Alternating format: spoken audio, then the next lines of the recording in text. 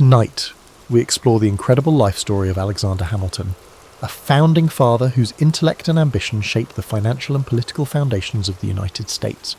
From his role in drafting the Federalist Papers to establishing the nation's financial system, Hamilton's influence continues to resonate through American history today. So before you get comfortable as always, take a moment to like the video and subscribe to the channel only if you enjoy our content. Also, let us know where you're watching from and what time it is for you. We've finally made it to the weekend, my friends. I'm sure you've had a fantastic stress-free day today, so let's get some sleep to prepare for tomorrow. Dim the lights down low, find a comfy spot, and let's begin. Alexander Hamilton was born around January 11th, 1755, or 1757, given conflicting records, in Nevis, a small island in the Caribbean's leeward chain. His father, James Hamilton, hailed from Scotland and drifted financially, while his mother, Rachel Fawcett, was estranged from a prior marriage. Social stigma dogged the family, as Hamilton was deemed illegitimate. Childhood brought precarious living conditions amid the sugar-based economy reliant on enslaved labour. Still, the bright Caribbean sun and bustle of island trade shaped his early impressions of commerce and hierarchy. By the time Hamilton reached adolescence, familial hardships worsened. His father left, compounding the family's instability. Then a fever claimed his mother when he was around 11. Orphaned, Hamilton found refuge with local merchants who recognised a keen mind behind the boy's formal but urgent letters. He took a clerking job at Beekman and Kruger's trading firm, absorbing the mechanics of shipping manifests, currency exchange, and negotiation. Observers noted a precocious skill in accountancy and a calm under pressure when storms disrupted cargo arrivals. This apprenticeship would lay the groundwork for Hamilton's later mastery of financial systems. A crucial moment arrived when Hamilton penned a vivid letter describing a hurricane's devastation. His prose, published in a local paper, so impressed leading citizens that they raised funds to send him to mainland colonies for education. The budding writer set sail, eventually landing in British North America, though precisely how he arranged further schooling remains partly obscure. By the time he stepped onto mainland soil, Hamilton possessed an unshakable resolve to escape the constraints of colonial class prejudice and prove his intellect in a broader arena. He enrolled at King's College, later Columbia University in New York City. Political tensions soared as Britain imposed new taxes and cracked down on colonial resistance. Hamilton, originally cautious, soon found himself stirred by pamphlets on natural rights. He contributed anonymous essays defending colonial protest, revealing a knack for polemical writing. Despite his youthful status, readers found his arguments crisp, blending logic with moral fervour. However, the outbreak of open conflict at Lexington and Concord disrupted studies at King's College. Hamilton, though short of stature, was physically active and spirited. He joined a volunteer artillery company, drilling near city squares. Even as shots from British ships threatened Manhattan, he balanced academics with preparing for possible war. In 1776, amid the swirl of confusion over independence, Hamilton left formal schooling to commit fully to the patriot cause. Some peers found him bold to do so, but Hamilton believed in forging a new order that might reward merit over birth. After forming an artillery unit, Hamilton exhibited discipline and quick strategic thinking. At the disastrous Battle of Long Island, his unit helped secure a retreat. The next months, through near collapses, he drew the notice of key figures. During the harsh winter of 1776 to 1777, with the army battered, Hamilton's diligence in orchestrating supplies and maintaining morale stood out. General George Washington recognised these talents, inviting Hamilton to serve as an aide-de-camp, an assignment that, while staff-bound, gave Hamilton unprecedented exposure to high-level decision-making. In Washington's camp, Hamilton became indispensable, drafting letters, shaping policy briefs, and forging alliances with other officers. He gleaned leadership lessons from the general's balancing of caution and daring. Yet Hamilton, always seeking direct action, occasionally chafed at staff duties. He yearned to lead troops on the battlefield. Tensions with senior officers sometimes flared. Once, Hamilton fell out with Washington for a perceived slight over tardiness, but they eventually reconciled. Despite these brief spats, the synergy between them grew, anchored in mutual respect for diligence and strategy. Throughout 1777 to 1778, Hamilton's writing skill extended to political commentary.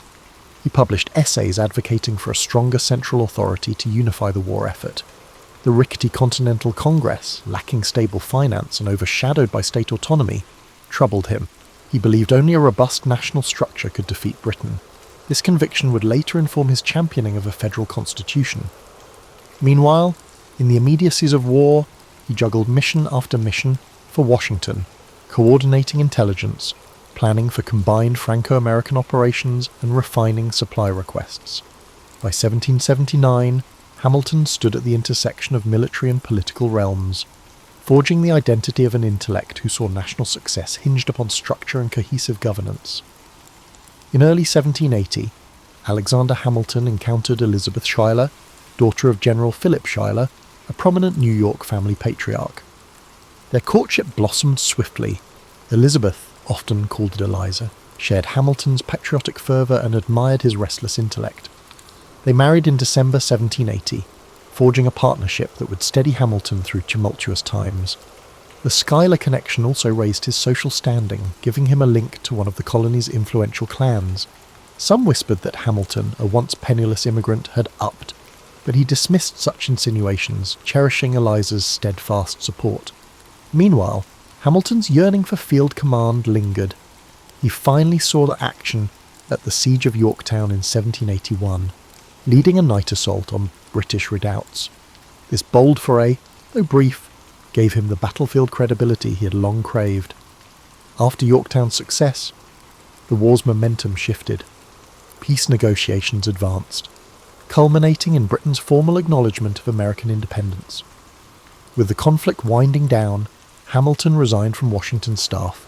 Now, his energies turned to the new nation's post-war reconstruction. He recognised that independence alone didn't guarantee prosperity. A more cohesive union was necessary. Back in civilian life, Hamilton studied law intensively, passing the bar in 1782. Settling in New York, he found a city grappling with war debts, local factionalism, and tension between wealthy merchants and populist artisans. Hamilton opened a law practice specialising in commercial disputes, revealing a knack for clarifying intricate financial matters. Through these cases, he saw firsthand how the Articles of Confederation left the national government too weak to regulate trade or impose taxes, leaving states in disarray and stifling economic growth. He started writing articles calling for a stronger central authority, overshadowing the patchwork of state-based solutions. In 1786, Shays' Rebellion in western Massachusetts alarmed many national figures, including Hamilton. That revolt by indebted farmers demonstrated that unchecked local unrest could threaten broader stability. Hamilton used it as fodder to argue that the current Confederation risked fracturing under internal stress. He joined with others, such as James Madison, to push for a convention that would revise the Articles. Although the Annapolis Convention of 1786 was sparsely attended, it led to the more definitive Philadelphia Convention of 1787. Hamilton arrived in Philadelphia with well-honed convictions. He believed the new government needed robust powers, the capacity to tax, regulate commerce, maintain an army, and ensure domestic peace. Yet he faced considerable scepticism from delegates who feared monarchy. Indeed, Hamilton's personal proposal at the convention, favouring lifetime terms for executives and senators, seemed too close to monarchy for many. Realising the group's mood, Hamilton set aside those extremes. He worked to broker compromises. Although overshadowed by Madison's systematic plan, Hamilton's rhetorical skill and one-on-one lobbying helped shape the final constitution. After 4 taxing months, the constitution was signed in September 1787, yet ratification required each state's approval. Sensing a fierce debate, Hamilton collaborated with Madison and John Jay to pen the Federalist Papers under the pseudonym Publius. Hamilton wrote the majority, dissecting proposed structures like the presidency, Senate, and judiciary, and addressing anti-federalists' fears. His essays emphasised checks and balances, the necessity of a central authority to manage commerce and defence, and the improbability of tyranny under the new system. These Federalist essays profoundly influenced the ratification discourse, marking Hamilton as a top-tier constitutional interpreter. With the Constitution ratified in 1788, Hamilton eyed a new challenge, forging actual governance. When George Washington became the first president, he tapped Hamilton as Secretary of the Treasury. Hamilton, embracing the role, discovered an untapped opportunity to establish a national financial system. He inherited a war debt that threatened the new nation's credit. In a flurry of reports to Congress, he proposed the federal assumption of state debts, the issuance of new government bonds, and the creation of a national bank. These measures aimed to unify finances, spurring economic confidence. However, they ignited fierce opposition led by Thomas Jefferson and James Madison, who deemed them expansions of federal power to the detriment of state autonomy. Despite pushback, Hamilton's financial plan largely prevailed in Congress. He carefully negotiated with Southerners, trading the idea of placing the national capital on the Potomac for their backing on debt assumption. The Bank of the United States, authorized in 1791, consolidated federal financial might and fostered stable currency. This forging of a national economy was overshadowed by ideological splits, what some labelled Hamilton's acceptance of consolidated authority, even quasi-monarchical forms. But Hamilton believed it was essential for a dynamic republic. By the early 1790s, he had become a central figure in Washington's cabinet, driving a vision of an industrial, commercially robust America. Rivalries with Jefferson, however, would soon erupt, shaping the political landscape for years to come. As Secretary of the Treasury, Alexander Hamilton found himself entwined in ideological showdowns with Thomas Jefferson, then Secretary of State. Jefferson envisaged an agrarian republic of independent farmers, with limited federal intrusion.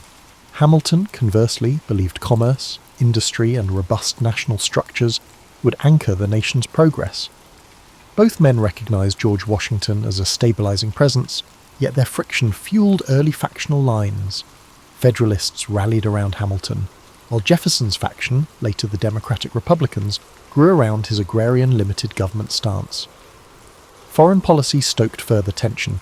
The French Revolution, launched in 1789, escalated into European war by the early 1790s. France pressed for US assistance, citing the 1778 alliance. Hamilton, mindful of Britain as a crucial trading partner and believing the US lacked resources, urged neutrality.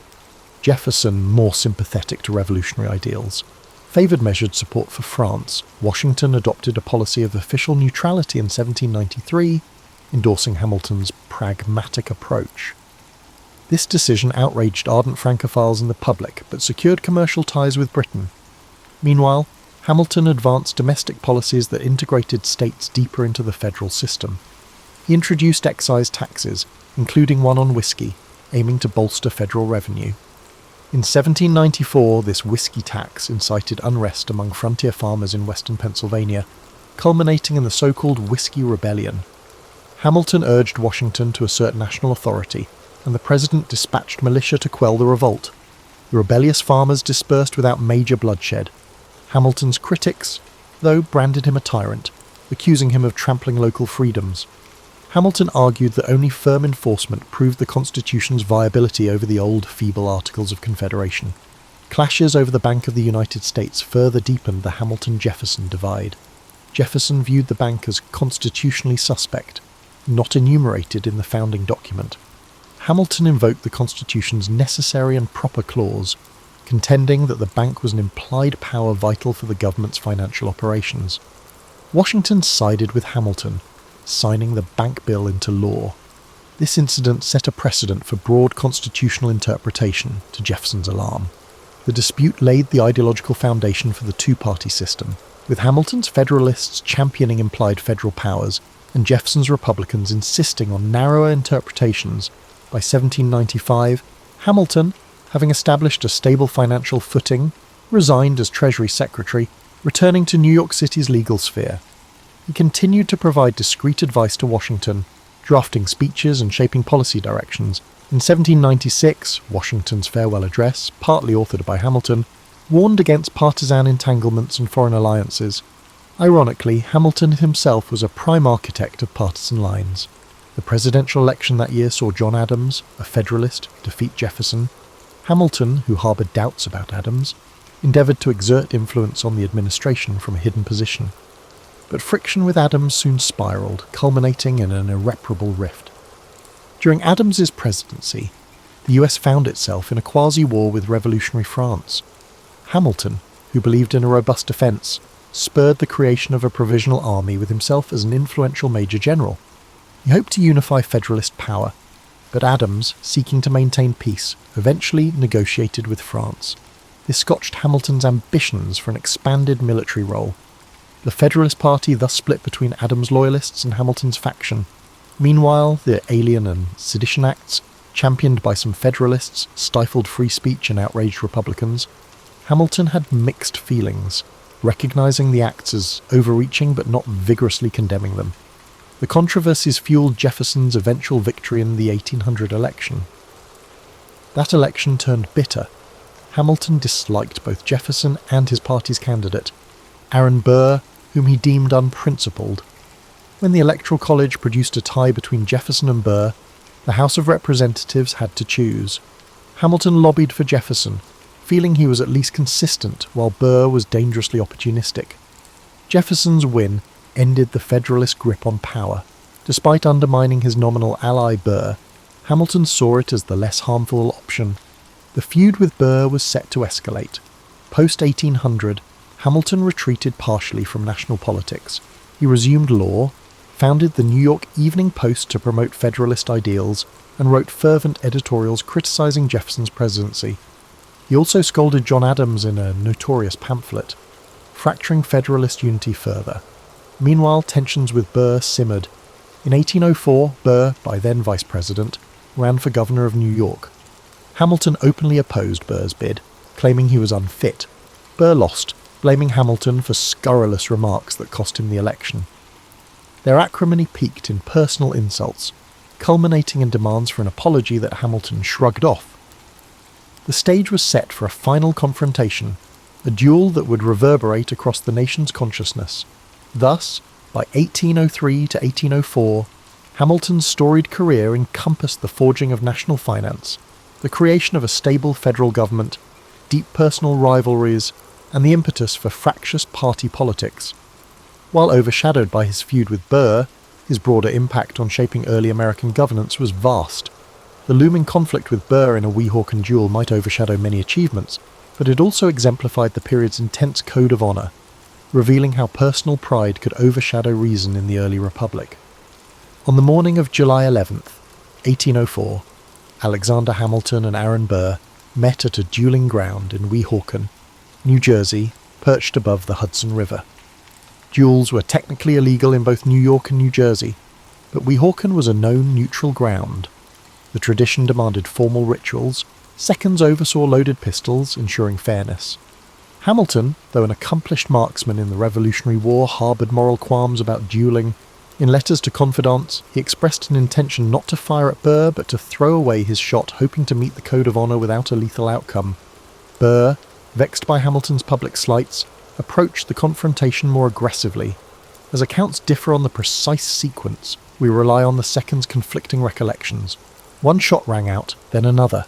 Hamilton was struck in the lower abdomen, the bullet lodging near his spine. Burr, apparently unharmed, realised Hamilton was fatally wounded. Hamilton was carried back across the river, delirious and in agony. By the next afternoon, July 12th, he died at a friend's house. News spread swiftly, overshadowing Burr with accusations of murder. Even many of Burr's allies found his act reprehensible. Shock reverberated nationwide. Hamilton was just 47, a founding father, the chief architect of federal finance, and a voice for a strong union. That he fell in a personal duel seemed tragic, borderline barbaric. Burr faced immediate scorn, and though indicted for murder, he slipped away. His political career never recovered. The duel also propelled a re-evaluation of such honour-bound traditions. Public condemnation swelled, though duelling remained embedded in certain subcultures for decades to come. In the immediate aftermath, Hamilton's family faced financial insecurity. His estate was less robust than many assumed, reflecting that Hamilton had poured resources into speculative deals and lifestyle. Mourning Federalists championed him as a martyr to principle, ignoring the messy politics that led him to that fateful ground. Eulogies praised his brilliance, managerial acumen, and unwavering patriotism. Critics, while acknowledging his achievements, pointed out how his ambition and personal feuds shaped a harsh style that fanned party rancour. Nonetheless, the sense of a towering figure losing too soon overshadowed those critiques in the short term. His funeral in New York drew massive crowds. Processions in black, with the city's shipping at half-mast, showcased Hamilton's local significance. People recalled his rise from impoverished Caribbean youth to key founding statesman. A hush fell over the city's usual clamour. This wave of sorrow ironically softened some of the political vitriol that had dogged him in life. Over time, though, party lines continued to shift, and the nation turned to new challenges, from the War of 1812 to expansions west. Hamilton's memory lodged in history as the brilliant but intense figure overshadowed by the final duel. In that gloom, an essential question remained: how to interpret Hamilton's lasting impact. As the immediate swirl of grief eased, intellectuals examined his extensive writings, reports on public credit, the Federalist essays, and personal letters. They recognised that the federal government's stable finances owed much to Hamilton's early frameworks.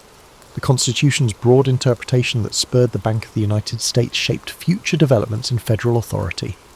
The tension he introduced with Jefferson over implied powers would remain a fixture in legal debates for centuries. At the personal level, Hamilton's family endured heartbreak. Eliza Hamilton survived decades longer, dedicating herself to preserving his papers and championing philanthropic work. She co-founded charitable societies, including an orphanage in New York, perhaps reflecting her empathy for fatherless children, mindful of Hamilton's own orphaned beginnings. Over time, Eliza's curation of Hamilton's letters and manuscripts ensured that his role in founding the nation wouldn't fade. Without her stewardship, many of his insights might have been lost, overshadowed by the swirl of other founding figures. Meanwhile, Aaron Burr slunk from public life, although he briefly re-emerged in conspiratorial escapades in the West, culminating in a high-profile treason trial. That fiasco further tarnished his name. Over the 19th century, Burr's memory was entwined with villainy, while Hamilton became the heroic victim. This moral narrative, though oversimplified, found resonance in society seeking tidy lessons about the cost of personal feuds among statesmen. Hence, the duel's tragedy overshadowed Hamilton's final years of potential. He left behind partial drafts of essays, a life cut short, and a legacy that historians would piece together. The subsequent swirl of politics saw the Federalist Party fade, overshadowed by Jeffersonian and Jacksonian movements. Yet as the new republic faced wars and expansions, Hamilton's institutional frameworks endured, shaping how the Union financed conflicts and integrated new territories. Over time, the memory of Hamilton grew from the dust of partisan fights into a near legend of the unsilenceable voice for a strong Union, a testament to how brilliance can shine even after tragic demise. Hamilton's reputation experienced both highs and lows as the 19th century unfolded. Early in the 1800s, supporters who revered his Federalist vision championed him as an intellectual giant, while Jeffersonian loyalists found him dangerously elitist. The War of 1812 underscored the value of robust federal finances, an echo of Hamilton's arguments. However, the rising tide of Jacksonian democracy in the 1820s and 30s resurrected negative images of Hamilton as the father of a financial aristocracy. His preference for a central bank and industrial growth clashed with the agrarian populism that saw big government as suspect.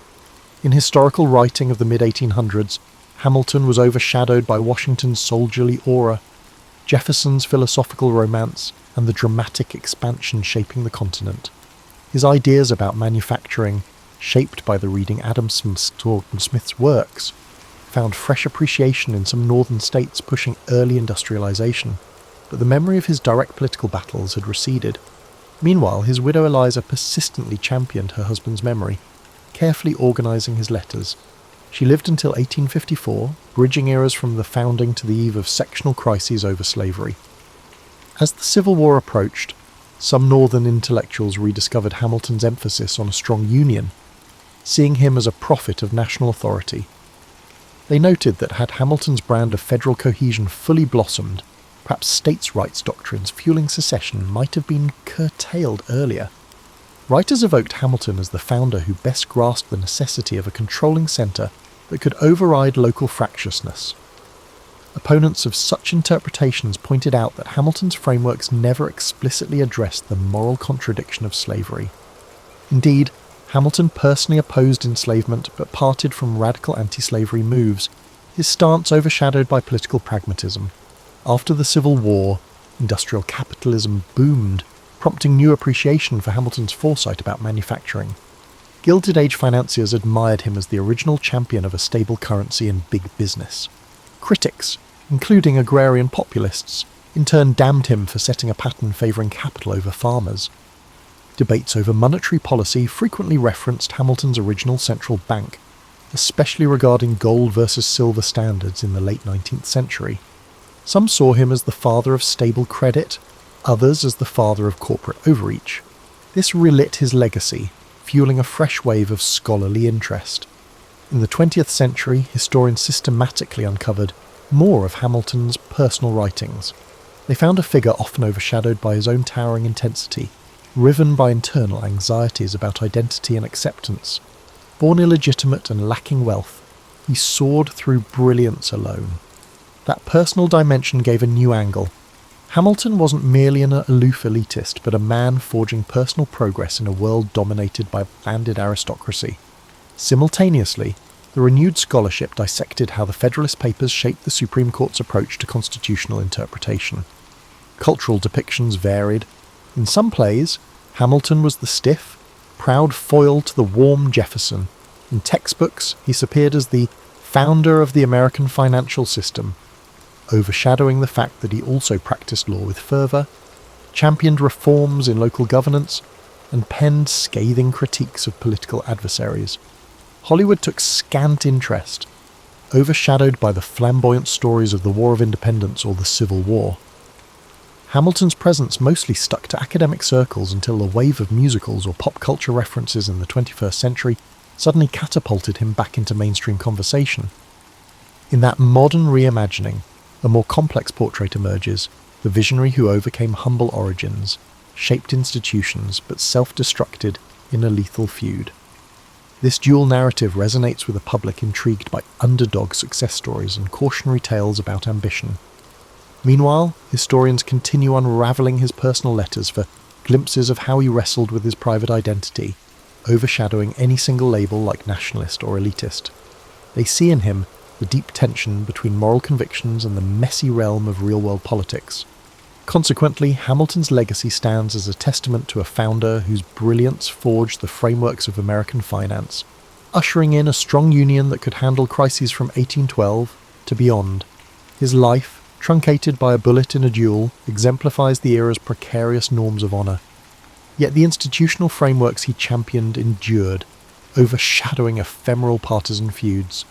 As American commerce and governance matured, many of his ideas about credit-out systems, minted currency, and regulated trade blossomed. Therefore, though overshadowed in certain historical arcs, Hamilton's imprint remains, woven into the fabric of the modern American state, bridging the intangible line from rebellious colony to global economic power. Alexander Hamilton's journey might echo as one of unstoppable curiosity and drive. Born into adversity, he harnessed his intellect to climb political and financial summits. His story underscores how relentless learning and a willingness to challenge entrenched norms can yield transformative results. And yet, it also warns of how personal vendettas and impulsive decisions, like the final duel, can overshadow even the grandest achievements. The interplay of success and tragedy in Hamilton's life offers a cautionary dimension about letting rivalry overshadow reason. One dimension often overlooked is Hamilton's approach to social mobility. He believed in meritocracy, that talent, not lineage, should define one's station. His views clashed with the prevailing aristocratic mores that granted advantage to established families. In championing a strong central government, Hamilton believed it would break local oligarchies, allowing new men of skill to advance. That conviction shaped his financial blueprint, ensuring that the nation's credit system extended beyond a handful of wealthy planters. Yet it also invited accusations of favouritism toward banking elites, ironically suggesting that merit still found expression primarily among well-connected city financiers. Another lesser-known angle is how Hamilton viewed foreign policy. He favoured commerce-based alliances, but distrusted entangling the US in ideological battles. While acknowledging Britain as a trade partner, despite the rancour left from the revolution, he saw stable trade routes as essential for revenue and global standing. Jefferson and Madison criticised the strategy as an over-cosy approach with a recent foe, but Hamilton saw post-war British power as a practical anchor for commercial expansion. In this sense, his realism overshadowed older resentments. That stance was a harbinger for how modern states weigh economic ties against historic grievances.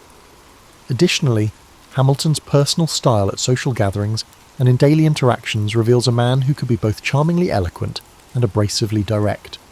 Contemporaries described him as intense, with a quick mind that occasionally battered conversation partners. He thrived on intellectual debate. Some say he embraced confrontation to refine ideas, yet this habit might have contributed to the accumulation of enemies, culminating in the fateful spat with Burr. In an era where honour was a cornerstone of social standing, Hamilton's cutting wit proved a dangerous asset. At home, Hamilton and Eliza raised a growing family. Though tragedies struck, the death of their son Philip in a duel reminiscent of his father's, fierce approach to personal disputes. This sorrow weighed heavily on Hamilton, intensifying his reflection on the code of honour. Paradoxically, he still ended up abiding by that same code, accepting Burr's challenge. The duality of a brilliant mind trapped by the period's social norms emerges starkly in these personal heartbreaks. For modern readers, the scenario underscores how societal expectations can override individual caution, even for a pragmatic statesman. Examining Hamilton's religious evolution is another nuanced topic. Late in life, particularly after Philip's death, he re-engaged with spiritual considerations. While not as devout as John Jay or Patrick Henry Hamilton, expressed his belief that moral frameworks were crucial to stable governance. Some scholars see a near return to Christian orthodoxy in his final years, overshadowing the earlier secular aura. This dimension of moral or religious introspection is overshadowed in many popular accounts that focus on battles of finance or partisanship. Lastly, the robust myth-making around Hamilton in the 21st century, particularly following a certain successful musical, reflects how malleable historical figures can become, for decades overshadowed in public memory. Hamilton found new admirers enthralled by his underdog narrative. The musical drew from historical sources, but adapted them for modern audiences, highlighting themes of immigration, ambition, and the forging of identity. Meanwhile, professional historians maintain a more measured stance, acknowledging the genius behind the Bank and the Federalist Papers, but also the moral complexities, involvement in a scandalous Reynolds affair, the backing of harsh policies like the Alien and Sedition Acts, and the overshadowed complicity in a system that tolerated slavery. Hence, Hamilton's life embodies many contradictions. Hamilton was a brilliant champion of American finance, an immigrant success story, and a defender of robust national institutions, yet he was also entangled in political vendettas, personal heartbreak, and moral ambiguities. The lethal code of personal honour of the era brought him down from the pinnacle of policy influence. Contemporary observers can glean from his saga how vision, intellect, and determination can reshape a society, while cautioning that untempered ambition and rivalry risk overshadowing even the grandest legacies. In the modern mosaic of American history, Alexander Hamilton occupies a unique niche, straddling realms of finance, politics, and personal drama. Behind the scenes, he shaped the national domain by delivering pragmatic solutions to fundamental questions about governance and economy. Yet his flamboyant final act, the duel with Aaron Burr, long overshadowed the breadth of his achievements. Over the past 2 centuries, the perception of Hamilton has fluctuated between critical wariness and near-heroic adulation, leading to a re-examination that highlights his full complexity. For many decades, Hamilton served as a reference point for strong central governance. In debates about tariffs, internal improvements, and the role of a national bank, legislators invoked his name. The Hamiltonian vision signified a dynamic, industrializing America that invests in large-scale infrastructure and cultivates a robust bond market. Opponents retorted that such policies undercut local autonomy, echoing Jeffersonian concerns about overreach. This cyclical debate recurs whenever the nation confronts a crisis or looks to expand federal influence, be it in responding to economic depressions or modern financial bailouts. Among scholars, Hamilton's contribution to the Federalist remains a crowning literary feat. Essays like Federalist No. 78 shape the judiciary's conceptual role, championing judicial independence and the power of constitutional review. Federalist No. 84 argued that enumerating rights might risk constraining them, though ironically, The Bill of Rights was soon appended to the Constitution anyway. Such works left a lasting intellectual deposit, frequently cited in Supreme Court decisions. The interplay between Hamilton's preference for strong federal courts and modern jurisprudence reveals the longevity of his influence. Public interest soared anew in the 21st century, with a popular musical recasting Hamilton as a hip, scrappy immigrant shaping the nation's destiny. That retelling, blending hip-hop and historical references, stoked fresh curiosity about details of his Caribbean youth, the heartbreak of losing his mother, and the unexpected mentorship from merchants. It also reintroduced figures like John Laurens, Hercules Mulligan, or Elizabeth Schuyler to mainstream conversation. This phenomenon demonstrates how historical figures can be revived and reinterpreted to speak to current cultural dialogues about immigration, representation, and the forging of American identity. That said, the musical's creative liberties overshadow certain complexities. For instance, the deeper tensions around slavery, or Hamilton's relationship with Haitian independence. Yet it undeniably catapulted him back into the public eye. Critically, modern reflection contends with Hamilton's stance on slavery. Though personally not an owner of large plantations, he married into a family that benefited from enslaved labour. He opposed the international slave trade, but was less vocal about immediate abolition. Some historians see him as moderately anti-slavery in principle, yet overshadowed by the era's political constraints. This mild stance differs from the fervour of an abolitionist, highlighting that even bright minds can compromise on pressing moral issues for perceived political necessity. Another puzzle is how Hamilton would respond to the subsequent expansions. He died before industrialisation truly took flight or the question of slavery overtook national politics. Would he have advocated for federal solutions to keep the Union intact in the 1850s? Or would he have favoured more localised, pragmatic deals? The counterfactual is tantalising but unanswerable. Like many founders, his ideas formed the skeleton for future developments, but subsequent generations moulded them to new contexts. Finally, Hamilton's personal letters, uncovered in archives over time, reveal the emotional complexity behind the confident public persona. He could be warm, witty, or scathing, anxious about respect and standing. The spectre of orphanhood never fully left him. A sense of precariousness pervaded his ambition. He engaged in verbal battles with the press, establishing a partisan strategy. The Reynolds affair, in which he admitted to an extramarital relationship, tarnished his moral standing yet underscored his willingness to publicly confess in a swirl of political blackmail. All these episodes illustrate a founder who was no pristine statue, but a flawed participant in the messy birth of a republic. In sum, Alexander Hamilton's Odyssey stands as an emblem of America's early audacity, someone forging national frameworks with unstoppable fervour, bridging personal adversity and political upheaval. He hammered out financial machinery that stabilised a precarious union, wrote constitutional commentaries that guided centuries of legal thought, and valiantly served in war, only to be undone by personal vendetta in a misguided duel. This story resonates with the universal themes of ambition, principle, rivalry, and the subtle interplay of personal and public realms. Hamilton's imprint endures in the institutions he shaped, the arguments he advanced, and the persistent puzzle of how a brilliant mind can fall victim to a bullet summoned by the code of honour with confusing reasoning. As we close the chapter of this story here tonight, I'm sure you realise that James Madison, Thomas Jefferson, the War of 1812, and Alexander Hamilton all have a connection to each other. Pretty cool, right? History is tied together always in some way. So if you're still struggling to fall asleep because of an insomnia, you're in good hands, because we always have different topics on speed dial in case one doesn't work out for you. As I always say, sleep is and will always be important. So sleep well, my friends, and good night. Scholars and Indian mathematicians crowded the thoroughfares, exchanging theories and goods under the caliph's tolerant gaze. Their house of wisdom had become a magnet for knowledge, a beacon that drew in talents as diverse as the spices sold in Baghdad's markets. Under this atmospheric mosaic, al-Husayn felt keenly that his destiny extended beyond these storied streets. Yunus al-Kindi had given him a letter of passage, sealed with the translator's distinctive monogram, allowing safe conduct through the desert routes. The cryptic list of questions about that ancient codex, queries no one else could decipher, loomed large. Al-Husayn grasped the significance. If the manuscript existed, It might reveal the lost methodologies of a civilization rumoured to have harnessed knowledge of geometry, astronomy and medicine far beyond the current era.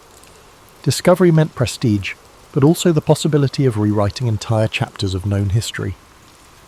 Pressing the letter against his chest, Husayn reflected on his father's tales.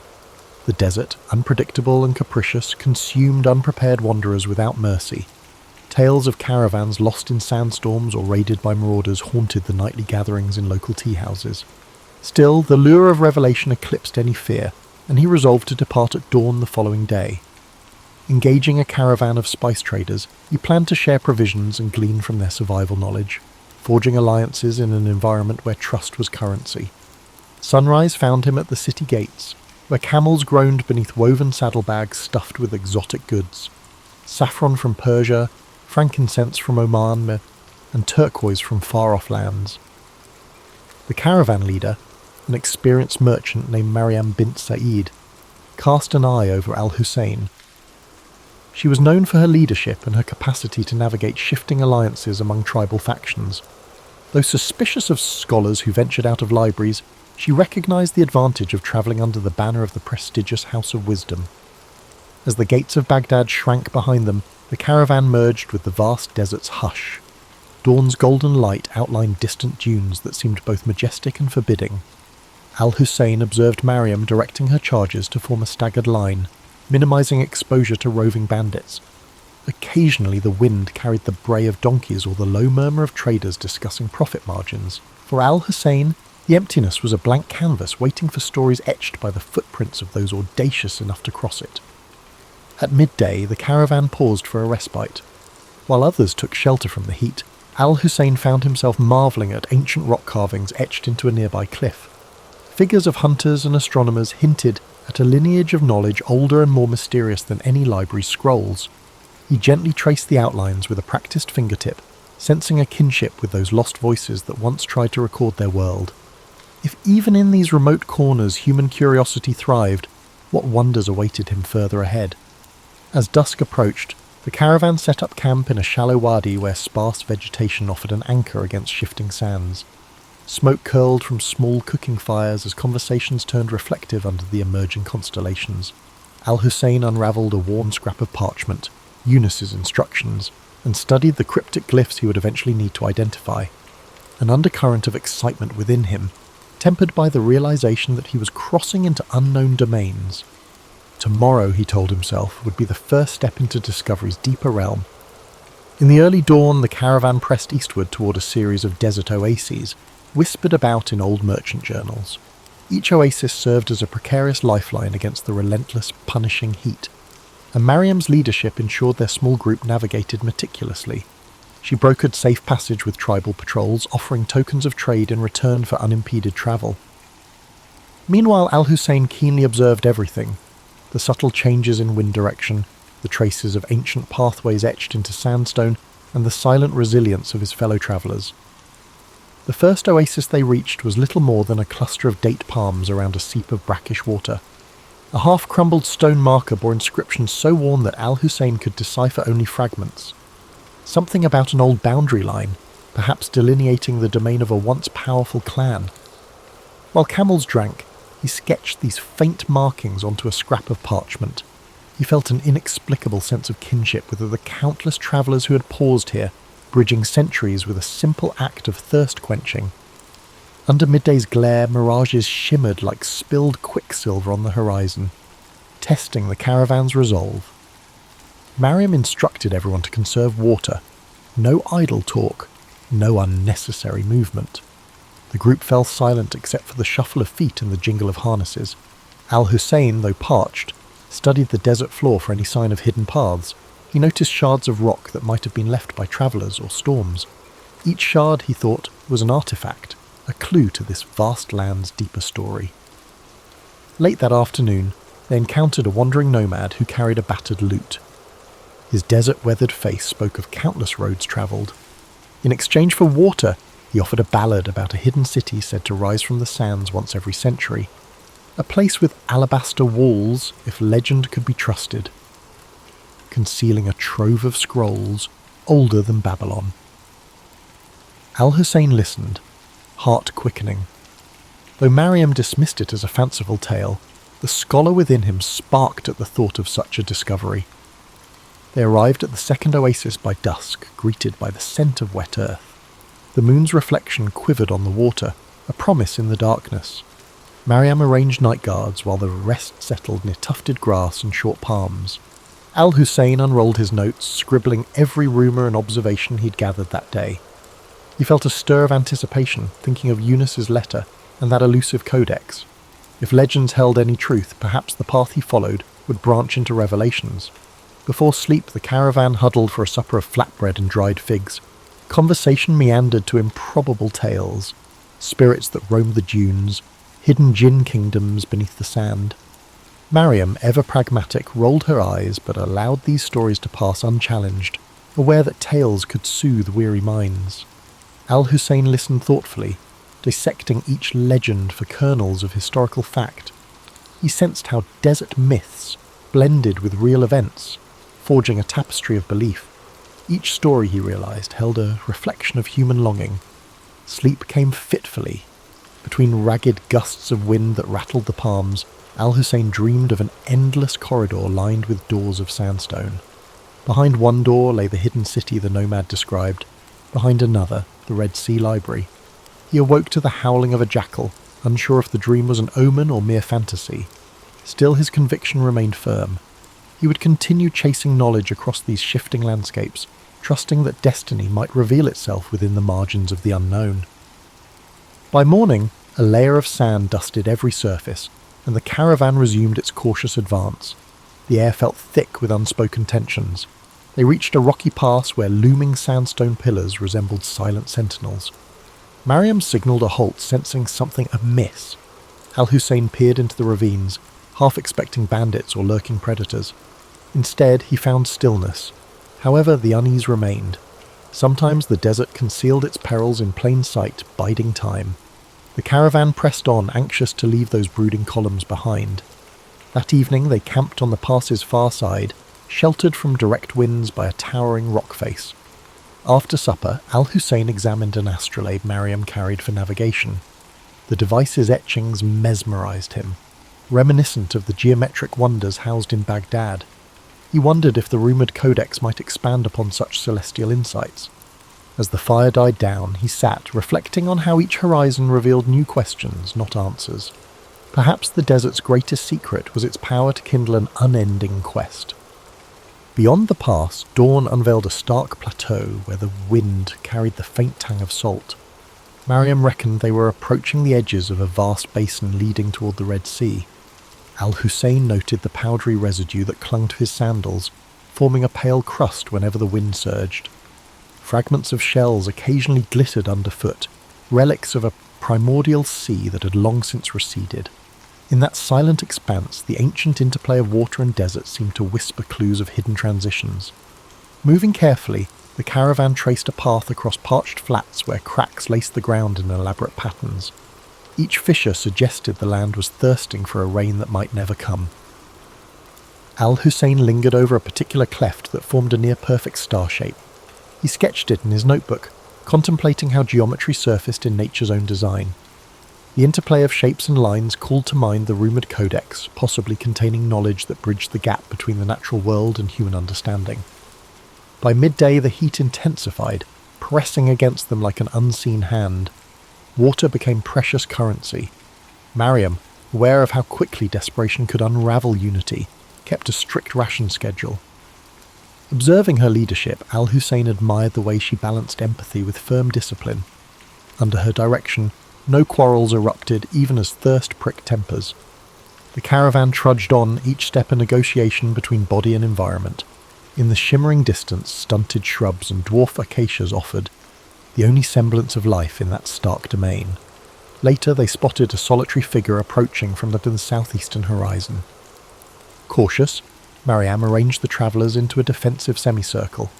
The figure proved to be a medicine seller, hauling dried herbs in neat bundles across the back of a spindly donkey.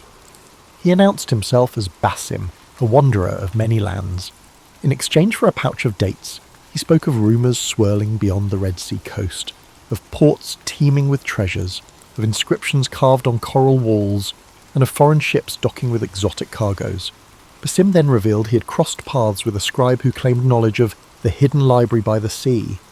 This scribe, rumoured to be in the port town of Yanahal, might hold a key to the codex. Al-Husayn's pulse quickened at the mention. He urged Mariam to consider diverting their route toward this potential lead. Weighing the advantage, she agreed, provided it did not threaten the caravan's prime objective of trade. Reorienting their compass, they set out with renewed purpose, heading south by southeast. The change in direction led them to an abandoned way station of mud brick walls caked with salt. Its courtyard lay choked with sand drifts, but a broken well hinted at what had once been a vital rest stop. Al-Husayn wandered among the ruins, spotting faint inscriptions along the wall, names, dates, fragments of prayers. Each carving was a testament to fleeting presence. Here stood proof that even the harshest wilderness could not stifle the human urge to leave a trace. Yet the desert had really reclaimed so much. That evening they made camp under a sandstone ridge carved into rippling curves by ancient winds. The last rays of sunlight played across the layered patterns, revealing colour bands that ranged from ochre to rose. Al-Husayn felt a distinct awe for the land's subtle artistry. He understood how easily travellers might spin legends from these austere shapes. Perhaps behind every myth there lay a kernel of truth about wonder. Perhaps the rumoured hidden city or the library derived from real glimpses of grandeur swallowed by time. As the night grew cool, Mariam permitted a small fire. Conversations ran softer now, with a thread of expectancy woven into each word. Basim spoke of trade centres bustling with sailors from distant empires, Zanj, Gujarat, even the far-flung kingdoms beyond the Indian Ocean. He also mentioned the region's swirl of local legends, a half-buried temple near the coast, the rumoured tomb of a prophet whose name had slipped from memory. Al-Husayn took careful notes, determined to sift the improbable from the verifiable. Before sleep, Al-Husayn pulled out Eunice's cryptic questions, scanning the faded script by firelight. They referred to instruments that measured the angles of stars from improbable vantage points, formulas that predated known treatises. Could the Red Sea Library truly hold such ancient feats of intellect? He felt the subtle pull of destiny, the sense that each conversation, each dusty ruin, brought him closer. The desert had not broken him. Instead, it was shaping him into something sharper. Morrow would carry them nearer to that beckoning shoreline. Dawn lifted the shadows from the ridge, exposing a horizon lined with jagged rock outcroppings. The caravan continued toward Yanahal, keen on reaching its port before supplies ran dangerously low. A subtle but steady breeze carried the faint smell of salt, confirming they were inching closer to coastal winds. Al-Husayn noticed changes in the environment. Scattered gulls wheeling overhead, traces of sea-polished stones littering the path. These small signals revived the group's spirits, reminding them that a new chapter of their journey lay ahead. By midday they encountered a caravan heading north. Mariam negotiated a swift exchange of information. The travellers warned of shifting alliances among local chieftains, each vying for influence in the lucrative maritime trade. Al-Husayn listened carefully. Turbulent politics could affect access to the ports and libraries alike. One slip in protocol could transform an academic quest into a diplomatic tangle. Protecting the mission, and the precious knowledge it might uncover, required walking a delicate line between curiosity and caution, intellect and survival. The landscape soon began a gradual descent, winding through low hills where thorny scrub dotted the earth in pale clusters. At times, the caravan skirted salt marshes, each step producing a hushed crunch underfoot. Tiny crabs scuttled in shallow brine pools, and the occasional heron soared overhead, a pale sentinel against the shimmering sky. Each sign of life felt like a small revelation after miles of barren desert. Al-Husayn found himself overwhelmed by the variety of forms the natural world assumed, even in the remote margins. Late that afternoon, they spotted Yanahal in the distance, a sprawl of mud-brick dwellings with roofs of thatch or tiled clay, punctuated by the taller silhouettes of warehouses near the docks. Thin pillars of smoke curled upward, and the distant clang of metal suggested blacksmiths plying their trade. Seabirds circled the bustling harbour, where dhows and small cargo vessels bobbed in the tide. For Al-Husayn, the sights and sounds of a place so different from Baghdad were a vivid reminder of the region's fluid tapestry of cultures. Mariam led the caravan through the town's outskirts, seeking a trustworthy local factor who could arrange secure storage for their goods. Children peered out from doorways, intrigued by the unusual mix of travellers. The air smelled of fish, spice, and damp rope, all woven together into a briny perfume. Al-Husayn scanned every detail, from the chipped walls covered with old maritime symbols to the lively banter between dockworkers. He made mental notes of how commerce thrived here, bridging deserts and oceans in a single breath. With arrangements in place, the group settled at a modest inn near the wharf. Basim quietly vanished among the waterfront stalls, murmuring about errands to run. Al-Husayn felt a twinge of concern, but was too eager about the library rumour to dwell on it. He quickly asked around for any mention of the scribe. Locals offered conflicting accounts. Some shrugged, while others claimed they had glimpsed a reclusive scholar searching for archaic port records. One old fisherman insisted the scribe left for the Coralstone Quarter. Determined, Al-Husayn set off with Mariam and 2 guards, weaving through narrow alleys that snaked between sun-baked walls. The sound of the sea grew louder, waves rolling and crashing in a steady rhythm. They soon found the Coralstone Quarter, a cluster of buildings fashioned from blocks quarried along the shore. The walls sparkled with flecks of shells embedded in pale limestone. While the architecture entranced Al-Husayn, it was the possibility of encountering the scribe that propelled him forward, heart pounding with each echoing footstep. At last they arrived before a half-collapsed structure perched on the water's edge. Broken shutters and a leaning doorway bore witness to decades of neglect. Inside, scattered manuscripts lay in disarray atop a wooden table. Candle stubs had melted into curious shapes, dotting the floor like forlorn sculptures. Al-Husayn called out, receiving only silence. Mariam gestured for the guards to remain alert. Then a voice, raspy but precise, emerged from behind a partition. "If you've come for idle gossip, there is none. If you seek knowledge, speak." An elderly man stepped forward, shoulders draped in a threadbare shawl. His gaze darted suspiciously among them. Al-Husayn introduced himself and explained his search for a Red Sea library rumoured to house an ancient codex. At the mention of Yunus al-Kindi, the man's eyes sparked. He introduced himself as Fahim, once a royal archivist who had fallen out of favour. Fahim claimed to know the codex's general whereabouts, but warned of obstacles, political and supernatural.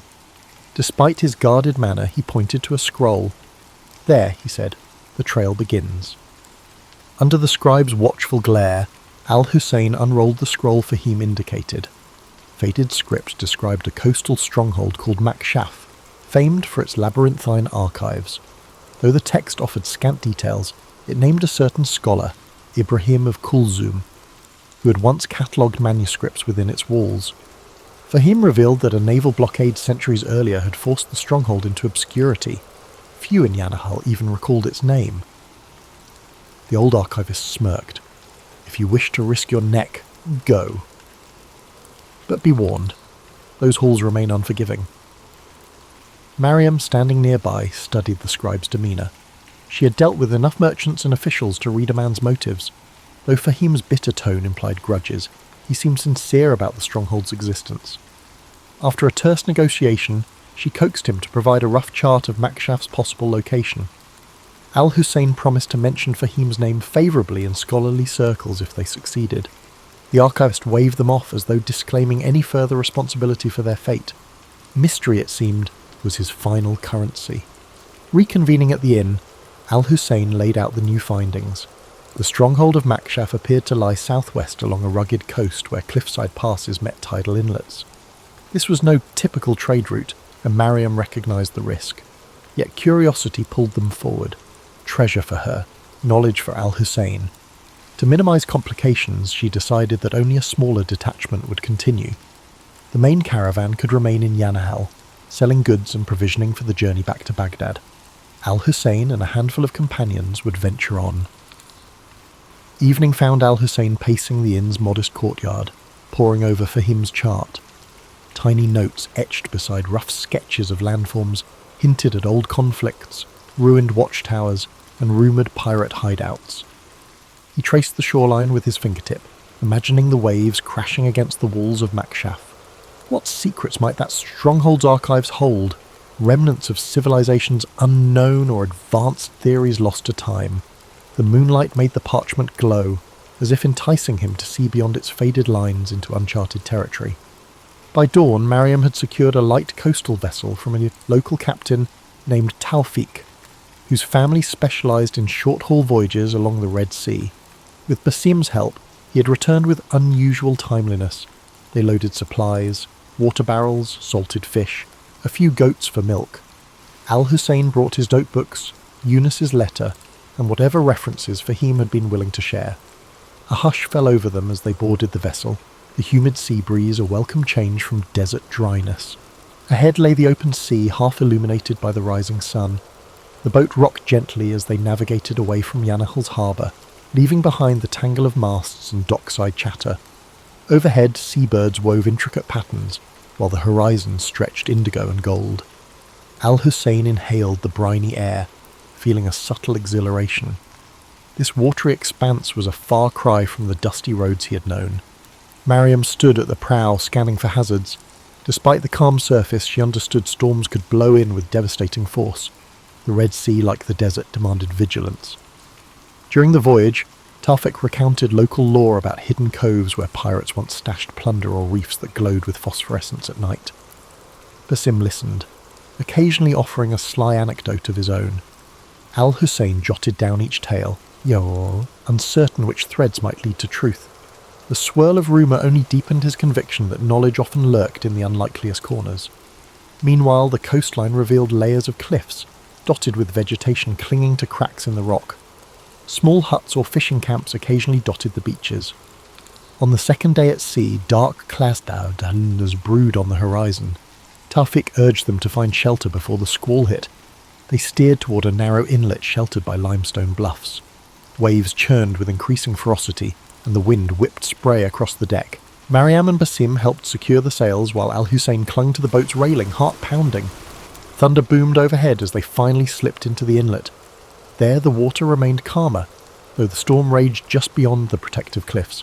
Huddled against the rain, they waited for the tempest to subside.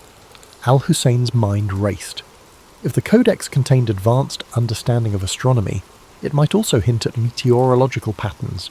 Could ancient scholars have deciphered the desert's or the sea's hidden rhythms? The storm's fury felt like a primeval test, warning him of the forces that shaped this realm. Perhaps Makshaf's long-sealed archives held not just forgotten texts, but an entire worldview alien to their era. As lightning flared overhead, he vowed that neither fear nor storm would deter him. With the morning sun came a deceptive calm. Clouds still hovered, but the winds had eased. Taufik guided the boat cautiously out of the inlet, skirting churning waters. The storm had left debris afloat, broken branches, strips of torn sail from some unlucky craft. Mariam eyed the horizon. Though the worst seemed past, the sea remained unsettled, each wave a reminder of nature's caprices. Al-Husayn, pages damp but intact, felt a renewed urgency. The storm's violence had sharpened his resolve to reach Makshaf and uncover its secrets. As they followed the coastline, steep cliffs rose, their bases gnawed by waves. Occasionally they glimpsed narrow ledges or goat paths zigzagging upward, suggesting that people once traversed these heights. Taufik pointed out a distant structure atop a cliff, a toppled watchtower, perhaps a remnant of Makshaf's old defences. The sight quickened everyone's pace.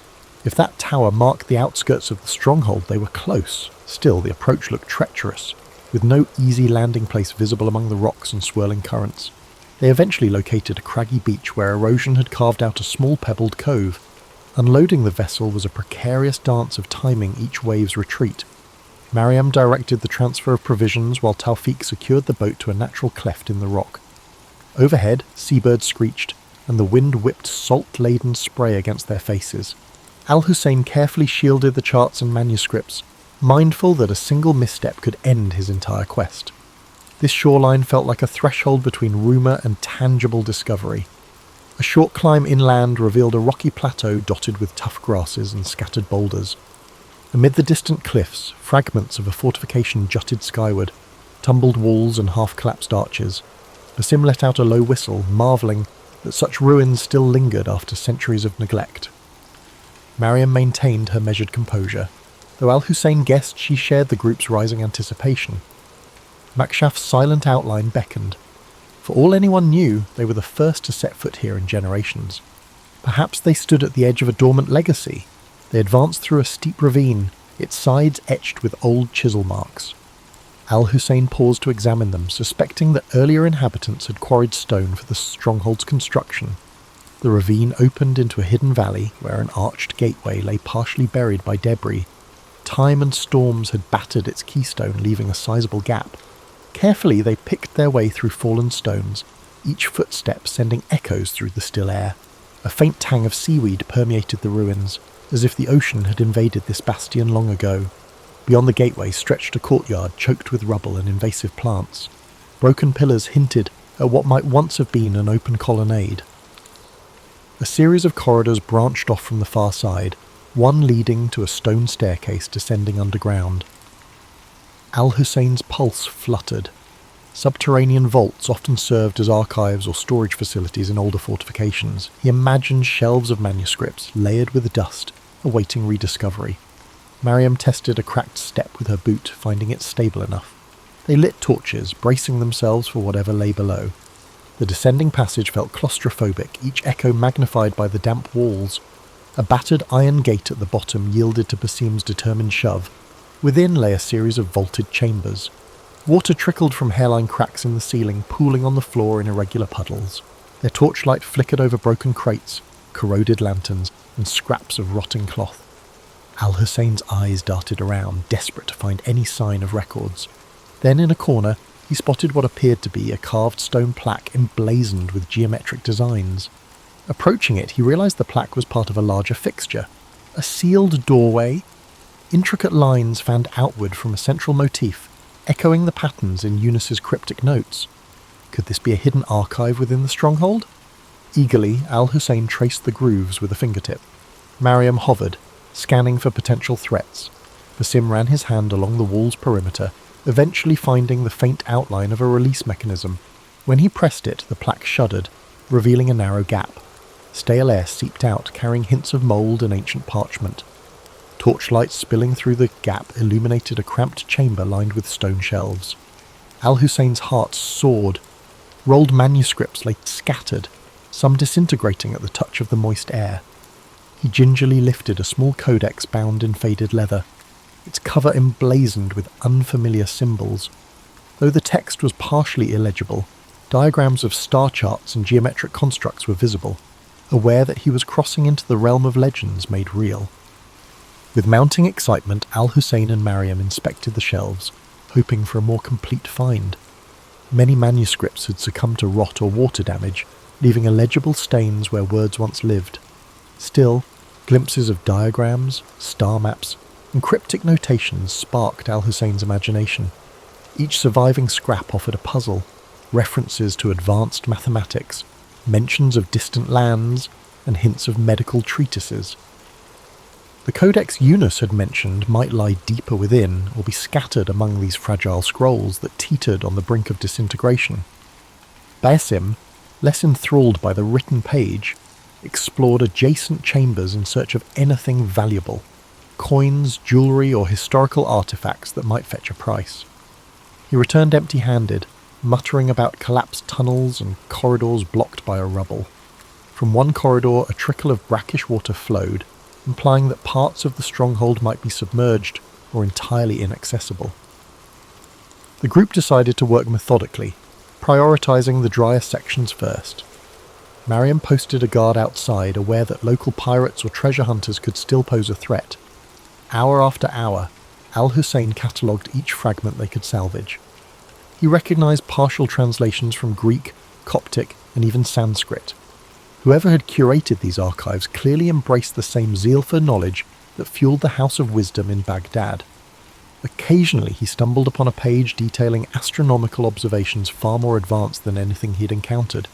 He dreamed that if he could reconstruct these texts, they might reshape contemporary understanding of the cosmos, bridging centuries of lost scholarship. He remembered Eunice's cryptic list and felt a surge of vindication. Progress was slow, the air in the buried chambers remained thick, occasionally forcing them to retreat above ground for fresh air. In the process, they discovered an intact storeroom near the courtyard containing clay jars sealed with ancient wax. Basim pried one open, revealing well-preserved grains that, while impossible to eat, illustrated that this fortress once hosted a thriving community. Al-Husayn marvelled at the notion that the inhabitants of Makshaf had walked these same corridors, their daily routines taking place above a trove of hidden knowledge, then vanishing into history. On the second evening, Mariam insisted they organise a secure campsite in the courtyard. Setting up canvas tarps where partial walls offered shelter from ocean winds, they established a routine, nights spent guarding the perimeter, days spent rummaging the archives. The only sounds were the distant roar of the sea and the shuffle of footsteps echoing in stone halls. At times, the place felt haunted by old aspirations and new ones colliding. Al-Husayn often caught himself wishing they had more time, better resources, or just a few extra hands to preserve these fragile legacies. At last, amid a heap of decaying scrolls in a far corner of the sealed chamber, Al-Husayn found it. A manuscript carefully wrapped in oiled cloth, protected from the worst dampness. Its cover bore a pattern, identical to the sketches in Eunice's instructions. Heart-hammering, he peeled back the cloth. Inside, pages of surprisingly durable parchment were covered in scripts that merged geometric diagrams with flowing text. Marginal notes in a secondary hand suggested commentary, possibly added by later scholars. This had to be the codex.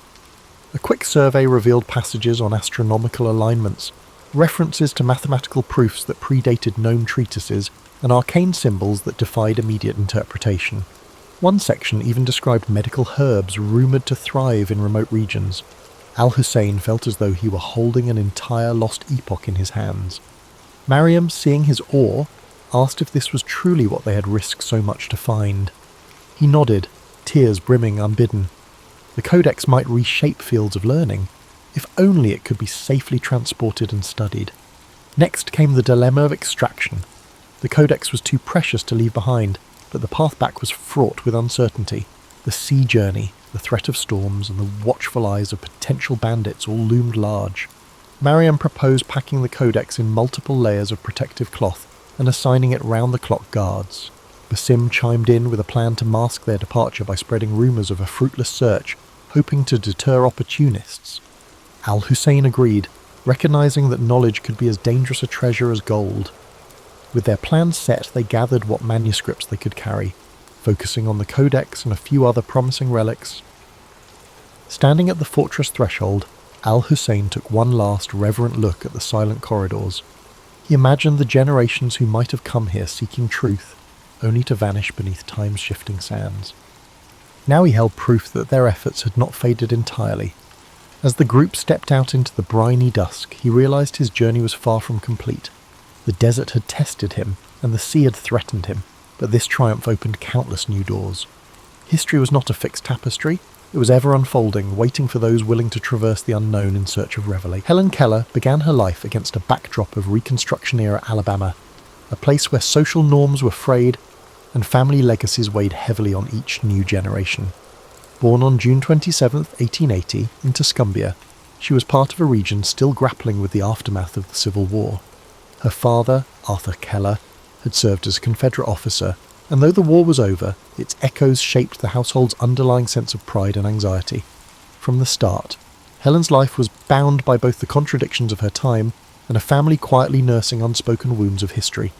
Her earliest memories were, of course, coloured by a devastating change that came when she was just a toddler.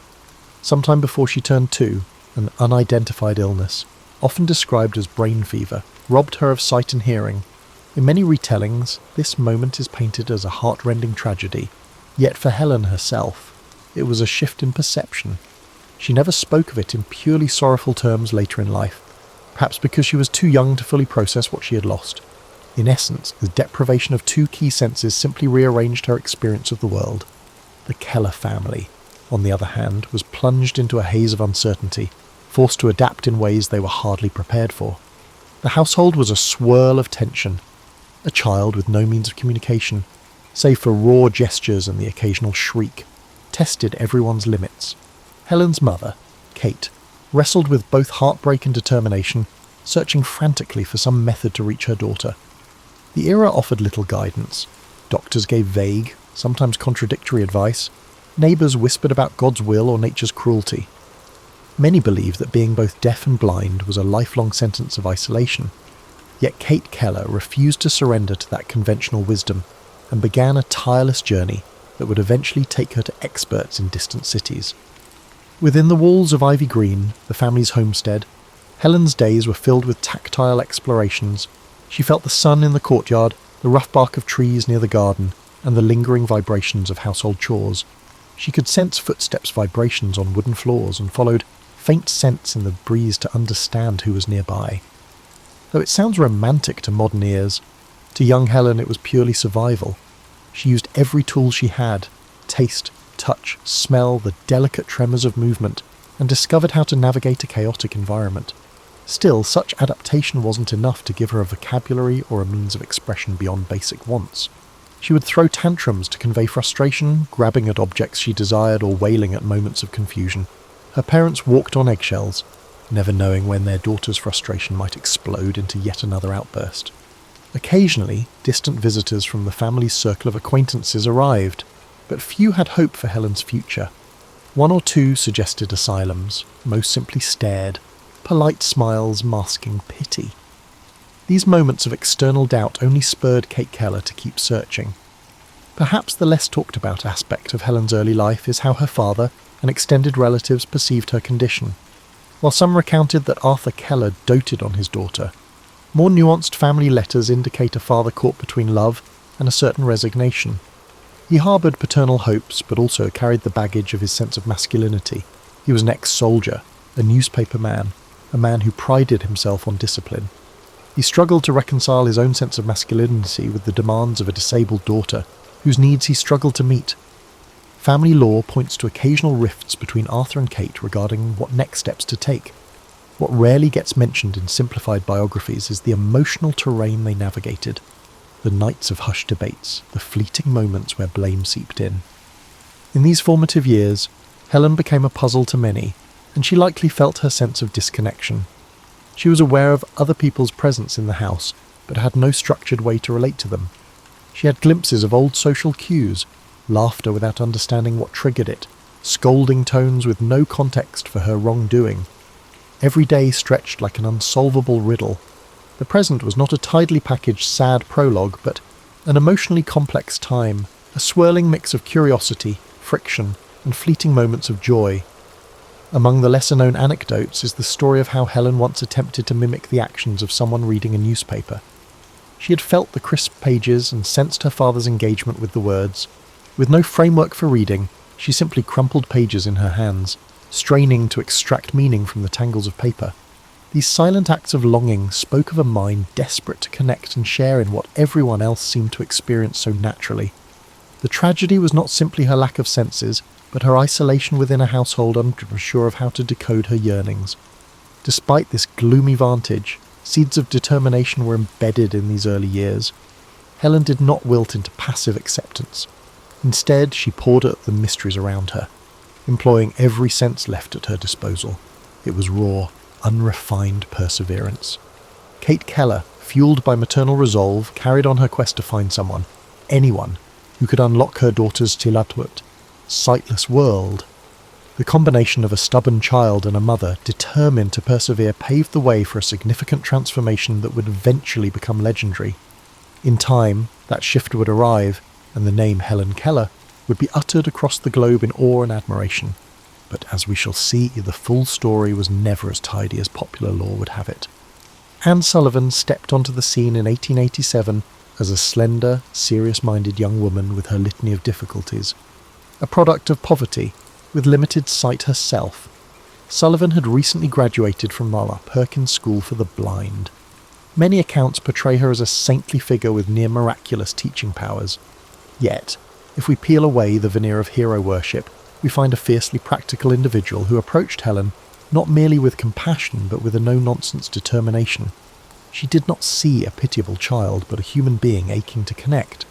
And she was well aware that her struggles, from an impoverished childhood to surgeries that had partially restored her vision, armed her with empathy for Helen's condition in ways a more privileged teacher might never grasp. Their introduction didn't spark instant harmony. The Kellers were sceptical about a single young woman's ability to manage their turbulent daughter. Helen herself was accustomed to controlling the household through tantrums. During the initial week, the teacher and the student engaged in a furious battle that could have resulted in catastrophe if Anne had given in. Instead, Sullivan insisted on establishing boundaries. She famously demanded to stay alone with Helen in a small cottage on the estate, away from indulgent family members, so that real instruction could begin. It is often recounted that Helen's breakthrough came at the water pump, where Sullivan spelled WATER into Helen's palm as water rushed over her other hand. Stage and screen have replicated that scene to the point of cliché. However, the dramatic flash of realization Helen felt wasn't a single moment in isolation. It was part of a chain reaction.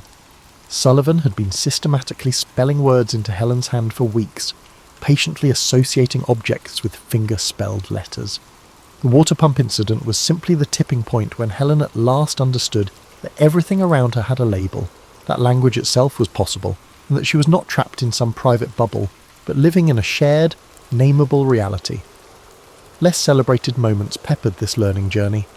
For instance, Anne would demonstrate the concept of cool by pressing Helen's hand to a windowpane on a chilly day. She illustrated soft by letting Helen stroke the fur of a nearby cat, and then spelled the corresponding letters. It wasn't about memorizing discrete items, it was about teaching a conceptual framework of the world. Helen began to realise that there was a logic to everything she touched, that each texture and object had its identity, and that these identities could be conveyed through symbolic letters traced onto her hand. The social dimension of this breakthrough is perhaps the most profound. Before Anne arrived, Helen had been a solitary figure in a family that couldn't truly speak her language. Suddenly, an entire universe of relationships opened up. She could inquire, albeit at a basic level, about what her mother was doing in the kitchen. She could express frustration in ways that might be understood, rather than erupting in physical outbursts. The blossoming of Helen's curiosity was immediate and intense. She demanded the names of everything: furniture, cutlery, flowers, the horse in the stable, and even more abstract terms like love. Indeed, the lesson on love was pivotal, how to convey an intangible concept to a child who had thus far only learned words anchored to physical things. Anne tried to explain that you can feel the warmth of love just as you can feel the warmth of the sun, even though you cannot hold it in your hand.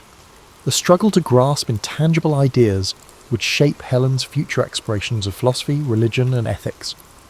Yet the real significance goes beyond the novelty of a once silent child learning to communicate. Helen's transformation signalled a subtle rearrangement of the household's dynamics. The friction between teacher and parents over discipline, for instance, highlights how Anne stood firm in not treating Helen as a fragile curiosity.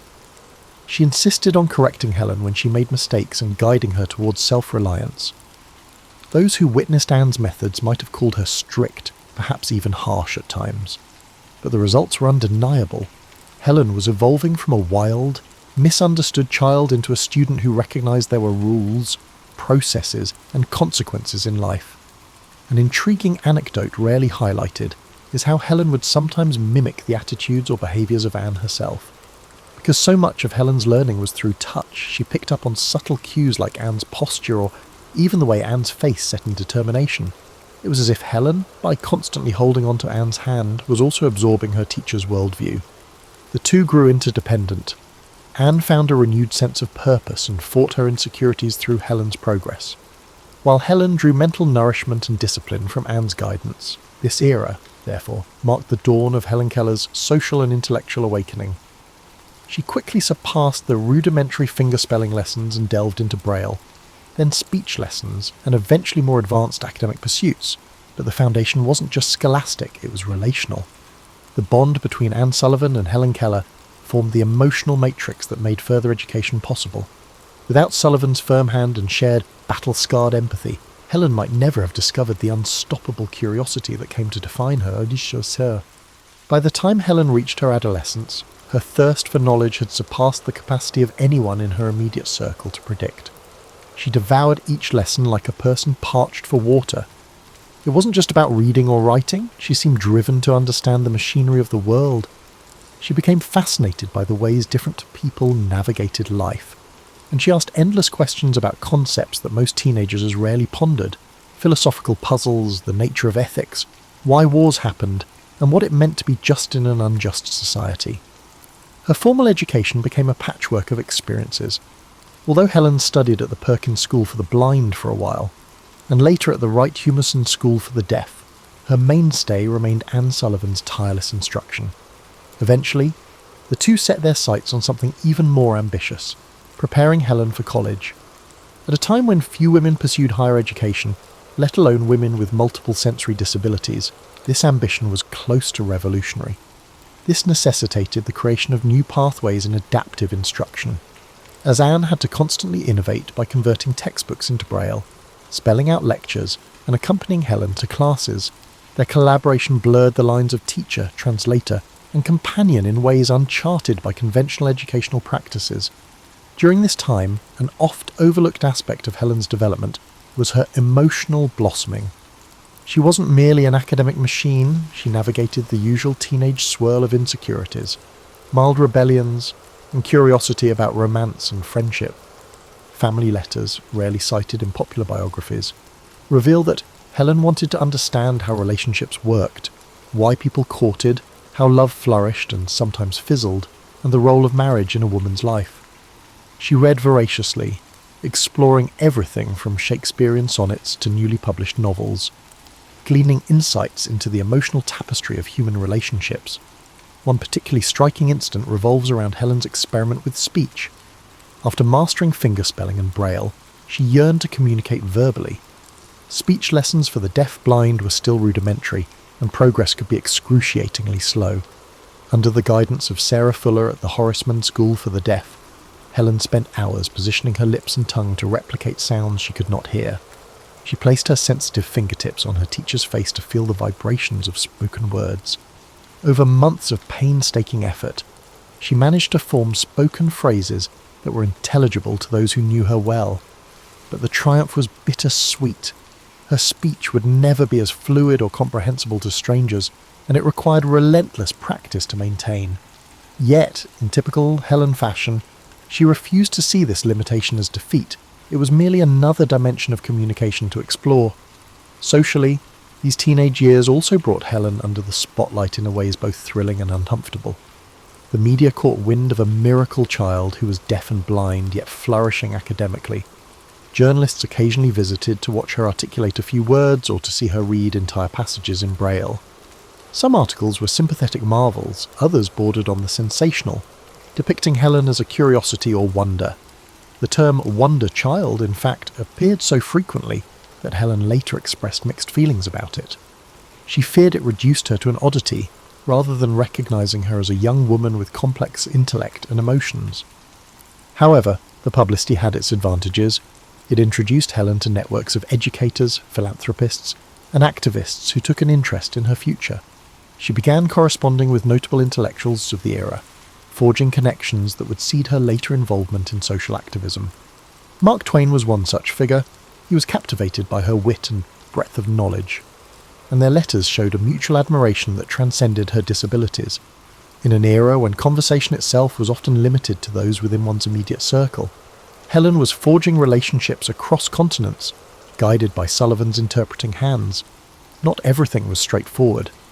By her late teens, Helen grappled with the perennial adolescent tug-of-war, independence versus reliance. Anne Sullivan was both guardian angel and gatekeeper. The closeness they shared sometimes led to friction. Helen wanted more autonomy, some space to make mistakes, to be alone with her thoughts, to test her boundaries. Anne, for her part, recognised that without her intervention, Helen could become overwhelmed in new environments. This tension rarely escalated into open conflict, but it simmered, foreshadowing later complexities in their relationship. One revealing episode took place when Helen visited the ocean for the first time. She eagerly waded beyond her comfort zone, enthralled by the sensation of waves crashing against her body. Anne, worried about Helen's safety, yanked her back. This encounter illuminated the risk inherent in discovering the world through her partial senses. Each new experience was exhilarating to Helen, but her sense of danger was limited by her lack of sight and hearing. Her teacher and companion felt the weight of constant vigilance. It was a dance of trust and caution, exploration and safeguarding, one that would colour Helen's life for decades to come. In many ways, These teenage years were an incubator for the fierce intellect and strong will that the world would come to know. She was no longer the tantrum-prone toddler, nor simply a novelty act. She was a growing scholar and a burgeoning thinker, laying the groundwork for her adult pursuits. Every day, she discovered more about the labyrinth of human experiences, determined to map it out with whatever sensory tools she could muster. The next frontier would be college, a world of lectures, syllabi, social clubs, and new ideas that would both excite and challenge her in ways she had yet to imagine. Helen Keller's enrolment at Radcliffe College in 1900 had a profound impact. She was the first deafblind person to undertake a full course of study at one of the nation's most rigorous academic institutions. From the outset, it was clear that neither the college nor her fellow students quite knew what to expect. Though Radcliffe was more progressive than many, the logistics of accommodating Helen's needs were unprecedented. At times, professors struggled to organise their lectures for a student who was unable to see the board or hear their explanations. Fortunately, Helen's unstoppable curiosity and Anne Sullivan's support filled in many gaps. Sullivan attended lectures with her, translating the spoken material into rapid-fire fingerspelling. When the course load proved overwhelming, a small circle of classmates pitched in, helping to transcribe reading assignments into Braille. Still, it was an arduous process. Helen joked privately that it felt like reading everything twice, once in real time as Anne spelled it into her hand, and again in Braille to fully comprehend the text. She also cultivated friendships that challenged her to think beyond the usual limits of a special needs student. Many of her new peers were ambitious young women, eager to discuss literature, art, the suffrage movement, and current events over tea. Helen found herself at the centre of intellectual discourse, no longer a mere curiosity on the fringes. It was during this period that Helen encountered the works of great philosophers, Plato, Spinoza, Kant, and wrestled with abstract concepts in a way that surprised even her instructors. She was particularly taken with Kant's ideas about innate structures of the mind, finding a parallel in her quest to conceptualize the world despite missing two key senses. The result was a unique perspective on knowledge itself. Helen believed, even then, that much of learning came from inside, an internal scaffolding onto which experiences could be attached. When classmates debated the nature of reality or the possibility of knowing truth, Helen's contributions had a resonance that came from living in a realm so different from the norm. Socially, Helen refused to let her disabilities define her interactions. She attended student gatherings, though she relied on interpreters to follow conversations. She tried, however awkwardly, to engage in the typical banter of undergraduates, complaining about heavy workloads, arguing about politics, swapping opinions on novels. Some classmates found it intimidating to speak with her, worried they might say something offensive or fail to communicate properly. Helen, accustomed to these hesitations, frequently introduced herself with sharp humour.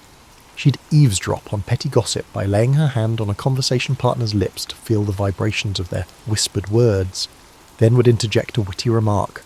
This approach, though startling at first, earned her a circle of devoted friends who cherished her candour and intelligence.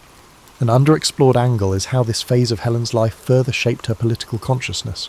Through her coursework and conversations with radical-minded classmates, she became increasingly aware of social inequalities, class struggles, and the limitations placed on women. This environment undoubtedly laid the seeds for her later activism in socialist movements and suffrage campaigns. She no longer simply read about these issues, she encountered them in the flesh. Fellow students worried about tuition, or suffragists protesting in Boston streets, or editorials in newspapers calling for changes in labour laws. Helen was struck by the disparity between the privileged gates of academia and the harsh realities experienced by many outside them. Reading the works of H.G. Wells and other forward-thinking authors who challenged the status quo escalated this tension. She corresponded with some of these writers, forging a network of ideas that far surpassed the typical college pen-pal relationships. Most people know of her friendship with Mark Twain, but fewer realise she also exchanged letters with reformers like Jane Addams, discussing not only disability rights but also broader social reforms. Her identity began to crystallise around the idea that her life was not just about personal triumph, but also about dismantling the obstacles, social, economic and political, that held others back. Amid all these intellectual pursuits, daily life at Radcliffe was still physically exhausting. Helen's health sometimes wavered due to the enormous strain of reading, writing, and deciphering a deluge of new material. Anne Sullivan too felt the pressure. She was effectively auditing the entire curriculum while juggling her role as interpreter, companion and caretaker. The two had to invent coping mechanisms, like scheduling strict breaks to rest Helen's fingers and avoiding marathon reading sessions late into the night. However, neither woman was willing to compromise, and they persevered in pursuit of excellence. By the time Helen graduated with honours in 1904, she had set a precedent that would serve as an inspiration to numerous others. She demonstrated that a deaf-blind individual could excel in a challenging academic setting, provided they had the appropriate rebonders and determination. She broadened her philosophical and political perspectives, leaving college with convictions that would soon transform her from a resilient figure into an activist with a distinct purpose. However, it's important to acknowledge that her academic achievements were only one aspect of her evolving character. Underneath the public accolades and personal milestones, Helen was quietly evolving into a thinker with a passionate commitment to justice, forging a path few in her era could have predicted. After completing her formal education, Helen Keller entered the public sphere, serving not only as a symbol but also as a conscience-driven voice. Most mainstream biographies concentrate on her championing of disability rights, which is undeniable. She worked tirelessly to improve Braille systems, broaden educational opportunities, and secure funding for schools serving the visually and hearing impaired. But that's only a fraction of her story. Helen's convictions led her to join the Socialist Party in 1909, at a time when socialism was highly controversial in the United States. She believed that the same forces that marginalized disabled individuals also oppressed workers, immigrants, and women. This stance brought her to the forefront of disputes and political rallies. She wrote letters to newspapers, penned essays in socialist periodicals, and even participated in public events to advocate for fair wages, universal suffrage, and better working conditions. While most people lauded her philanthropic efforts for the blind, her radical politics made some of her admirers deeply uncomfortable. Suddenly, the miracle child was speaking out in favour of labour strikes and critiquing capitalism. Sponsors withdrew support, and newspapers that once hailed her as an American hero now labelled her as misguided or manipulated. Helen remained undeterred. She wrote in one editorial, "I cannot reconcile my admiration of universal equality with the toleration of a system that perpetuates privilege for the few," capturing a moral clarity that resonated among the working classes. In parallel to her political forays, she continued an active schedule of lectures, tours, and fundraisers for the American Foundation for the Blind. Helen travelled extensively, accompanied by Anne Sullivan, who became Anne Sullivan Macy after marrying John Macy. They toured not just the United States, but also ventured internationally, meeting with educators, activists, and even heads of state to advocate for improved conditions for the visually and hearing impaired. In each locale, Helen took note of broader social issues: colonial exploitation, systemic poverty, or the denial of women's voting rights. These observations only fortified her belief that disability rights could not be divorced from the global fight for justice. One lesser-known anecdote involves Helen's visit to Japan in the 1930s. There, she met with scholars and community organisers who were exploring ways to integrate blind workers into the local economy. While she was deeply impressed by aspects of Japanese culture, she also noted the undercurrents of militarism that would soon lead to heightened tensions. In her private diaries, she lamented the seeds of aggression, comparing them to the imperialistic attitudes she had witnessed elsewhere. Such prescient reflections seldom make it into standard retellings, as they don't fit the neat narrative of an inspirational figure, but they reveal a woman engaged with the geopolitical complexities of her time. Her activism wasn't confined to socialist causes. She was a fervent supporter of women's suffrage and later championed birth control, aligning with figures like Margaret Sanger. These stances, too, sparked controversy. Religious groups that had once invited her to speak turned away from her when she supported reproductive rights. Some critics accused her of being ungrateful to the social and religious institutions that had facilitated her education. Yet Helen's sense of justice was holistic, refusing to compartmentalise disability advocacy from broader social reforms. She argued that women, especially those with disabilities, had the right to control their bodies and reproductive choices, a stance that was leagues ahead of its time. Helen's engagement with the eugenics movement of the early 20th century, a stance that reveals her own internal complexities, is another aspect rarely featured in highlight reels. In her youth, She showed some sympathies with eugenic ideas, influenced by the era's scientific and cultural climate. However, with time and further reflection, she distanced herself from these perspectives and advocated a more inclusive view of human potential. This shift was gradual and underscores that Helen Keller was not a static icon, but a person capable of evolving her viewpoints as she absorbed new information and criticisms. Throughout these years, Anne Sullivan remained her closest collaborator, though their relationship had its strains. The strain of constant travelling led to a decline in Anne's health, yet the teacher-pupil bond had evolved far beyond its original form. They were co-conspirators in activism, confidants in personal matters, and mutual sounding boards for each other's moral dilemmas. If friction arose, it was often because Helen's activism demanded a pace that Anne struggled to sustain, or because Anne sometimes worried about the backlash Helen's radical stances invited. But ultimately, they faced the spotlight together, Helen as the unstoppable champion, and Anne as the essential, if often overshadowed, pillar. By the mid-1920s, Helen Keller was no longer just a household name, but a force in civic discourse, challenging norms and expanding the conversation on disability rights, labour conditions, women's liberation, and beyond. Yet in popular imagination, these achievements paled, beside the sanitised image of a girl who learned to speak and read. Media outlets and charitable organisations often preferred the simpler tale, finding her radical zeal complicated to market. But Helen pushed on, convinced that an unexamined stance on social issues was a betrayal of her own personal journey. For her, each victory over adversity served as a call to transform society, ensuring that others would not have to endure the same struggles. In the decades following her emergence as a public figure, Helen Keller became something of an international phenomenon. She gave lectures around the globe, always with an interpreter by her side, initially Anne Sullivan, and later Polly Thompson when Anne's health worsened. Large audiences gathered to see how a deaf-blind individual could stand on stage, attempt spoken words, and then communicate more fully through hand signals, braille, or the vibrant expressiveness of her face and body language. Though there was a measure of spectacle in these events, Helen's substance often transcended the curiosity factor. She was unabashed in calling out injustices, whether addressing colonial practices in India or the plight of European refugees fleeing warfare. One memorable tour took her to South America, where she visited schools for the blind in Brazil and Argentina. Unlike some Western travellers of her day, Helen didn't confine herself to upscale reception halls. She insisted on meeting local activists and workers, even venturing into factories and impoverished neighbourhoods to speak with those whose lives rarely intersected with the privileged.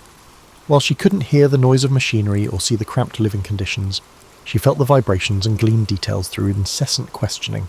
She touched the walls, the worn tools, the battered tables, and spelled questions into her companion's hand, refusing to remain insulated from the realities outside the lecture circuits. In each new place, Helen encountered both adoration and a bewilderment. Some officials tried to dissuade her from delving into political matters, hoping she'd stick to safe topics about overcoming adversity. But Helen had outgrown that sanitized script. She understood that her personal story, often trivialized into a feel-good narrative, had the potential to create opportunities, and once those opportunities presented themselves, she did not hesitate to confront oppressive systems. In private diaries, she noted the contradictions. "I am the invited guest, brought here to display my fortitude, yet I see how fortitude might serve us all if we only broadened our sense of responsibility." During these travels, Helen also experienced poignant human connections. In one instance, she met an indigenous leader in Peru who communicated with her through an interpreter, describing the region's social stratification and the exploitation of local resources. Helen, through her interpreter, conveyed solidarity and drew parallels between being marginalised due to disability and being marginalised due to ethnicity or economic status. Such encounters reinforced her core belief that different struggles against oppression shared the same roots. The scope of her activism expanded as World War II loomed. Although Helen had long held pacifist leanings, influenced by her reading of Tolstoy and her own moral convictions, the rise of fascism tested her ideals.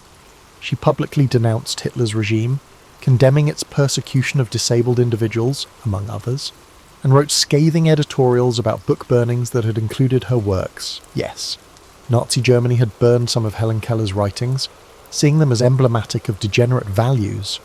Simultaneously, she denounced the idea of forced American isolationism and advocated for international solidarity against tyranny. This stance wasn't universally popular. Some isolationists believed that Helen was meddling in political affairs beyond her scope, but she saw it differently. In a letter, she wrote, "When a state turns upon its most vulnerable, it reveals its moral bankruptcy for all to see. Who better to speak against these actions than someone who knows what it is like to rely on the conscience of society?" Despite the rigorous travel and public engagements, Helen found time to pursue cultural interests. She was fascinated by music, though she could not hear it in the conventional sense. She would place her fingertips on a piano's surface to feel the vibrations, or rest her hand on a singer's throat to sense the changes in pitch. She called it an intimate ballet of my fingers, describing how the tactile impressions formed patterns in her mind, allowing her a unique kind of musical experience.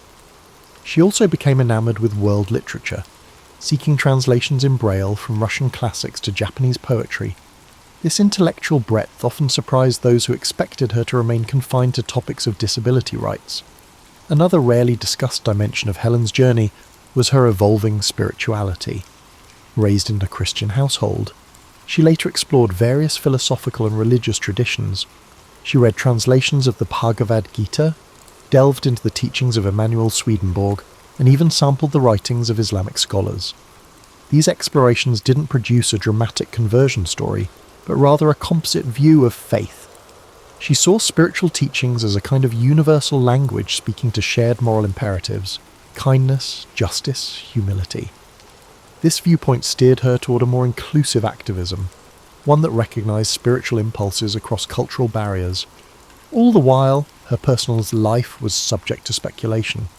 People wondered if Helen had romantic attachments or yearned for marriage and children. Some whispered rumours about relationships with male companions, journalists, activists, or interpreters. She rarely addressed these speculations publicly. In private correspondence, she alluded to fleeting affections but seemed to prioritise her mission above all else. She once wrote to a friend, "My life is guided by a sense of duty, not a longing for domestication. I find my solace in the broad love of humanity."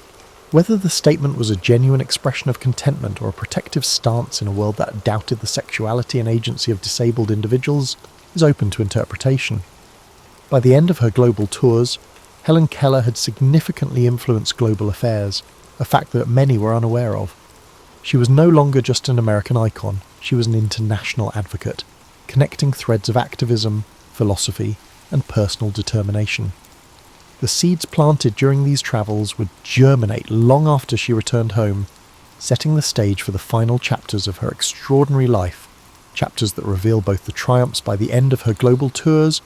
Helen Keller had significantly influenced global affairs, a fact that many were unaware of, and a legacy that shapes any human life. Helen Keller's later years often get overshadowed by the recounting of her childhood miracle and her global tours, but they were marked by both measured tranquility and relentless engagement with causes she deemed vital.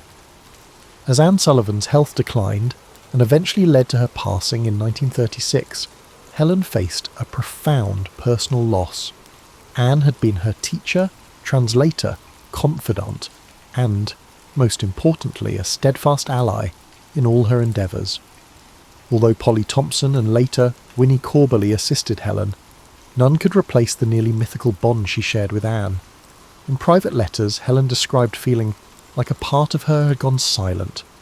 Yet even amid this grief, she pressed on, translating sorrow into continued activism and public service. She intensified her outreach to injured veterans during World War II, as many of them returned from the front lines with newfound disabilities. She visited hospitals, showcasing how Braille and other adaptive methods could provide access to education and employment opportunities. For these men, witnessing Helen Keller, a figure known worldwide for transcending sensory barriers, offered tangible hope. She didn't sugarcoat the challenges. Instead, she conveyed the message that resilience was a discipline, something cultivated through consistent, determined effort bolstered by supportive communities. By this point, her anti-fascist stance was unequivocal, and she frequently linked the fight against oppression abroad to the fight for equality at home.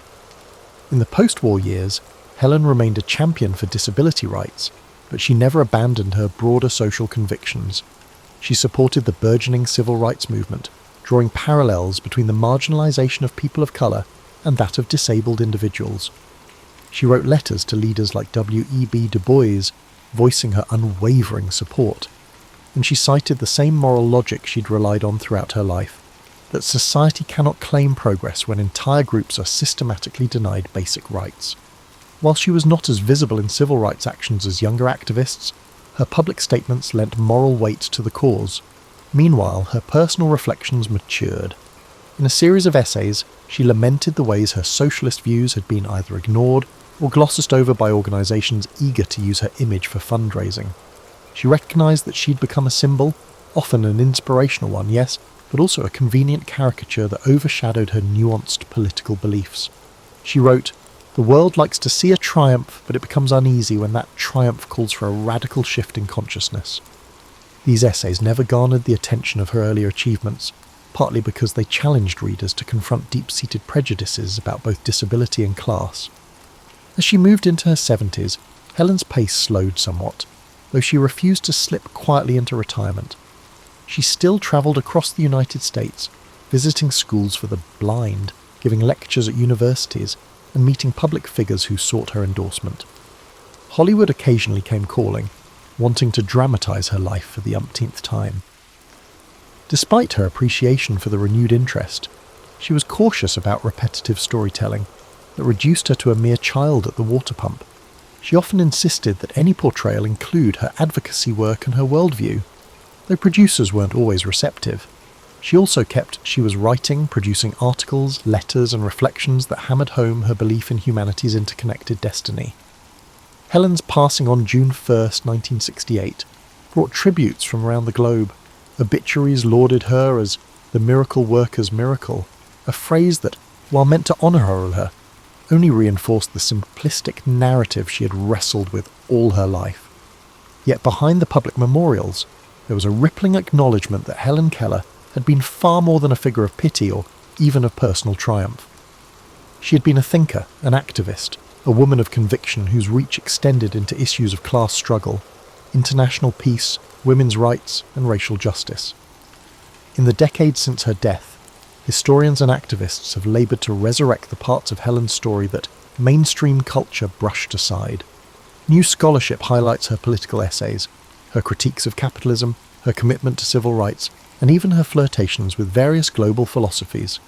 Disability rights advocates often point to her as an early champion, who recognised that the fight for equal education and social inclusion was fundamentally linked to broader societal reform. While some might still cling to the hagiographic tale of a little girl saved by a saintly teacher, an increasing number of people have come to appreciate the full tapestry of her life, nuanced, sometimes contradictory, but always deeply engaged with the moral imperatives of her era. Helen Keller wasn't just the child at the pump or the smiling woman on stage demonstrating how she spoke. She was an impassioned, imperfect, evolving figure whose challenges didn't simply end when she learned her first word. That victory merely marked the beginning of a lifetime of struggles, fights for her personal self-expression, and for a society that valued all forms of existence and potential. Helen Keller's legacy surpasses the common belief that one can achieve anything through hard work. It reaches toward a more profound truth. Empathy for others, combined with the courage to challenge injustice, can reshape how society understands both its strengths and its responsibilities. In this light, Helen Keller stands not merely as a testament to perseverance, but as a clarion call for any generation that seeks to reconcile the gulf between lofty ideals and real-world inequalities. She reminds us that what begins as a personal struggle can flower into a collective cause, a cause that demands continuous effort, relentless curiosity, and above all, unwavering humanity. James Madison was born on March the 16th, 1751, at Belle Grove, his maternal grandparents' estate in the Virginia colony. His parents, James Madison Sr. and Nellie Conway Madison, soon settled the family on a plantation called Mount Pleasant, later renamed Montpelier in Orange County. From a young age, the boy showed an aptitude for quiet observation. While many in the region prized physical feats of hunting or riding, young Madison was introspective, devouring books whenever possible. The plantation environment shaped Madison's outlook. His family used enslaved labour, as did most large Virginia estates, embedding him early in the complexities of an agrarian system reliant on bondage. Madison's father was a leading figure in local affairs, passing on a sense that civic duty was integral to a landowner's life. But overshadowing these local routines was the broader tension between the colonies and Britain. By the time Madison reached adolescence, the fervour for rights and representation had begun simmering throughout the 13 colonies. His formal education commenced locally, though for advanced training, his father sent him to the boarding school of Donald Robertson, known for rigorous classical curricula. There, Madison honed his Latin and Greek. He later studied under a private tutor who introduced him to Enlightenment writings, fueling a deep fascination with political philosophy. This intellectual grounding set him apart from many peers who aimed for more practical pursuits. In 1769, he entered the College of New Jersey, later Princeton University, drawn by its reputation for scholarly seriousness. At Princeton, Madison crammed a 4-year course into 2, exhausting himself in the process. He delved into moral philosophy, logic, mathematics, and theology. Under the influence of the college's president, John Witherspoon, a staunch advocate of Republican ideals, Madison absorbed radical notions about citizen virtue and structured government. After graduating in 1771, Madison continued to study Hebrew and political theory independently, developing a habit of solitary reading. Physically, he was often frail, plagued by periodic seizures or severe headaches. This delicate health contributed to a more introspective demeanour, contrasting with the more robust images of early American patriots like George Washington. Returning to Virginia in 1772, Madison found the colony edging toward confrontation with Britain. The Boston Tea Party had inflamed tensions, and Parliament's retaliatory measures sparked colonial outrage. Though shy in large gatherings, Madison aligned with those who believed the colonies deserved self-governance. At local committees in Orange County, he offered calm but pointed arguments on imperial overreach. This local activism grew into a seat in the Virginia Convention of 1776, where leading lights of revolution assembled. At the convention, delegates hammered out Virginia's first constitution and a Declaration of Rights. Madison found himself overshadowed by older luminaries like George Mason and Patrick Henry, but his pen soon proved influential. He successfully campaigned for a slight revision to Mason's draft, ensuring broader language about religious liberty. This incident was a telling moment. The young legislator, though reserved, was ready to push for expanded freedoms. His pursuit of robust conscience rights would become a defining thread through his political life. As war began, Madison did not serve directly as a soldier. His health was fragile, and he lacked the physical vigour for extended campaigns. Instead, he contributed behind the scenes, working on local committees that coordinated supply lines and militia organisation. He believed that a stable home front, bound by sound governance, was essential to support the Continental Army's efforts. Throughout the Revolutionary War, he remained primarily in Virginia, developing legislative expertise. In 1777, Madison's political fortune had stumbled briefly when he lost a bid for re-election to the Virginia House of Delegates. Why? Some say constituents wanted a representative who would supply them with free liquor at gatherings, a common practice then. Madison, on principle, refused.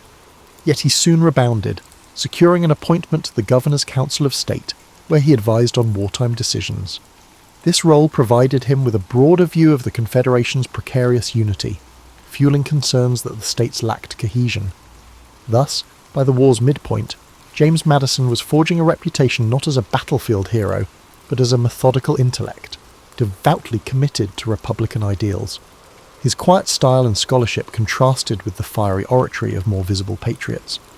Yet among those who worked closely with him, he was recognised as a serious thinker. The tapestry of conflict and emergent governance gave him a laboratory to test his ideas. He already suspected that a mere alliance of states would be insufficient for post-war stability. The impetus for a stronger union simmered in his mind, setting the stage for his future role as father of the Constitution. By 1779, Madison's involvement in the revolutionary cause led him to Philadelphia, where the Continental Congress convened. Despite his youth, still under 30, he plunged into the Congress's labyrinth of debates. The delegates were grappling with financing a protracted war, forging alliances abroad, and keeping the shaky Confederation intact. Madison quickly grew disenchanted with how the Articles of Confederation withheld key powers from the central government, no authority to tax or regulate commerce. States squabbled, like Francis Dana or Robert Morris jostled for influence, and the fledgling nation struggled to maintain a cohesive front. In the corridors of Congress, Madison quietly excelled as a legislative craftsman. He compiled reams of notes, summarising arguments and tracking which delegates aligned with each stance. He recognised that persuading allies demanded carefully framed logic, not bombast. This skill in bridging positions would become a hallmark of his approach to government making. Meanwhile, as the Revolutionary War inched toward an uncertain end, he advocated vigorously for stable funding for the Continental Army. The near mutiny of unpaid troops underscored the systemic weaknesses.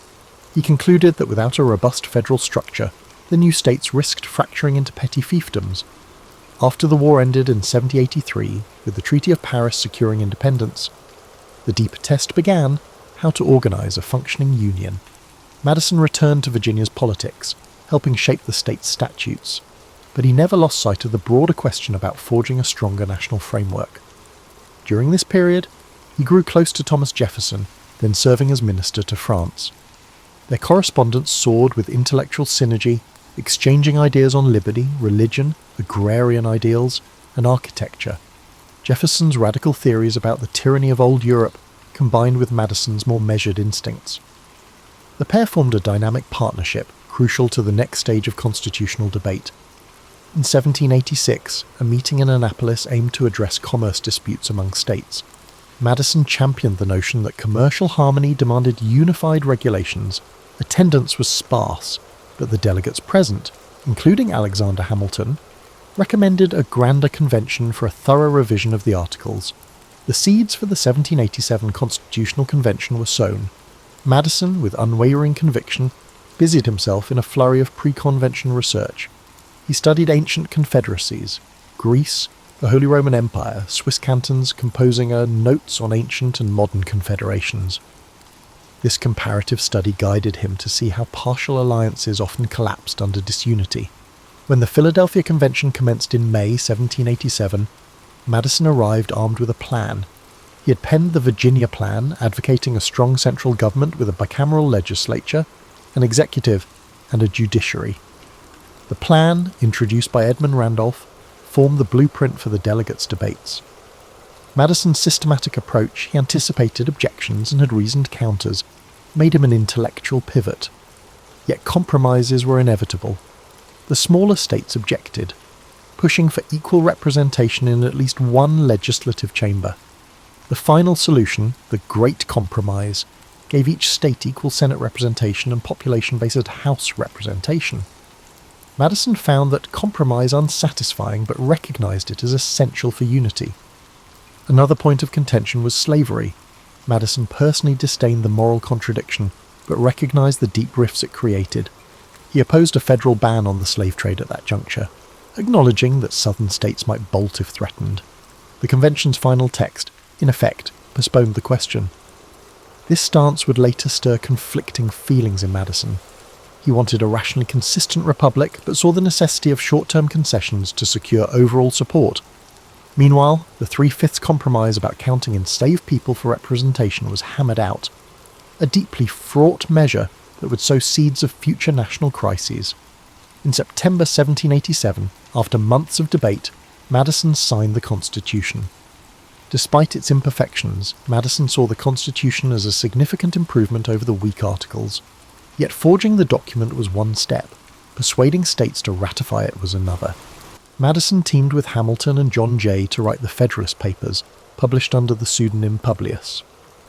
In these essays, Madison's most well-known contributions, Federalist No. 10 and No. 51, focused on managing factions and instituting mechanisms of check and balance. He argued that an extensive republic would guard against tyranny by ensuring no single faction dominated. This line of reasoning swayed skeptics, demonstrating that a new national government could combine stability with personal liberties. Ratification success came in 1788.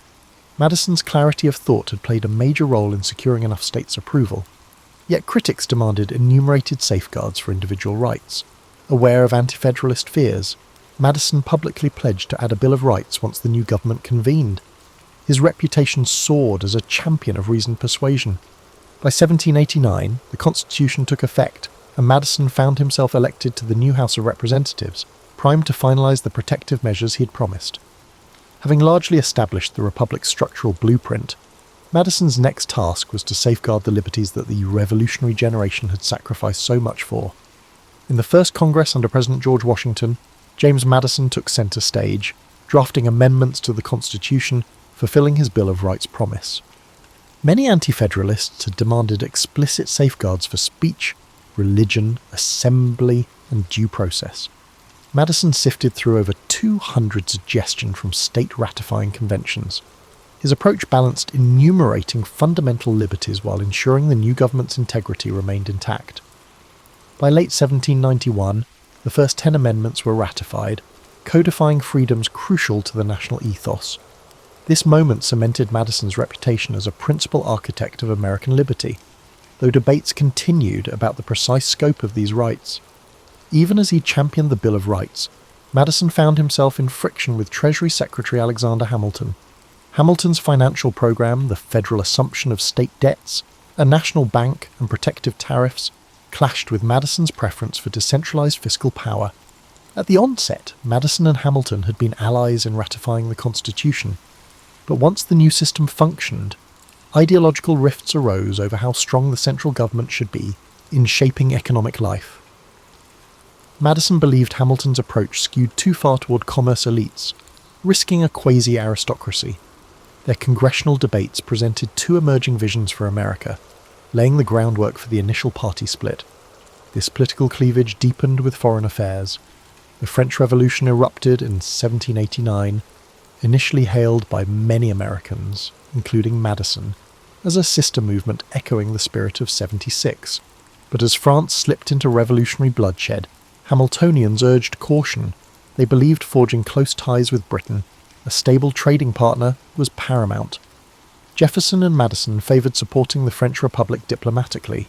This tension culminated in the formation of two factions, the Federalists, led by Hamilton, and the Democratic Republicans, spearheaded by Jefferson and Madison.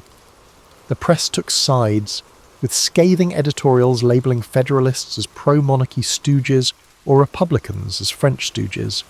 By the mid-1790s, Madison's oratory sharpened. He and Jefferson co-authored the Virginia and Kentucky Resolutions, 1798 to 1799, condemning the Federalist-controlled Congress's Alien and Sedition Acts. Those acts clamped down on immigrants and criminalized criticisms of government. The resolutions advanced a novel concept.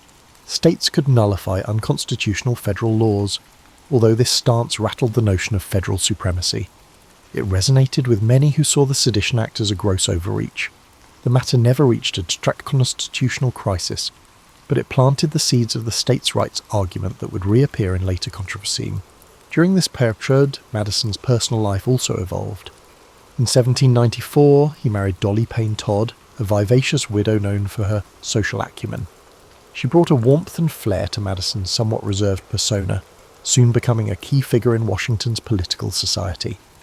Hosting gatherings, she bridged partisan divides with charm, turning the Madison Circle into an informal centre for building alliances.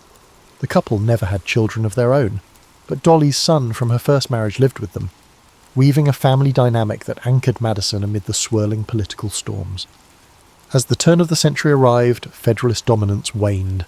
John Adams's presidency faced backlash over the Alien and Sedition Acts and unpopular conflict with France.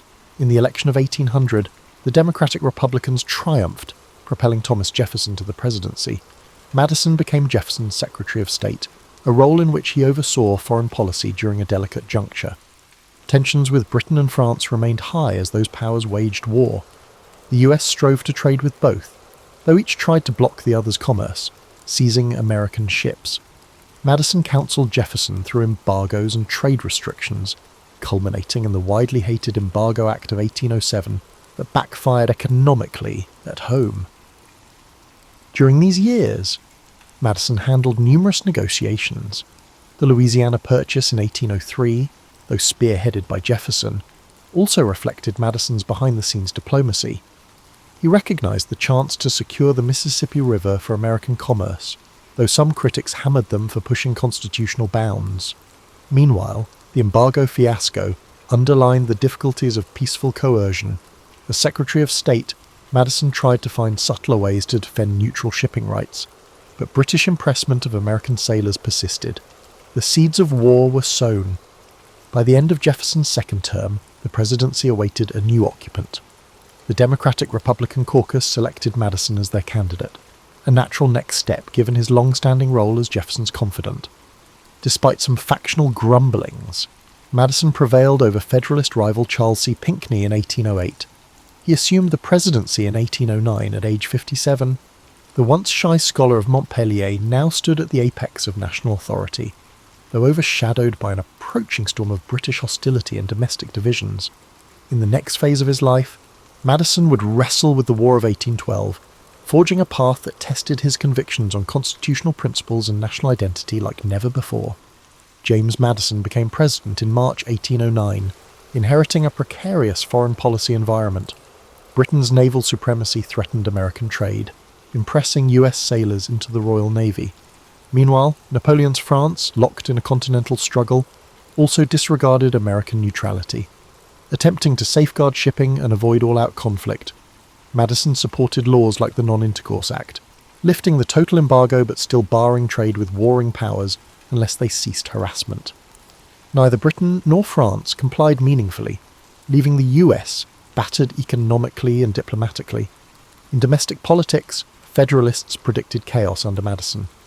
Yet his calm temperament appealed to many. He recognised the need for a more muscular approach to British provocations if diplomatic efforts failed. By 1811, a new generation of so-called war hawks in Congress, led by figures like Henry Clay and John C. Calhoun, clamoured for war against Britain, pointing to impressment and alleged British incitement of Native American attacks on the frontier. Madison, though not a natural warmonger, found himself swayed by the broad public outcry. The final catalyst was the rising confrontation in the Old Northwest. Native leader Tecumseh sought a confederation to resist American expansion, while British arms found their way into indigenous hands.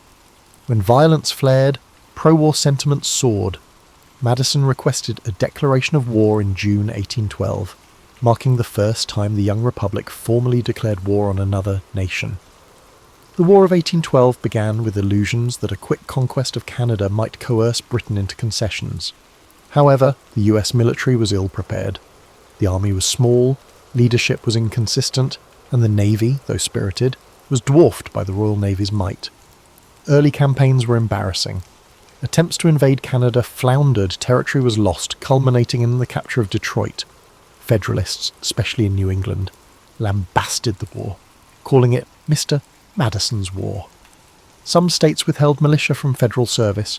Meanwhile, on the high seas, a handful of US frigates scored moral victories against British ships, fueling national pride.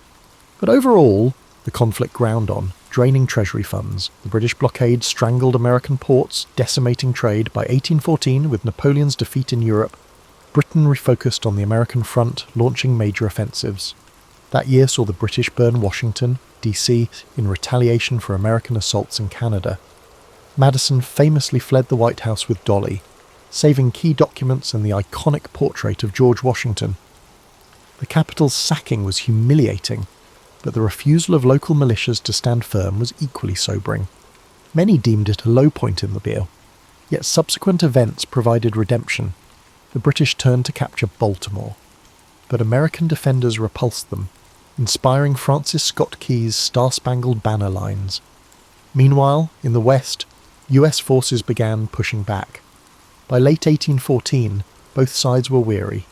Negotiations in Ghent, Belgium, led to a peace treaty signed on Christmas Eve 1814, restoring pre-war boundaries without addressing impressment. Still, news travelled slowly, so the Battle of New Orleans occurred in January 1815, where General Andrew Jackson's forces inflicted a stunning defeat on the British. The subsequent euphoria overshadowed the fact the battle took place after the treaty, making the final memory one of triumphant victory. This outcome salvaged national pride, effectively rebranding the war as a second war of independence. In practical terms, the War of 1812 ended with no major territorial gains, but it catalysed a wave of nationalism. The Federalist Party, which had opposed the war, never recovered from accusations of disloyalty spurred by the Hartford Convention, where some New England delegates discussed secession or radical constitutional changes. Thus, Madison left the presidency in 1817, presiding over a newly re-energized sense of national unity, though behind the scenes, sectional rivalries still brewed. He was also known as the last of the Virginia dynasty, after serving 2 terms, succeeded by James Monroe. Reflecting on the conflict, Madison admitted the war's impetus was as much about national honour as about maritime rights. He believed the fiascos early on revealed the necessity for better national defence, a well-organised financial system, and a sense that the states must unify behind federal decisions in crises. While the war was no triumphant conquest, the ephemeral surge in patriotism gave him a measure of vindication. Without the crisis concluded, he and Dolly prepared to retire to Montpelier. The swirling fervour, from burning capitals to celebratory parades, receded as normal life resumed. By 1817, Madison was physically exhausted but proud that the Republic endured. He recognised new challenges loomed: territorial expansion, the spread of cotton-based slavery, and the rancour of sectional politics. Yet for the moment, the illusions of a robust union overshadowed deep divisions. The era of good feelings dawned under Monroe, and Madison could claim that, for better or worse, he had guided the Republic through the fiery test of war. His next years, spent in relative quiet, offered a vantage from which he would continue shaping American political thought through his letters and involvement in key national debates. When James Madison retired to Montpelier in 1817, he might have expected a peaceful retirement. He was 65, had steered the nation through war, and left office with the Democratic-Republican Party dominant. However, he continued to participate in public life, albeit in a more indirect manner. His Montpelier estate, sprawling over farmland, still operated with enslaved labour. Madison, grappling with moral qualms about slavery, never freed the majority of them in his lifetime, believing emancipation should occur gradually with legislative safeguards. This stance, halfway between condemnation and acceptance, revealed deep contradictions that overshadowed his otherwise lofty philosophy. Madison continued corresponding with Thomas Jefferson, exchanging ideas about education, agriculture, and the shaping of the University of Virginia. He served on the institution's board of visitors, helping refine curricula and administrative policies. The concept of higher education that nurtured civic virtues and scientific inquiry resonated with him. He envisioned an entire generation of statesmen shaped by classical knowledge, yet pragmatic in governance. The campus took shape near Monticello, linking the two men's legacies in the region. Political tensions continued to simmer. The Missouri Crisis of 1819 to 1820 erupted over slavery's expansion west. Many looked to Madison, the father of the Constitution, for guidance. Privately, he lamented the intensifying sectional lines, but believed that compromise was essential to preserve the Union. He supported the Missouri Compromise's approach, admitting Missouri as a slave state and Maine as a free state, drawing a latitudinal line for future territories. It was merely a temporary solution to an escalating problem. Madison recognized that ignoring the fundamental moral tension might be catastrophic, but he saw no immediate path to comprehensive resolution. As with many founders, he bet on incremental solutions. Another cause that animated his retirement was the notion of amending the Constitution to refine aspects of governance. He favoured clarifying congressional powers or adjusting the structure of representation, but these suggestions never gained broad traction, as the nation was forging a new identity under the surge of Jacksonian democracy. While Madison respected popular sovereignty, he also feared demagoguery if checks and balances weakened. He wrote lengthy letters, cautioning that unbridled majority rule could trample minority rights, one reason he had championed an extended republic initially. During these years, Dolly's popularity soared as a revered figure from Washington society. Even in retirement, the couple hosted statesmen, foreign visitors, and old comrades. Montpelier became a hub for travellers craving the perspective of an ageing statesman who had shaped the Constitution. Some found him subdued, more an academic presence than a flamboyant figure. Others noted his courtesy, especially toward young people with intellectual curiosity. He remained open to debate, seldom raising his voice yet always weaving references to classical sources or past legislative battles. Financial strains, however, plagued him. Like many plantation owners reliant on slave-based agriculture, he faced fluctuating crop prices, mounting debts, and the economic churn of a rapidly industrializing nation. He sold or mortgaged land to stay solvent. The contradiction between championing a stable republic and personally grappling with economic uncertainties mirrored the era's transformation. Moreover, the daily operations of the plantation bound him to the moral weight of enslaving over 100 individuals, forging a tension unspoken yet inescapable. Madison's health waned gradually. He endured rheumatism and digestive ailments. Still, he maintained a disciplined reading schedule, scanning newspapers for signs of national friction. He weighed in on the debates about nullification in the 1830s, when South Carolina threatened to ignore federal tariffs. Alarmed, he wrote clarifications, insisting that states lacked unilateral authority to void federal laws.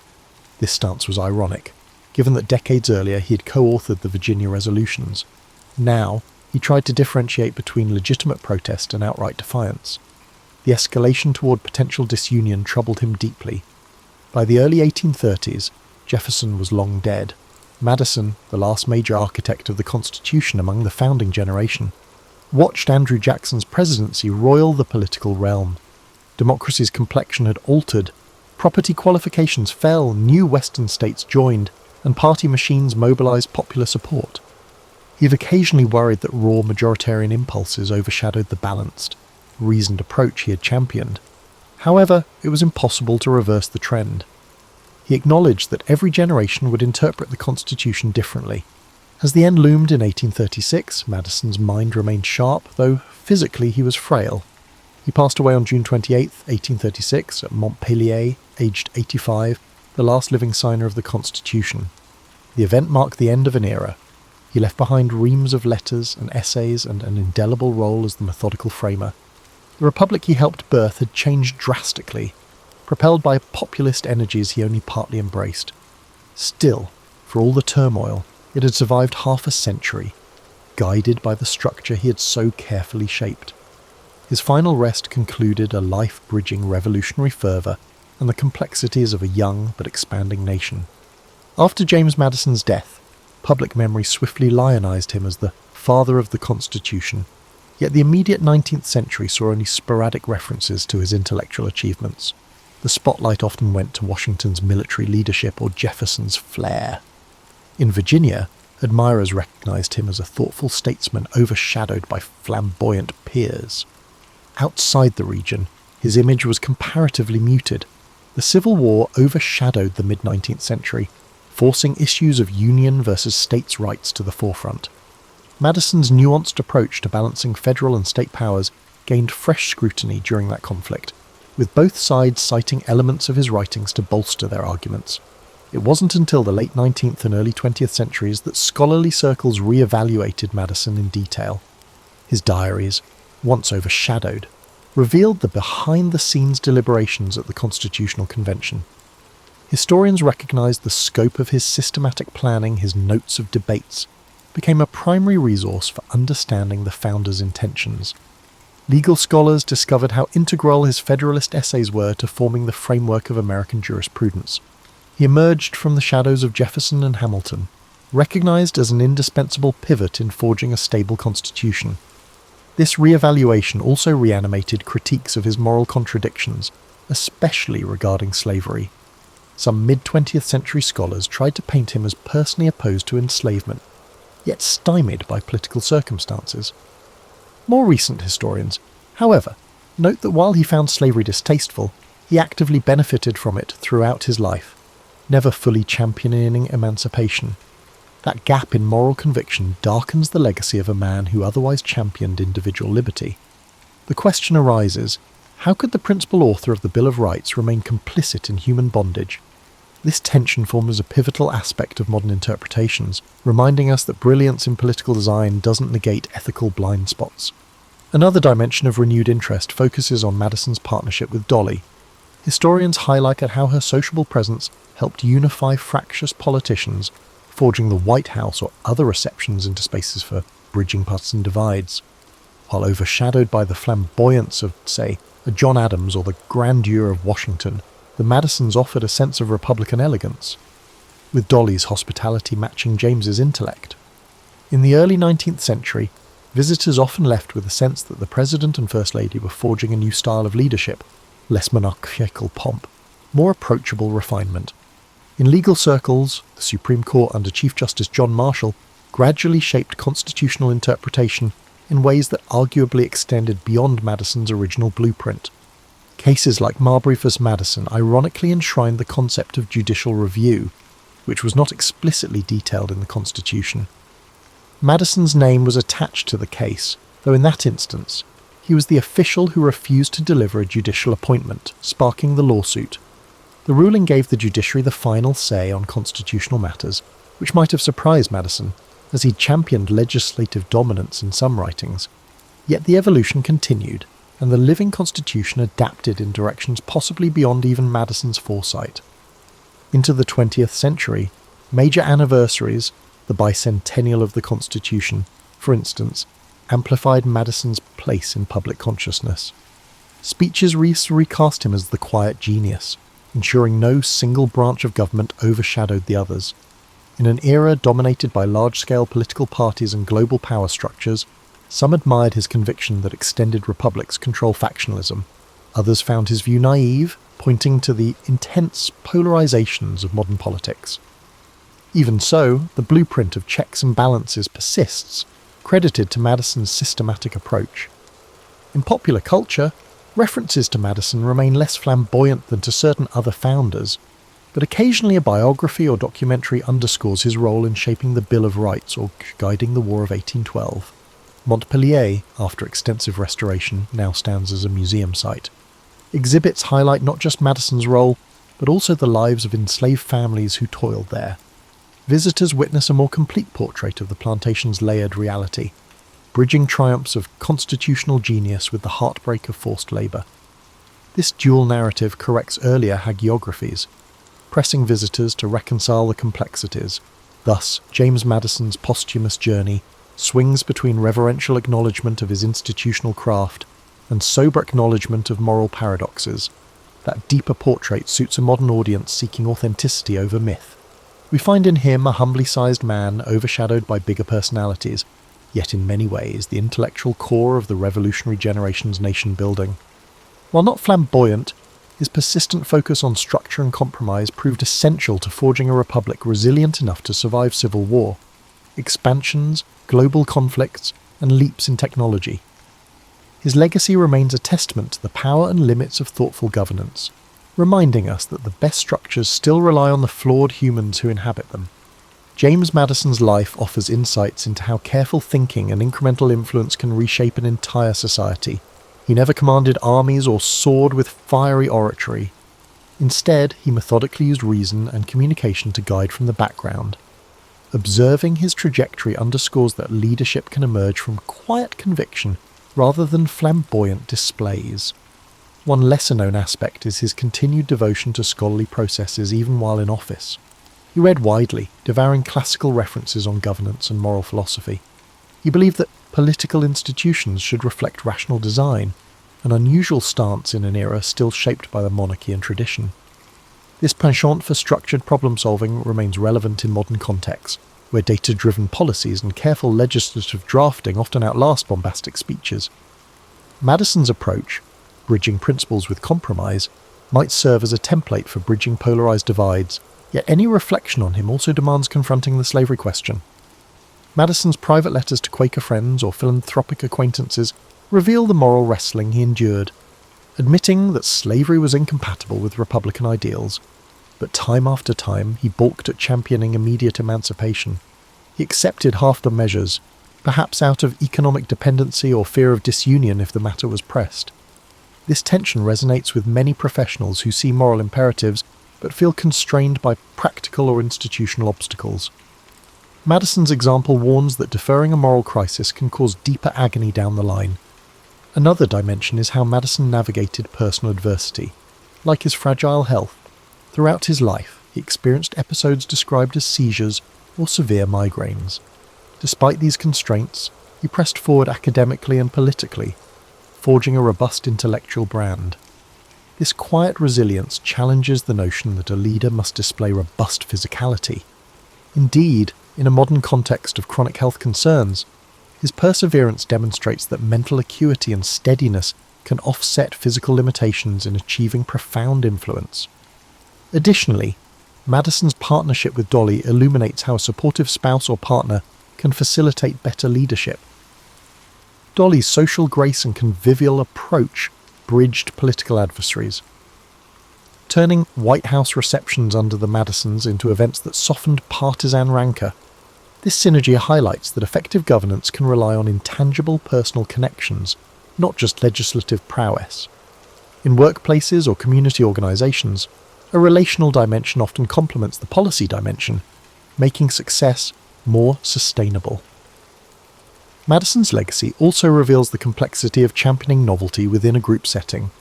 The Constitutional Convention was a grand collaborative environment with brilliant minds, each wielding distinct agendas. Madison's drafting of the Virginia Plan emerged from years of studying historical confederacies and forming personal alliances. Earning buy-in required tailoring the plan to quell the smaller states' fears, eventually morphing into the Great Compromise. Modern organisational leaders may glean that pushing reform is rarely about imposing a blueprint unaltered. It's about shaping a flexible framework that key stakeholders can accept, even grudgingly. His post-presidential phase, where he faced personal financial stress, also resonates. Despite monumental achievements, he found himself short on liquidity, dependent on borrowed funds. This incident underscores that professional success or historical greatness doesn't guarantee financial ease. Individuals in midlife contending with changing economic fortunes can see a parallel. One can shape national destinies yet struggle with personal accounts. Finally, the War of 1812 underlines that not all policies, even if well-intentioned, yield neat victories. The conflict ended with a surge of patriotism, but it was by no means a tidy triumph. The story is a cautionary note for modern endeavours. Strategic aims can be overshadowed by chance, shifting alliances, or resource shortfalls. Yet how one manages adversity, adapting and forging unifying narratives, can still yield long-term constructive outcomes. Today, as we revisit the Founding Fathers, James Madison stands out not for flamboyant gestures, but for the quiet thoroughness of his intellectual and political craft. He orchestrated from the background, hammered out the Bill of Rights, navigated the Republic through a vexing war, and left behind an architecture of governance that still frames American life.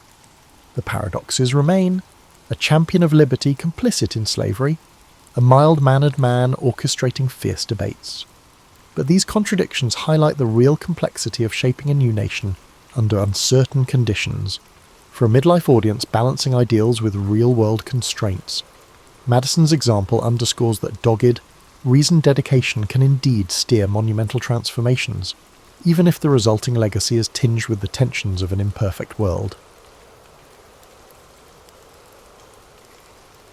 Mansa Musa, known to history as Musa I of Mali, came to power under circumstances that were both intriguing and obscured by time. Born around the late 13th century, he belonged to a lineage of rulers who guided the Mali Empire, a realm spanning parts of modern-day Guinea, Senegal, Mauritania and Mali. Although tales often highlight his legendary wealth, Musa's rise rested on a political context shaped by earlier sovereigns, most notably his predecessor, Abubakar II. Oral traditions hint that Abubakar ventured west across the Atlantic, entrusting the throne to Musa as deputy. When the predecessor did not return, Musa ascended to rule. At that moment in West Africa's history, the Mali Empire thrived by controlling critical trade routes.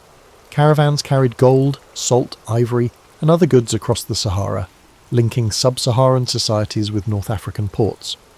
Musa inherited an economic apparatus that already possessed riches, but his strategic leadership pushed that wealth and influence to unprecedented heights.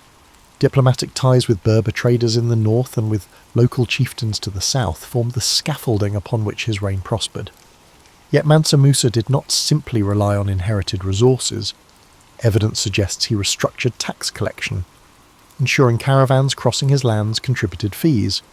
He appointed local governors, termed farbus, to maintain order, standardise trade practices, and quell rebellions. These farbus reported directly to the crown.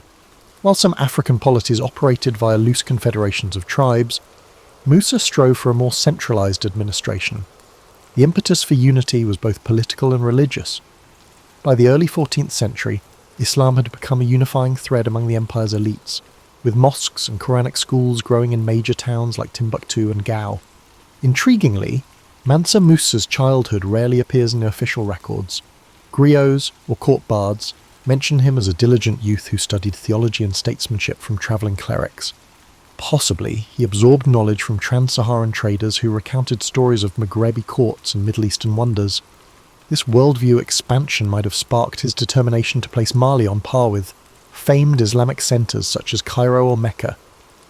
Later, his philanthropic acts would hint at an enduring desire to earn respect among the broader Islamic sphere. During Musa's early years as Mansa, he faced local errors near the fringes of the empire. Some provinces tested his authority, hoping he might prove less formidable than past kings. Instead, he dispatched well-trained cavalry to reaffirm Mali's dominance. The empire's cavalry, famed for their agility, utilised horses bred in the savannas. Coupled with archers who fired poison-tipped arrows, they efficiently subdued rebellious enclaves. Such campaigns, while overshadowed by later peaceful achievements, set the stage for a stable realm. Timbuktu, a small but strategically situated settlement, benefited from Musa's consolidation efforts. He recognised that controlling Timbuktu meant controlling a confluence of river transport, desert caravans, and fishing communities. Over time, the city would bloom into a learning centre, with an influx of scholars and artisans. Early in his reign, Musa allocated funds to fortify the town's walls, establish improved storage for trade goods, and encourage visiting scholars from across North Africa. This policy laid the groundwork for Timbuktu's future golden era. Though rarely described in immediate detail, Mansa Musa's personal style likely displayed both regal bearing and approachability. Unlike some rulers who cloistered themselves in grand palaces, he purportedly listened to grievances from merchants, travellers, and local notables. Diplomatic sources from North Africa record how visiting envoys found Mali's court refreshingly open, though still anchored in an elaborate protocol. Musa's readiness to incorporate outside ideas, especially from the Islamic heartlands, broadened the empire's cultural horizon. However, Musa's greatest fame was yet to blossom. While local West African circles recognised Musa's leadership, the broader Islamic world and, in time, even distant Europe would only learn his name after his spectacular pilgrimage to Mecca. That journey, or Hajj, showcased both the empire's wealth and Musa's personal devotion. It would transform him into a near-legendary figure whose gold-laden caravans dazzled every city along the route. This pilgrimage provided glimpses of a man who balanced religious piety with an almost theatrical display of power.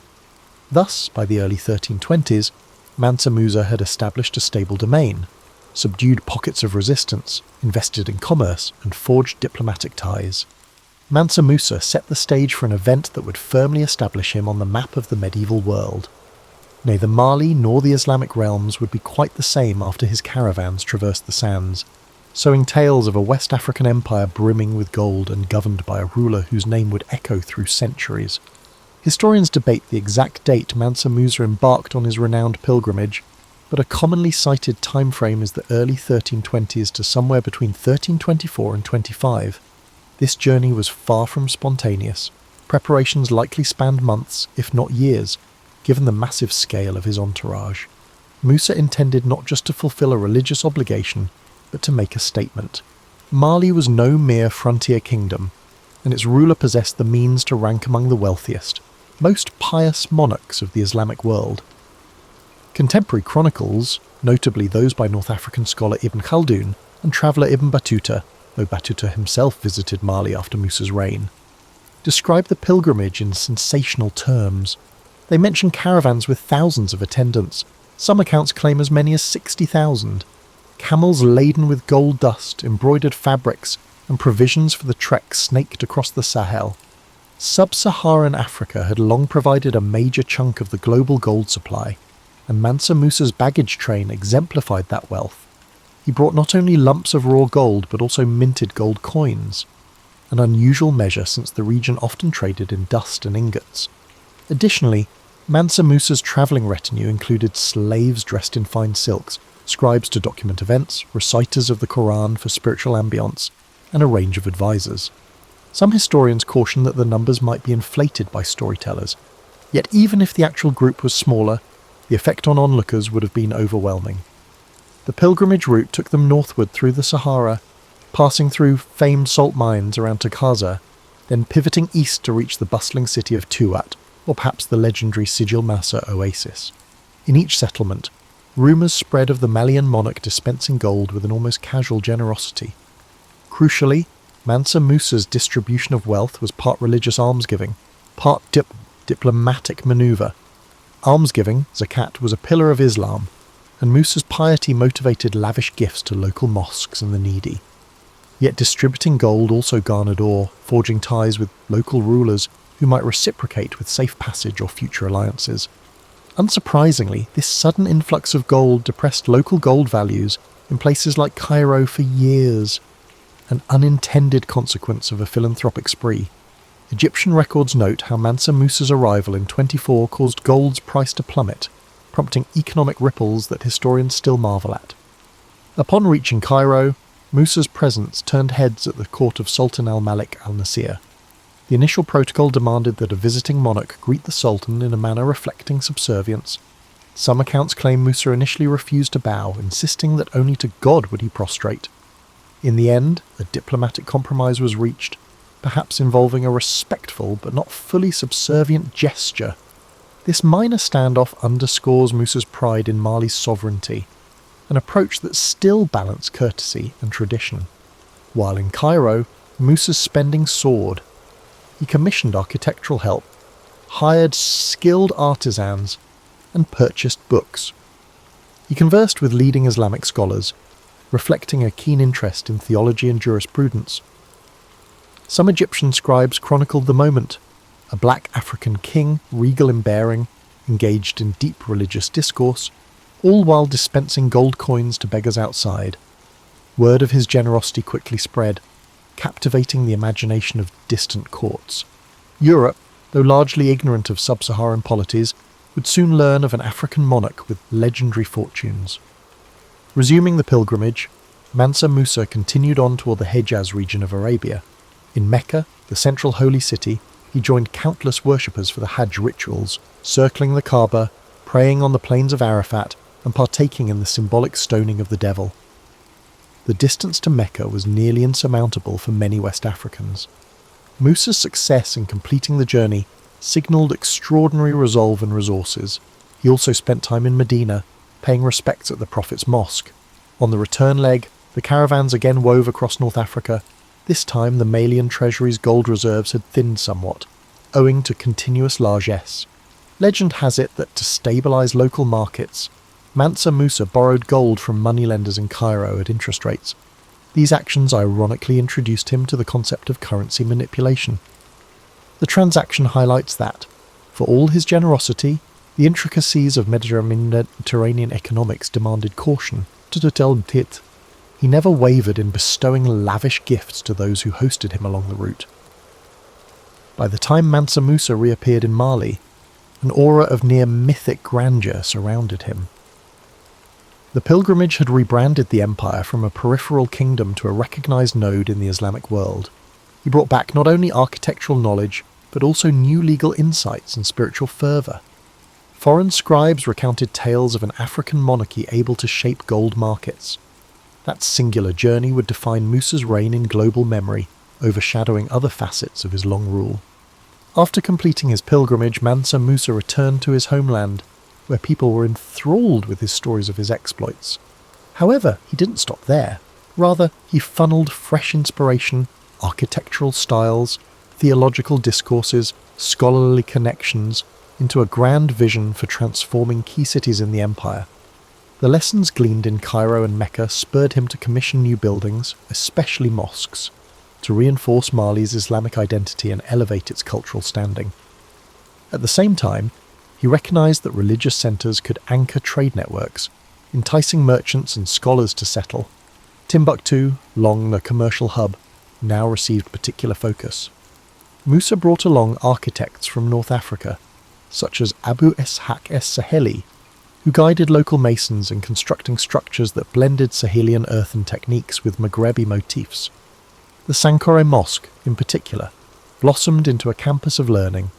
Over time, Sankore and other Timbuktu institutions housed thousands of manuscripts on theology, law, astronomy, and more. Timbuktu's libraries, spurred by Musa's initiative, became a beacon for scholars across West Africa and beyond. While earlier Mansas had built in Timbuktu, Musa's efforts catapulted it toward prominence as a recognised seat of learning. Elsewhere, he sponsored the expansion of the Jingwereber Mosque. Using mud brick, timber, and intricate stucco, local artisans fused aesthetic flair with practical design for the hot climate. Musa's appetite for architecture also extended to Gao, Walata, and other strategic towns. The new or renovated mosques signified loyalty to Islam while showcasing the empire's affluence. Some foreign visitors described these earthen edifices as luminous under the Sahel sun, crowned by timber stakes that could be used as scaffolding for periodic replastering. Musa's push for Islamic scholarship drew in more than just architects. He invited ulama, religious scholars, qadis, judges, and scribes from across the Islamic world. These learned individuals introduced refined administrative methods and jurisprudence. Under their guidance, Mali's legal system took shape around Islamic norms, though older customs still thrived in rural enclaves. The official court increasingly used Arabic for record-keeping, complementing local languages for everyday discourse. This bilingual synergy let Mali engage with trans-Saharan trade partners on equal footing. Alongside these intellectual pursuits, Mansa Musa never neglected the empire's economic sinews. He maintained a keen interest in gold mines near Bambouk and Bure, ensuring they were managed efficiently. Additional caravans carried salt from Takaza, exchanging it for cereals, textiles and horses. In one sense, the empire's commercial backbone preceded Musa, but his reign stamped it with organisational vigour. By standardising weights, measures and trade protocols, he cut down disputes, facilitating smoother commerce. Customs officers at city gates or river crossings enforced fees that fed the royal treasury, which in turn funded public works. As for governance, Mansa Musa employed a multi-tiered approach. He left local chiefs in place where loyalty was assured, but inserted trusted courtiers where rebellion threatened.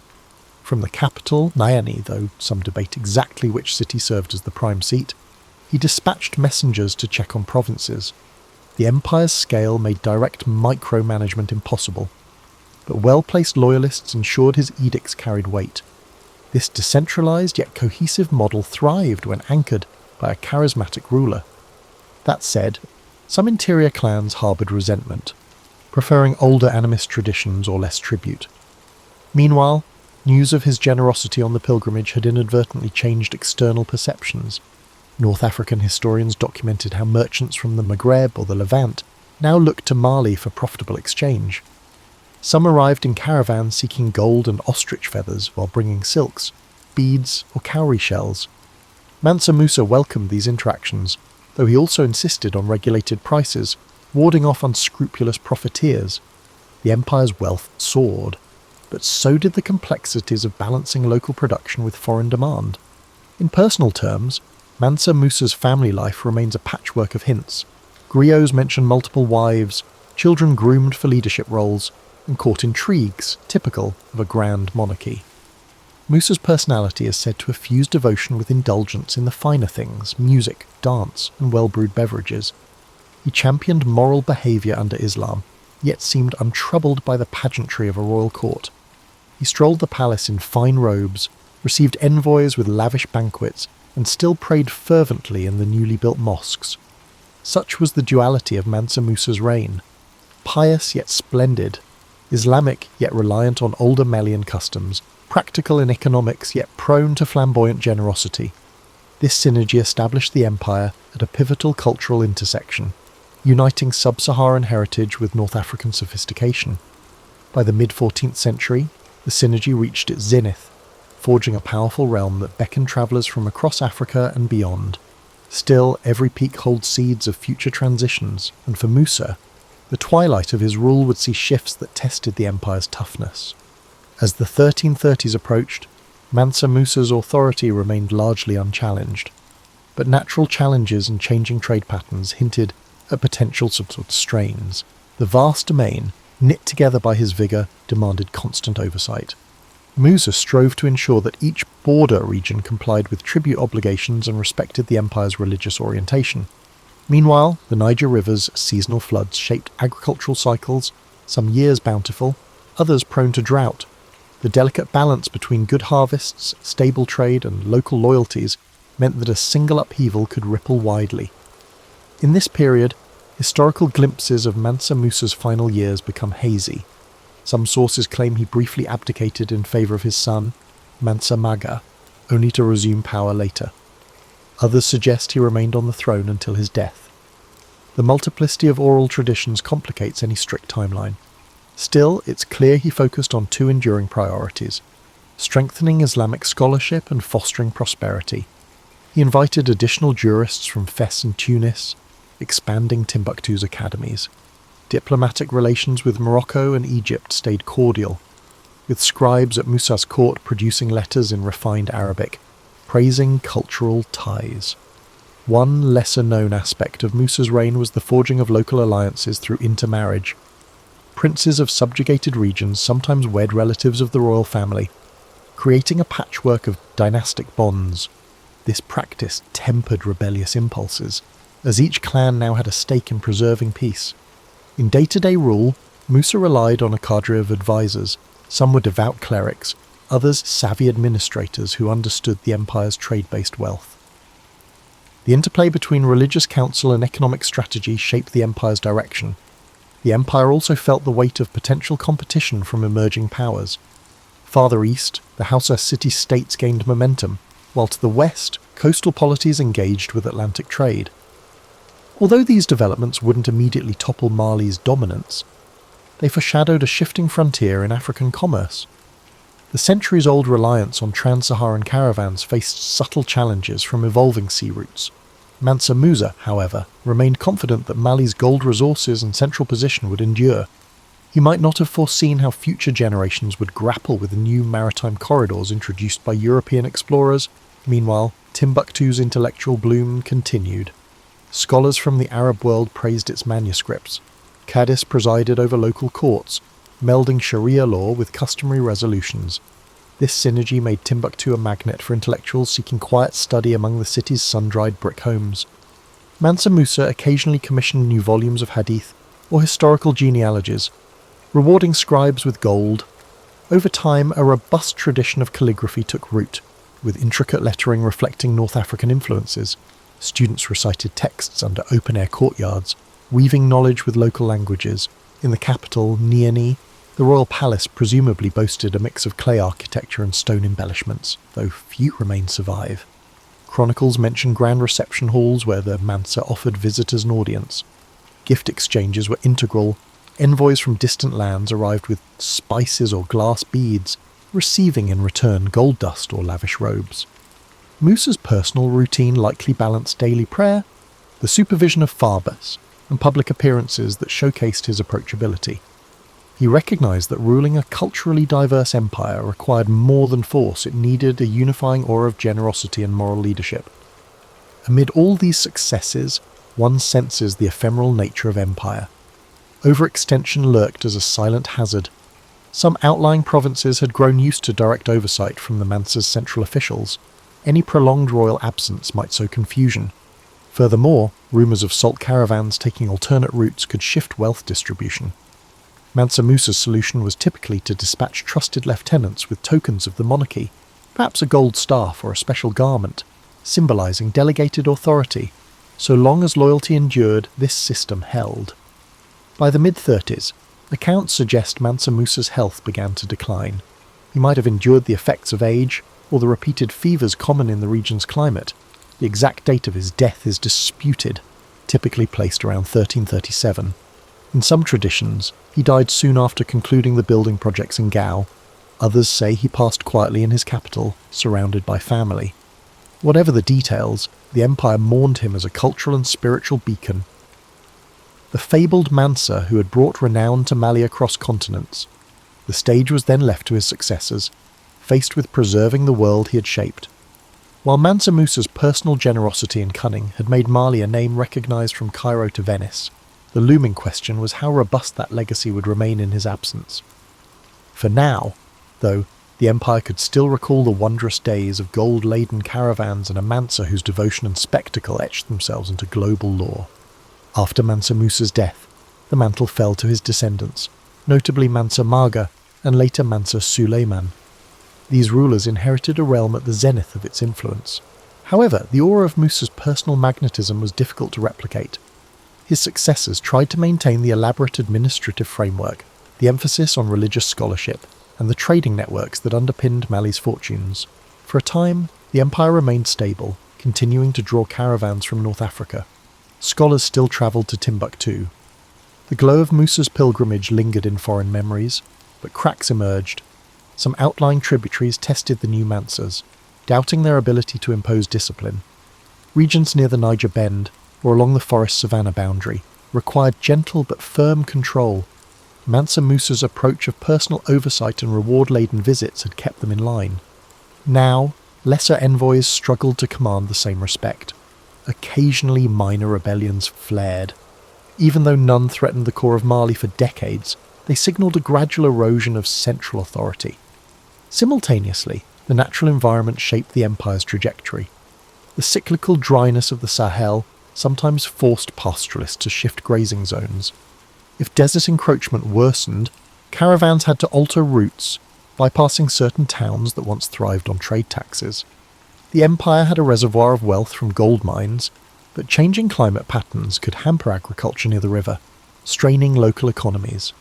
Mansa Musa, in his prime, had addressed such challenges with bold infrastructure or diplomacy, but the subsequent leadership, while competent, lacked his visionary spark. Another dimension was the global context. The 14th century inflicted hardships across many regions. The Black Death ravaged Europe and parts of the Mediterranean, altering trade demands.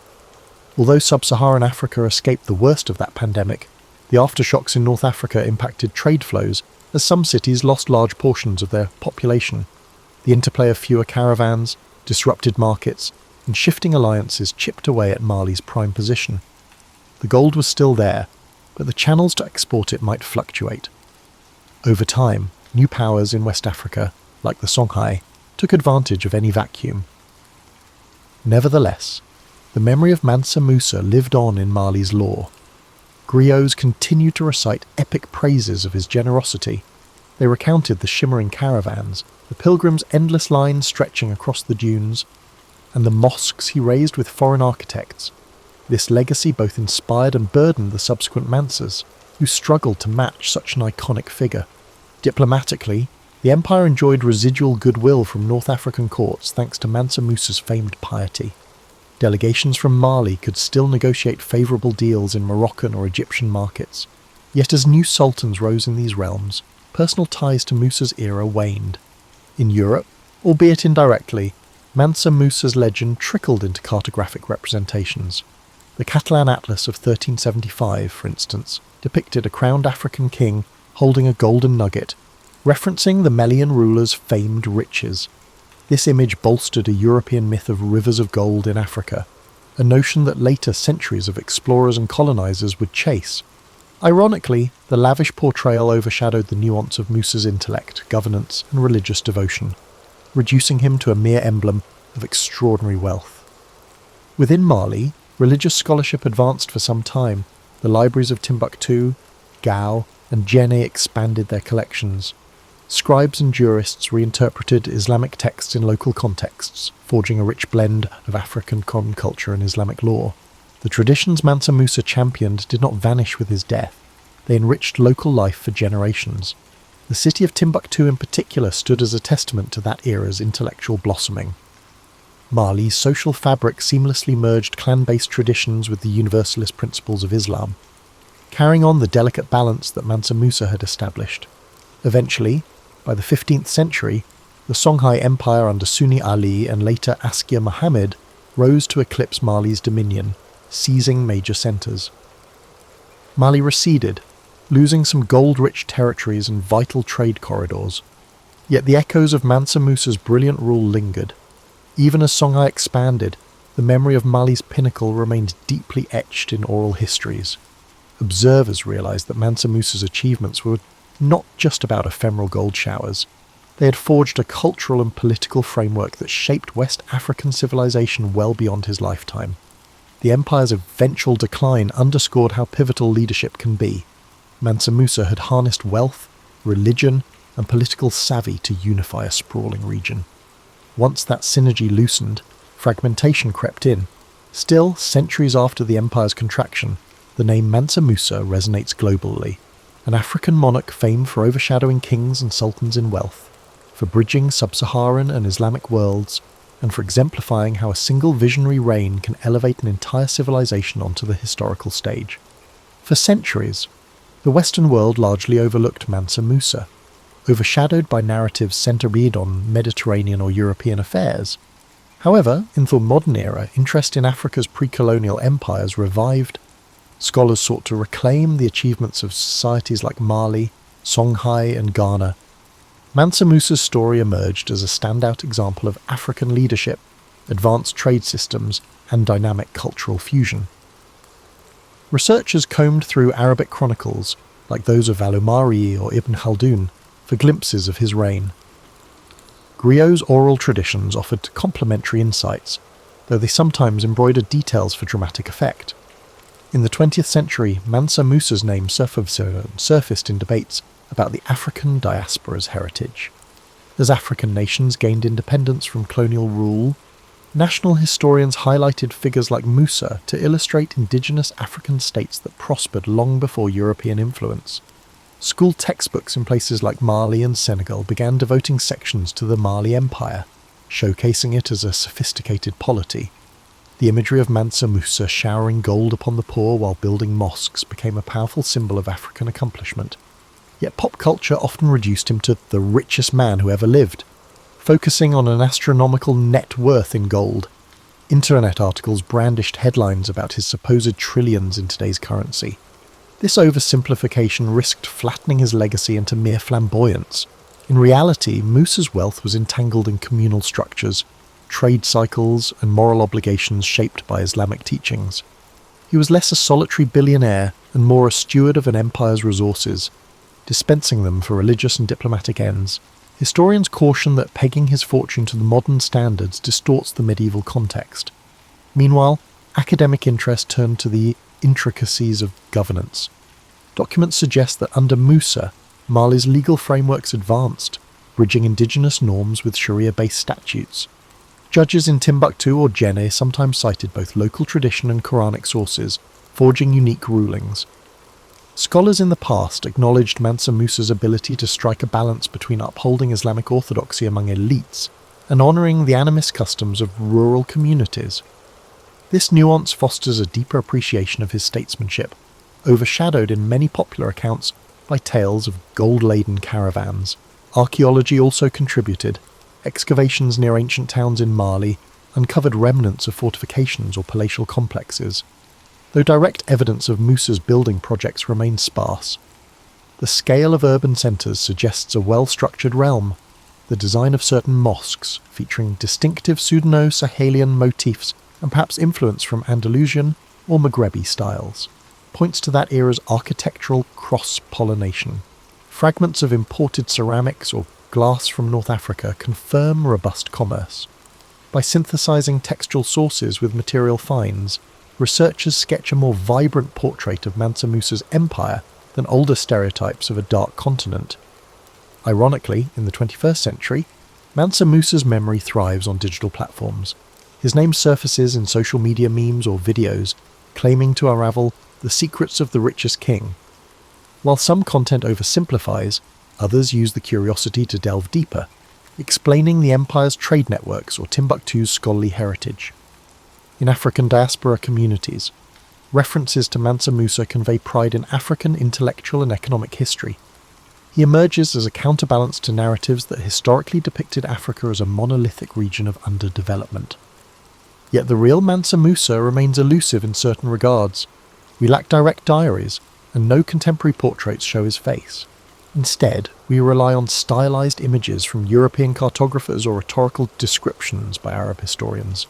He emerges as a figure of layered myth and partial documentation, someone whose actual day-to-day persona remains partly concealed. The glimpses we do have highlight a thoughtful, strategic monarch, propelled by both faith and pragmatism. His significance endures not just for the spectacle of his pilgrimage, but for how he integrated diverse societies under a unified banner. Advanced Islamic scholarship in West Africa, and influenced global perceptions of Africa's potential. Within the context of medieval globalization, he stands as an early example of how commerce, faith, and leadership can unify a wide territory. In an era typically overshadowed by European narratives, Mansa Musa's accomplishments underscore the richness of African history and the universal complexity of statecraft. Thus, the modern reappraisal of Mansa Musa blends both awe and historical caution, acknowledging the grandeur of his empire while sifting myth from fact. He was neither a simplistic figure of infinite gold nor a purely saintly monarch. Rather, he was an adept leader in a dynamic environment, harnessing commerce, religion, and diplomacy to forge a realm that resonates through the centuries, an enduring testament to Africa's storied past. Today, Mansa Musa stands among Africa's most iconic historical figures. His legacy transcends time and place, weaving into discussions of leadership, wealth, spirituality, and identity. He embodies not just a legendary monarch, but a reminder that even centuries ago, global interconnectedness shaped destinies. His empire's prosperity, gleaned from a trans-Saharan trade, offers insights into how commerce forges links across vast distances. His dedication to Islam and scholarship underscores the potency of faith in unifying diverse peoples under a cultural and ethical framework. One might ask, what can we learn from Mansa Musa's reign beyond the gold-studded anecdote? Firstly, his story highlights the value of strategic vision. He inherited a robust empire but catapulted it to new heights through conscientious policies, from codifying taxes on caravans to commissioning educational hubs. He recognised that harnessing wealth isn't solely about accumulation. Distributing it effectively, whether in philanthropic gestures or infrastructure, can amplify a leader's influence. This approach resonates in modern governance discussions, where wise resource allocation sets outstanding administrators apart from mere hoarders. Secondly, Mansa Musa's architectural and scholarly investments exemplify how cultural achievements bolster an empire's legacy. The mosques and libraries of Timbuktu, Gao and beyond, which blossomed under his patronage, endured even after Mali's political decline. They catalysed centuries of learning, preserving texts that remain significant historical sources. This enduring dimension of cultural capital suggests that fostering education and the arts can surpass ephemeral political wins. In a world rife with ephemeral trend-chasing, Mansa Musa's example underscores the intangible dividends of intellectual stewardship. Moreover, his experience with gold-based economics prompts reflection on the complexities of global finance. Though medieval markets differ from modern ones, Mansa Musa's distribution of gold that depressed local currencies exemplifies how large infusions of wealth can distort economies. Today's parallels might involve monetary policies, foreign direct investment, or resource booms that upend local markets. The lesson is timeless. Even generosity can have unintended consequences if not carefully calibrated to the broader economic milieu. On a more personal level, Mansa Musa illustrates how piety and power can intersect. By presenting himself as a devout Muslim, he earned credibility among Islamic polities. His approach highlights the power of genuine religious conviction, when combined with benevolence, to foster diplomatic relations. Yet, it also raises questions. To what extent did he wield religion as a political tool? We might glean that authenticity and canny statecraft can coexist, each fueling the other toward mutual benefit. For an audience grappling with modern complexities of church-state relations, Mansa Musa's example suggests nuance. Faith-based values can unify communities, but realpolitik remains essential for large-scale governance. In terms of Africa's historical narrative, Mansa Musa dispels outdated stereotypes of a continent absent of complexity. The Mali Empire's advanced administration, trading acumen, and cultural vibrancy in the 14th century counter any notion that sophisticated statecraft was exclusive to Europe or Asia. By acknowledging Mansa Musa's place in the grand tapestry of medieval history, we appreciate that Africa was fully engaged in trans-regional dialogues, its gold fueling global economies, its scholars contributing to the Islamic intellectual tradition. Lastly, the ephemeral nature of power emerges in his story. Even a realm as wealthy as Mali faced eventual decline. Mansa Musa's leadership soared, but no empire remains unchallenged forever. Subsequent shifts in trade routes, internal strife, and external expansions by Songhai underlined how reliant Mali's empire was on sustained, adept rulership. For those analysing present-day geopolitics, the lesson is that resilience hinges on structural stability, not just a single charismatic era. Legacy is shaped by continuity of governance, not a lone golden moment. In sum, Mansa Musa's tale glistens with more than gold. It resonates through layered truths, the interplay of devotion and diplomacy, the forging of alliances across desert expanses, and the enduring imprint of knowledge institutions. His memory, once overshadowed, now re-emerges in scholarly works and public fascination, signifying a broader revaluation of Africa's historical prominence. For anyone who may be mind-seeking both reflection and novelty, his saga offers a vantage point on leadership's timeless challenges. Rich in paradox, Mansa Musa's reign reveals that wealth, no matter how immense, serves best when funneled into communal uplift, melding prestige with purpose, and that perhaps is the truest legacy of the man known as Mansa Musa. Albert Einstein was born on March 14th, 1879, in the modest city of Ulm in the German Empire. His father, Hermann, managed small electrochemical ventures, and his mother, Pauline, nurtured a love of music. Contrary to later myths, he wasn't a poor student, rather, he disliked rote memorization and preferred exploring ideas on his own. At age 5, he received a simple compass. Its unwavering needle, guided by an unseen force, left him spellbound, hinting at hidden laws in nature. In school, he often seemed preoccupied, building intricate houses of cards or lost in thought. Though teachers labelled him indifferent, he was quietly constructing mental pictures that reached far beyond mundane lessons.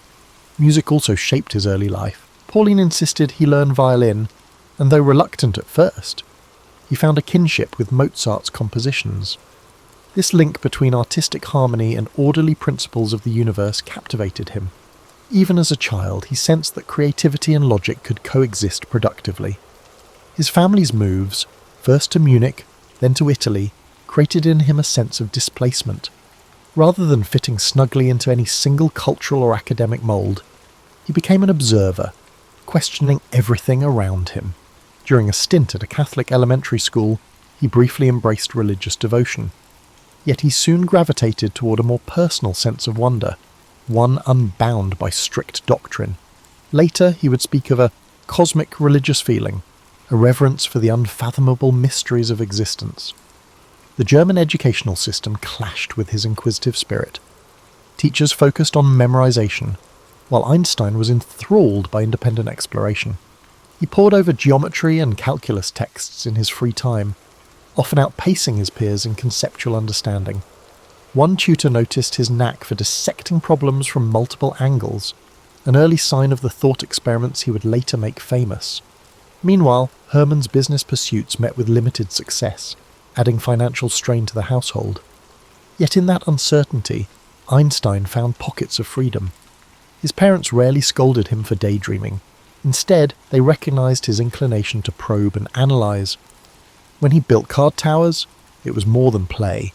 He studied balance, structure, and resilience, qualities he would apply to his theoretical work. Overlooked details of his youth further illustrate his distinctive perspective. He once spent hours trying to visualize how a beam of light might appear if one could race alongside it. These musings were embryonic glimpses of the relativity he would formalize years later. Far from mere fanciful flights, they were a training ground for a mind unafraid to question conventional frames of reference. Another seldom noted aspect was his relationship with language. Raised in a multilingual environment, German at home, occasionally Italian outside, he developed a nuanced appreciation for words. Later in life, he would craft carefully balanced scientific papers where clarity took precedence over flourish. But as a boy, he simply recognized that words were imperfect vessels for ideas, sparking a habit of visualizing concepts to grasp them more deeply. By his early teens, Einstein grew increasingly restless with formal schooling. The Luitpold Gymnasium in Munich, with its strict regimen, clashed with his burgeoning interests. Feeling stifled, he began to defy conventional academic paths, in a decision that alarmed his teachers. He left school before graduation and followed his family to Italy. To some, it looked like a rash move, yet it was an act of self-determination, fueled by a longing to learn without constraint. During this period, he explored philosophy as well, delving into Kant's works and pondering the nature of reality. Such readings reinforced his conviction that genuine understanding required more than reciting facts. He craved first-hand encounters with the puzzles of the universe, from the motion of planets to the properties of light. Though his childhood did not revolve solely around science, he played violin, enjoyed walks, and showed flashes of humour. It was imbued with a special kind of curiosity.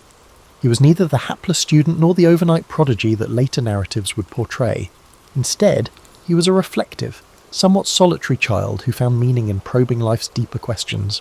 His early experiences, compass in hand, cards neatly stacked, violin tucked under his chin, crystallised into the core of a worldview that would soon turn the scientific world on its head. Ultimately, the disparate strands of his youth would unite in a bold questioning of the established order. Few recognised how far his curiosity would carry him. Einstein's choice to abandon the Luitpold Gymnasium before graduating startled his teachers, but he felt stifled by rote drills. He rejoined his family in Milan, where Hermann hoped to save his faltering business. Finally freed from rigid school routines, Einstein studied math and philosophy on his own, devouring Kant's works and nurturing an obsession with the universe's hidden structure. Still, the need for formal credentials loomed. In 1895, he applied to the Swiss Federal Polytechnic in Zurich, known for its forward-thinking curriculum. Although he excelled in math and physics, he flunked the entrance exam's other parts. Undeterred, he spent a transformative year at the Cantonal School in Aarau, Switzerland. This school's progressive ethos welcomed curiosity and debate, an environment in which Einstein thrived. Living with the Winterler family, he formed close bonds. He briefly romanced their daughter, Marie, but also made lifelong friendships.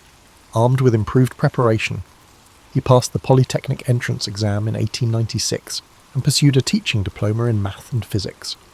Zurich's intellectual pulse invigorated him. By day, he endured lectures. By night, he wrestled with scientific texts or debated theory in cafes. Less enthralled with rote note-taking, he favoured independent study. Though he admired some professors, others saw him as dismissive and unruly, a reputation that would later cost him solid references. During this period, Einstein met Mileva Maric, the only woman in their physics cohort. She was bright and tenacious, undeterred by an academic world largely unwelcoming to women. Their bond intertwined intellectual exchange and romantic attraction.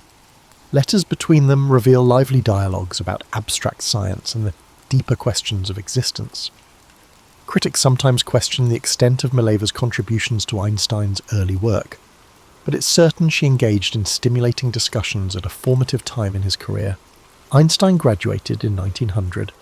Despite his clear gift for physics, job prospects were scarce.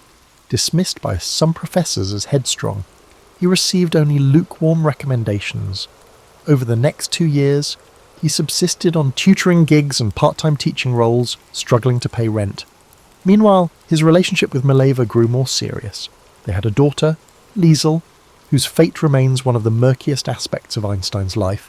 Records suggest she may have been adopted, but details are sparse. Financial anxiety gnawed at him, and paternal disapproval of Mileva added stress. Yet his scientific passion never dimmed. Whenever he found a spare hour, Einstein tackled research problems in thermodynamics or statistical mechanics. Despite their lack of widespread attention, these small papers demonstrated Einstein's capacity to critically examine conventional assumptions. A modest beacon of stability arrived in 1902. Einstein secured a post as a technical expert, third class, at the Swiss Patent Office in Bern. While many might view patent reviewing as mundane, the job offered a predictable schedule and a steady wage, precisely what he needed. Crucially, it also left him mental space for independent thought. Far from being a lull, this period set the stage for his most significant breakthroughs. Bern itself was unassuming, but it possessed an understated cultural vitality. Einstein, ever sociable in an understated way, found a small circle of like-minded acquaintances. They shared books, debated philosophical ideas, and sometimes playfully referred to themselves as the Olympia Academy. The group's informal spirit aligned perfectly with Einstein's own approach, freewheeling, yet anchored by a deep respect for rational inquiry. Meanwhile, his personal life moved forward. he and Mileva married in 1903, hoping to create a steel home. Their union was hardly perfect, fraught with the usual challenges of newlyweds, compounded by Einstein's preoccupation with science and ongoing money worries. Still, having a supportive partner with a keen interest in physics likely encouraged his intellectual wanderings during these formative years. Between 1902 and 1904, Einstein churned through patent applications by day, evaluating new inventions for novelty and feasibility. At night, he scribbled equations and chased the big questions that had haunted him since childhood: the nature of light, the structure of time, and whether the cosmos had fundamental certainties. Little did anyone suspect that his quiet hours in Bern would yield a series of scientific papers that would upend centuries of accepted physics and elevate a once-errant student to the front ranks of modern science. In a few years, he would unleash a torrent of revolutionary ideas, proving that unorthodox paths can lead to remarkable destinations. Settled at the Swiss Patent Office in Bern, Einstein was officially a clerk, reviewing applications for new inventions. Unofficially, he was a theorist probing the bedrock of physics. The job's predictable routine left him time to explore the mysteries of light, motion, and energy, questions that had haunted him since childhood. His personal life had stabilised somewhat. He and Mileva, now married, lived modestly, mindful of every expense. Their son, Hans Albert, born in 1904, added new responsibilities. Yet Mileva's own physics background made her a supportive confidant for Einstein's musings, though the precise scope of her influence remains debated. In 1905, Einstein unleashed 4 seminal papers in Annalen der Physik. The first explained the photoelectric effect by treating light as particles, helping seed the future field of quantum mechanics. Next came his work on Brownian motion, using statistics to confirm the existence of atoms and molecules. Then, in his special theory of relativity, he shattered the old notion of absolute time, proposing that simultaneity depends on an observer's motion. Finally, in a spare but dazzling note, he offered E equals mc squared, revealing the profound equivalence of mass and energy. At first, these radical ideas met mixed responses. Some scholars found them too speculative, others grasped their seismic potential. Over time, the consensus grew. Einstein had transformed physics from the inside out. His reputation slowly spread, though he remained a patent clerk until 1909. He yearned for an academic post but faced challenges. He lacked the usual pedigrees, and some professors gave tepid recommendations. Eventually, the University of Zurich appointed him as a lecturer, opening the door to a more formal scientific community. Mileva managed their growing family, which now included a second son, Eduard, while Einstein wrestled with teaching duties and ongoing research. But their marriage started to show cracks, strained by the financial pressures and Einstein's single-minded devotion to work. Despite domestic tension, his scientific profile rose swiftly. Younger physicists marvelled at his knack for taking earlier insights, such as those from Hendrik Lorentz and Henri Poincaré, and unifying them into a cohesive vision. The outcome was more than a patchwork of theories. It was a radical recasting of how energy, space, and time interlock. He left Bern for Zurich in 1909, then moved to Prague in 1911 for another professorship. Mileva followed, but the demands of uprooting and the complexities of raising children chipped away at their partnership. In Prague, Einstein refined his thoughts on gravity, hinting at a broader framework to come. Though overshadowed by cultural and political tensions in the Austro-Hungarian Empire, the city still offered pockets of intellectual ferment. Einstein found colleagues intrigued by his work and critics sceptical of it.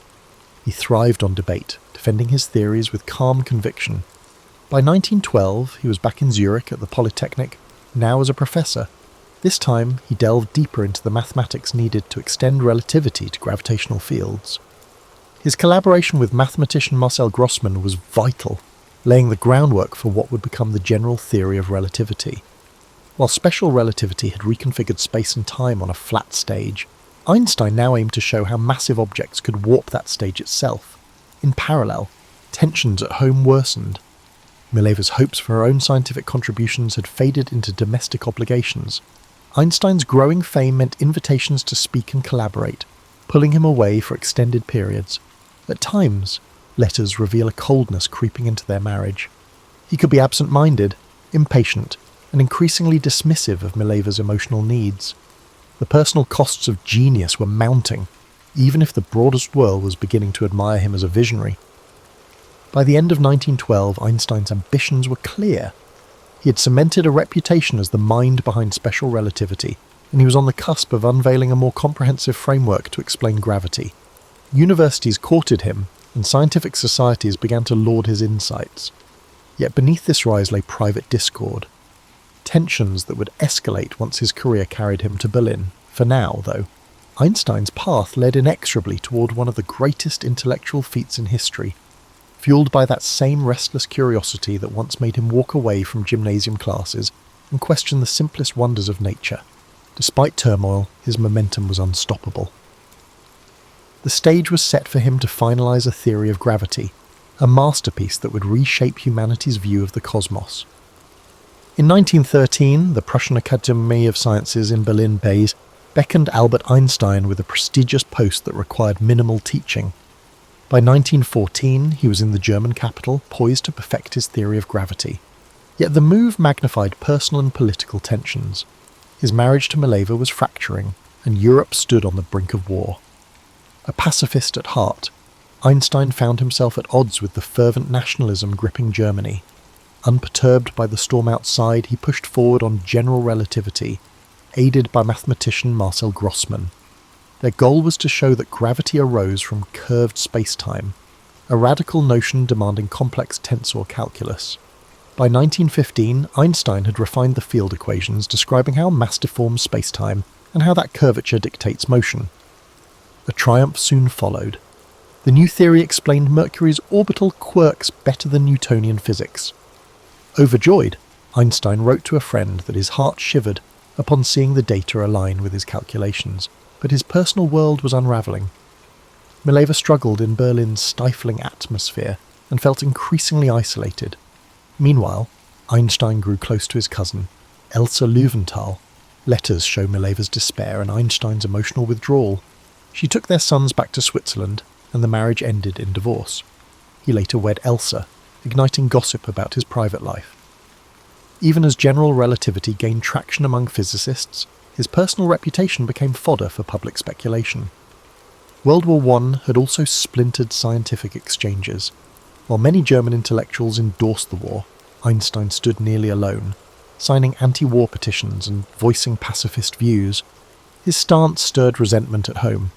Still, foreign scientists such as the British astronomer Arthur Eddington recognised the significance of Einstein's work. Eddington's 1919 eclipse expedition tested whether starlight passing near the Sun would bend according to Einstein's predictions.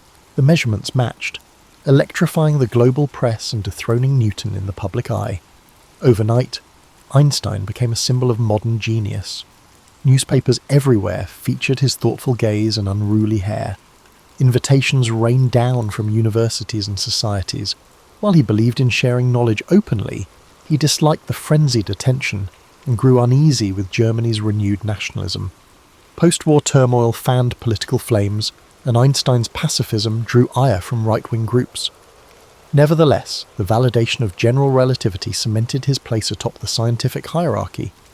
Even skeptics admitted that his calculations matched observable reality in a way no previous theory could. With Mileva in Zurich caring for their sons, Einstein found both freedom and loneliness. He married Elsa in 1919, relying on her to manage his crowded schedule and mitigate public demands. As the 1920s dawned, Einstein was heralded as a visionary whose equations recast the universe as a pliable fabric shaped by energy and mass. These notions paved the way for cosmic models that would soon suggest an expanding universe, involving astronomers like Edwin Hubble. Initially, Einstein proposed a cosmological constant to keep the universe static, but later deemed that idea a mistake, a rare admission of error from a man idolized for brilliance. Meanwhile, he turned his attention back to quantum mechanics, a field he had inadvertently sparked with his photoelectric paper. Newcomers like Werner Heisenberg and Erwin Schrödinger advanced ideas that clashed with Einstein's comfort zone. He balked at the probabilistic nature they proposed, insisting there must be a deeper deterministic layer. Thus began the famed series of debates with Niels Bohr, with Einstein challenging the notion that reality might hinge on randomness. By mid-decade, Einstein's travel schedule ballooned. He toured the United States and parts of Europe, drawing huge crowds. Statesmen, celebrities, and fellow scholars courted his presence. In Germany, however, he faced mounting hostility from nationalist factions who derided his theories as Jewish science. Unfazed, he pressed on, confident that empirical evidence would outlast prejudice. His personal realm, now tethered to Elsa, offered stability. She shielded him from ceaseless demands, allowing him to pursue his ideas in relative peace. Yet the creeping political tide would soon overshadow even Einstein's lofty pursuits. At the dawn of the next decade, Einstein found himself a global icon, yet behind that fame lay deeper struggles and fresh challenges that would shape his destiny. The 1920s were a whirlwind for Einstein, blending scientific milestones with worldwide acclaim. Ever the restless thinker, he spent these years grappling with quantum theory while maintaining his fascination with relativity. Though his general theory of relativity was universally hailed, he grew increasingly uneasy about the indeterminate flavour of quantum mechanics. To him, the idea that fundamental processes could be governed by pure chance seemed incomplete. Einstein's public image soared as he toured Europe and North America. Lecture halls overflowed. Audiences were drawn not just to his ideas, but also to his persona, rumpled suits, mischievous humour, and an aura of introspective brilliance. Journalists clamoured for interviews, often distorting his words into simplistic sound bites. Despite Elsa's best efforts to safeguard his privacy, the cult of personality grew. Politicians hoped his presence would lend prestige to their events, and luminaries from other fields sought his endorsement. Beneath the accolades, Einstein remained wary of fame. He believed that genuine discovery flourished in quiet reflection, not in the spotlight. Whenever possible, he escaped to the Alps or the countryside, revelling in mountain walks and violin practice. Music provided a counterbalance to the rigours of theoretical work, reinforcing his belief that art and science shared a quest for harmony. Meanwhile, in academic circles, the quantum revolution thundered on. Physicists like Niels Bohr, Werner Heisenberg, and Max Born claimed that probabilities lay at the heart of physical reality. Einstein countered that God does not play dice, questioning whether randomness was the final word. Their debates, polite yet intense, fueled a new era of theoretical exploration. The young quantum guard revered Einstein's contributions but insisted that his skepticism missed the theory's core elegance. At the same time, Europe was experiencing social and political upheavals in the aftermath of World War I. Germany's Weimar Republic veered between fragile democracy and looming chaos. Hyperinflation devastated the middle class. Extremist factions, including the nascent Nazi Party, exploited economic despair, promoting xenophobia and anti-Semitism. Einstein, as a Jewish intellectual and an outspoken pacifist, became a prime target for nationalists. Hate mail arrived with disturbing regularity, accusing him of undermining Germany's scientific heritage. Despite these threats, Einstein refused to hide. He rallied for disarmament and international cooperation, endorsing pacifist causes that were deeply unpopular among nationalist circles. His celebrity magnified the visibility of his stance, making him a lightning rod for political hatred. Some colleagues implored him to be more guarded, but he believed moral convictions outweighed personal safety. In 1922, Einstein was awarded the Nobel Prize in Physics, not for relativity, surprisingly, but for his earlier explanation of the photoelectric effect. By then, the Nobel Committee had become wary of the ongoing debates about relativity, yet they could not ignore his contributions to quantum theory. When news arrived, Einstein was travelling in Asia. He embarked on a tour that took him to Japan, where he was met by enthralled crowds and showered with gifts. Notes from that trip reveal a man torn between gratitude for the adulation and a desire for solitude. Upon returning to Germany, Einstein found the political climate darker. The early stirrings of Nazi ideology were creeping into universities and public discourse. Although he tried to remain above petty bickering, vicious attacks on his un-German physics intensified. Right-wing publications branded relativity a hoax. Some of his lectures were disrupted by hostile demonstrators, and rumours of assassination plots circulated. Elsa, deeply concerned, urged him to consider emigrating. Yet Einstein hesitated. He felt a profound connection to German-speaking intellectual life, despite recognising its dangerous currents. He also clung to the hope that reason and goodwill might prevail. When not entangled in politics, he continued refining his approach to quantum puzzles. He developed thought experiments aimed at exposing hidden variables or revealing contradictions in the quantum framework. Each new exchange with Bohr underscored the chasm between Einstein's quest for determinism and the Copenhagen school's acceptance of uncertainty. By the late 1920s, Einstein's stature had grown colossal, but so had his disillusionment with Europe's volatile mood. Whispers of an eventual departure grew louder. In public, he spoke calmly about the spiritual crisis afflicting the continent. Privately, he pondered where his future lay. The man who had once roamed Italy in his youth, yearning for free thought, again stood at a crossroads. When Adolf Hitler rose to power in 1933, Einstein's predicament crystallized. The Nazis targeted Jewish scientists as scapegoats, accusing them of corrupting German culture.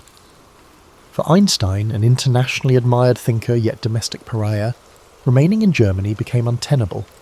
Acting on Elsa's urgings and his own sense of imminent danger, he left Berlin for what would become a permanent exile. Stopping briefly in Europe, he announced his resignation from the Prussian Academy. The move was both symbolic and pragmatic. He refused to serve an institution bent on persecuting him. Although his name still commanded respect abroad, in Germany his books were publicly burned and officials seized his assets. Nazi propaganda labelled him the arch-enemy of true science. Unfazed by personal attacks, Einstein worried about friends and colleagues trapped in a regime that suppressed free thought. He soon found refuge in the United States, accepting an appointment at the newly established Institute for Advanced Study in Princeton, New Jersey. Princeton offered serenity and intellectual autonomy, with no formal teaching duties. The Institute's wooded campus and quiet community reminded Einstein of the tranquility he once treasured in Switzerland. He took up residence in a modest house on Mercer Street, where curious townsfolk would spot him on daily walks, unruly hair, pipe in hand, lost in reflection. Yet exile weighed on him. Though grateful for safety, he missed the vibrant cafes of Europe and lamented the plight of Jewish refugees barred from many countries. He became an outspoken advocate for civil rights and international cooperation, determined to counter the Nazi threat.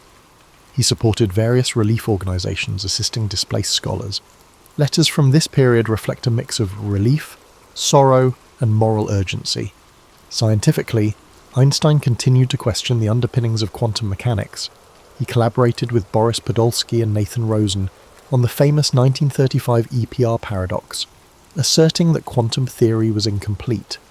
This paper challenged the Copenhagen interpretation by suggesting that spooky action at a distance conflicted with the principles of locality and realism. Though intended to reveal quantum mechanics' shortcomings, the paper instead paved the way for future breakthroughs in quantum entanglement research, ironically fueling the very field Einstein doubted. Meanwhile, global tensions escalated. As Nazi Germany expanded its militaristic ambitions, Einstein was drawn into geopolitical concerns he had tried to avoid. Friends cautioned him about the possibility of an atomic bomb, highlighting the dire consequences if Hitler's regime managed to harness nuclear fission first. Ironically, it was Einstein's own mass-energy equivalence E equals mc squared that foreshadowed the destructive power of splitting the atom. Alarmed by such prospects, he allowed Hungarian émigré physicist Leo Szilard to draft a letter in 1939, alerting US President Franklin D. Roosevelt to the possibility of a German atomic program. This letter, bearing Einstein's signature, catalyzed the Manhattan Project, though Einstein himself never worked directly on atomic weapons. Regret haunted him. In later recollections, he lamented that had he foreseen the scale of devastation nuclear arms would bring, he might never have signed the warning. Yet at the time, Einstein's pacifist leanings clashed with realpolitik, a painful contradiction he carried to the end of his life. Princeton gradually became home. Einstein strolled its streets in tattered sweaters, occasionally offering an impromptu violin performance for friends. He fielded letters from admirers worldwide, often replying with brief but thoughtful notes. Photos from the era show a gentle-faced figure, equal parts grandfatherly and inscrutable. He advised younger scientists, although his own research shifted away from mainstream physics. Fixated on unifying gravity with electromagnetic forces, He pursued a theory of everything that increasingly isolated him from the cutting-edge work on quantum fields. Outside the academic sphere, Einstein gained a voice in public debates. He spoke out against racism in America, comparing it to the anti-Jewish sentiments he had witnessed in Europe. He supported civil rights activists and forged friendships with prominent black leaders, despite the era's pervasive discrimination. Occasionally, he faced criticism for meddling in social issues rather than sticking to science. But Einstein considered moral responsibility inseparable from intellectual freedom. As World War II raged, Einstein's heartbreak was twofold. Germany, once his intellectual cradle, had become a synonym for barbarity, while the Allies were forced to develop weapons of unprecedented lethality. He could only watch from afar, offering moral support and condemnation of fascist ideologies. In the aftermath of World War II, Albert Einstein's status as a global icon solidified. Yet his latter years were marked by reflection and a sense of unresolved questions. Despite pushing physics towards quantum theory, he remained resistant to its probabilistic core. Though the Manhattan Project had validated the destructive potential of E equals mc squared, it also weighed heavily on his conscience. He loathed the arms race that followed and spoke openly against nuclear proliferation. Living in Princeton, he continued his quest for a unified field theory, an ambitious bid to reconcile electromagnetism and gravity under one framework. He toiled over complex equations, convinced that nature possessed an underlying simplicity. Critics, meanwhile, argued that he was out of touch with emerging quantum field theories. Undeterred, Einstein pursued his unification program almost in solitude, likening himself to a lone traveller on a winding road. Younger physicists acknowledged his genius, but often parted ways with his methods, embracing instead the quantum approach he had always found unsettling. Beyond science, Einstein's voice resonated in global debates. He championed a supranational government to curb the risk of nuclear war, advocating collective security over nationalism. Despite controversies, many admired his stance, seeing in him a moral compass shaped by first-hand experience of authoritarianism. He wrote letters to world leaders, sometimes scoring partial victories, often meeting polite indifference. Yet he pressed on, believing that scientific insight conferred a duty to safeguard humanity from its inventions. His private life in Princeton had a gentle routine. Each morning brought a steady stream of letters seeking his opinion on everything from cosmic theories to personal woes. He obliged when he could, but dismissed frivolous requests. Afternoons often involved slow walks or reading classical literature. Evenings might find him improvising on the violin, seeking solace in music's structured freedom. Friends found him warm but occasionally aloof, an introvert who valued genuine conversation yet disdained small talk. Elsa's death in 1936 had left an emotional gap that he filled through companionship with his stepdaughter, Margot, and a circle of close confidants. His older son, Hans Albert, pursued an engineering career, while younger son Eduard battled health challenges that Einstein struggled to comprehend, but he remained steadfast in providing financial and emotional support from afar. As the Cold War dawned, Einstein found himself in a complicated political environment. Paradoxically, the FBI kept files on him, viewing his pacifist leanings and global outlook as potentially subversive. Rumours circulated that he was sympathetic to communist causes, though he consistently denounced Stalinist oppression. Instead, Einstein championed universal human rights. He grew vocally critical of McCarthyism, branding it an assault on intellectual freedom akin to the political witch hunts he had fled in Germany. By the early 1950s, health issues nudged him toward a quieter pace. Yet his mind remained agile, and he sometimes engaged in public letters urging scientists to unite for peaceful endeavours.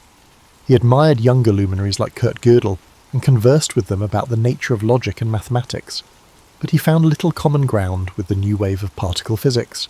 Students worldwide still saw him as an emblem of pure genius, while Einstein himself downplayed personal accolades, insisting he had simply followed his curiosity wherever it led. In 1955, Einstein experienced internal bleeding from an abdominal aneurysm. Though doctors recommended surgery, he refused, declaring that it was his time to go with dignity. True to form, he spent his final days revising a speech he intended to deliver for Israel's 7th anniversary, reflecting his long-standing support for Jewish communities while advocating peaceful coexistence. He died on April 18, 1955, leaving behind notes and half-finished equations in search of that elusive unified field. News of his passing reverberated across the globe. World leaders and fellow scientists paid tribute to the man who had reshaped our understanding of space, time, and energy. Yet Einstein's legacy extended beyond equations. He embodied the principle that moral conviction and intellectual daring can and must coexist. In death, he became even more iconic, his name synonymous with visionary genius, and his photograph instantly recognizable as a totem of human possibility. Today, Einstein's work undergirds technologies from GPS to nuclear power. His debates about quantum mechanics remain at the heart of physics, pointing toward frontiers in entanglement and information theory. In that tension between breathtaking discovery and ethical uncertainty lies the fullest measure of Albert Einstein's singular, complex legacy. Born on January 4th, 1643, in Woolsthorpe, Lincolnshire, England, Isaac Newton arrived into the world during a time of great upheaval. The English Civil War was in full swing, and the country was caught between monarchies, republics, and revolution. But Newton's arrival wasn't anything extraordinary. He was born prematurely and was so small and fragile that his mother reportedly said he could have fit inside a small mug. In fact, it's said that Newton was not expected to survive his early days, yet he defied those odds, growing up to become one of the most influential figures in science and mathematics. As a child, Newton's family life was complicated. His father, also named Isaac Newton, passed away 3 months before he was born, leaving his mother, Hannah Ayscough, to raise him alone. Hannah remarried when Newton was 3 years old, and he was sent to live with his maternal grandmother, while his mother moved away with her new husband. This early separation from his mother would have a lasting impact on Newton's emotional development, leading to periods of intense loneliness throughout his life. Despite his emotional struggles, Newton's intellectual gifts began to shine early on. As a young boy, he attended the King's School in Grantham, where he was known for being solitary and deeply engrossed in his studies. In fact, he was not much of a socializer, preferring to read and experiment on his own. It was during these early school years that Newton began to show an aptitude for invention. One of his most famous childhood experiments was creating a small water clock using a round-bottomed flask, which was one of the earliest signs of his curiosity about the physical world. At the age of 12, Newton's mother brought him back to live with her and her new husband in Woolsthorpe. It was at this time that he began his education at Cambridge University, enrolling at Trinity College in 1661. Cambridge was a world away from the rural life Newton had known, but it would serve as the place where he began his extraordinary journey in the world of science. In the first few years at Cambridge, Newton was fascinated by the works of the great scholars of the time, particularly René Descartes, Galileo Galilei, and Johannes Kepler. These men had made groundbreaking contributions to mathematics, physics, and astronomy, and Newton was eager to learn from their ideas. He was particularly drawn to the study of mathematics and soon became obsessed with solving problems in geometry, algebra, and calculus. However, Newton's journey wasn't without its challenges. The world was entering a tumultuous period during Newton's years at Cambridge. The Great Plague of 1665 struck London, causing the university to close temporarily. Newton, like many others, returned home to Woolsthorpe. It was during this time away from Cambridge, in the isolation of the countryside, that Newton's mind truly began to flourish. This period, known as his Annus Mirabilis, or Year of Wonders, was when Newton made some of his most groundbreaking discoveries. He began to develop his theories on calculus, an entirely new field of mathematics that would allow him to understand the behaviour of motion and change.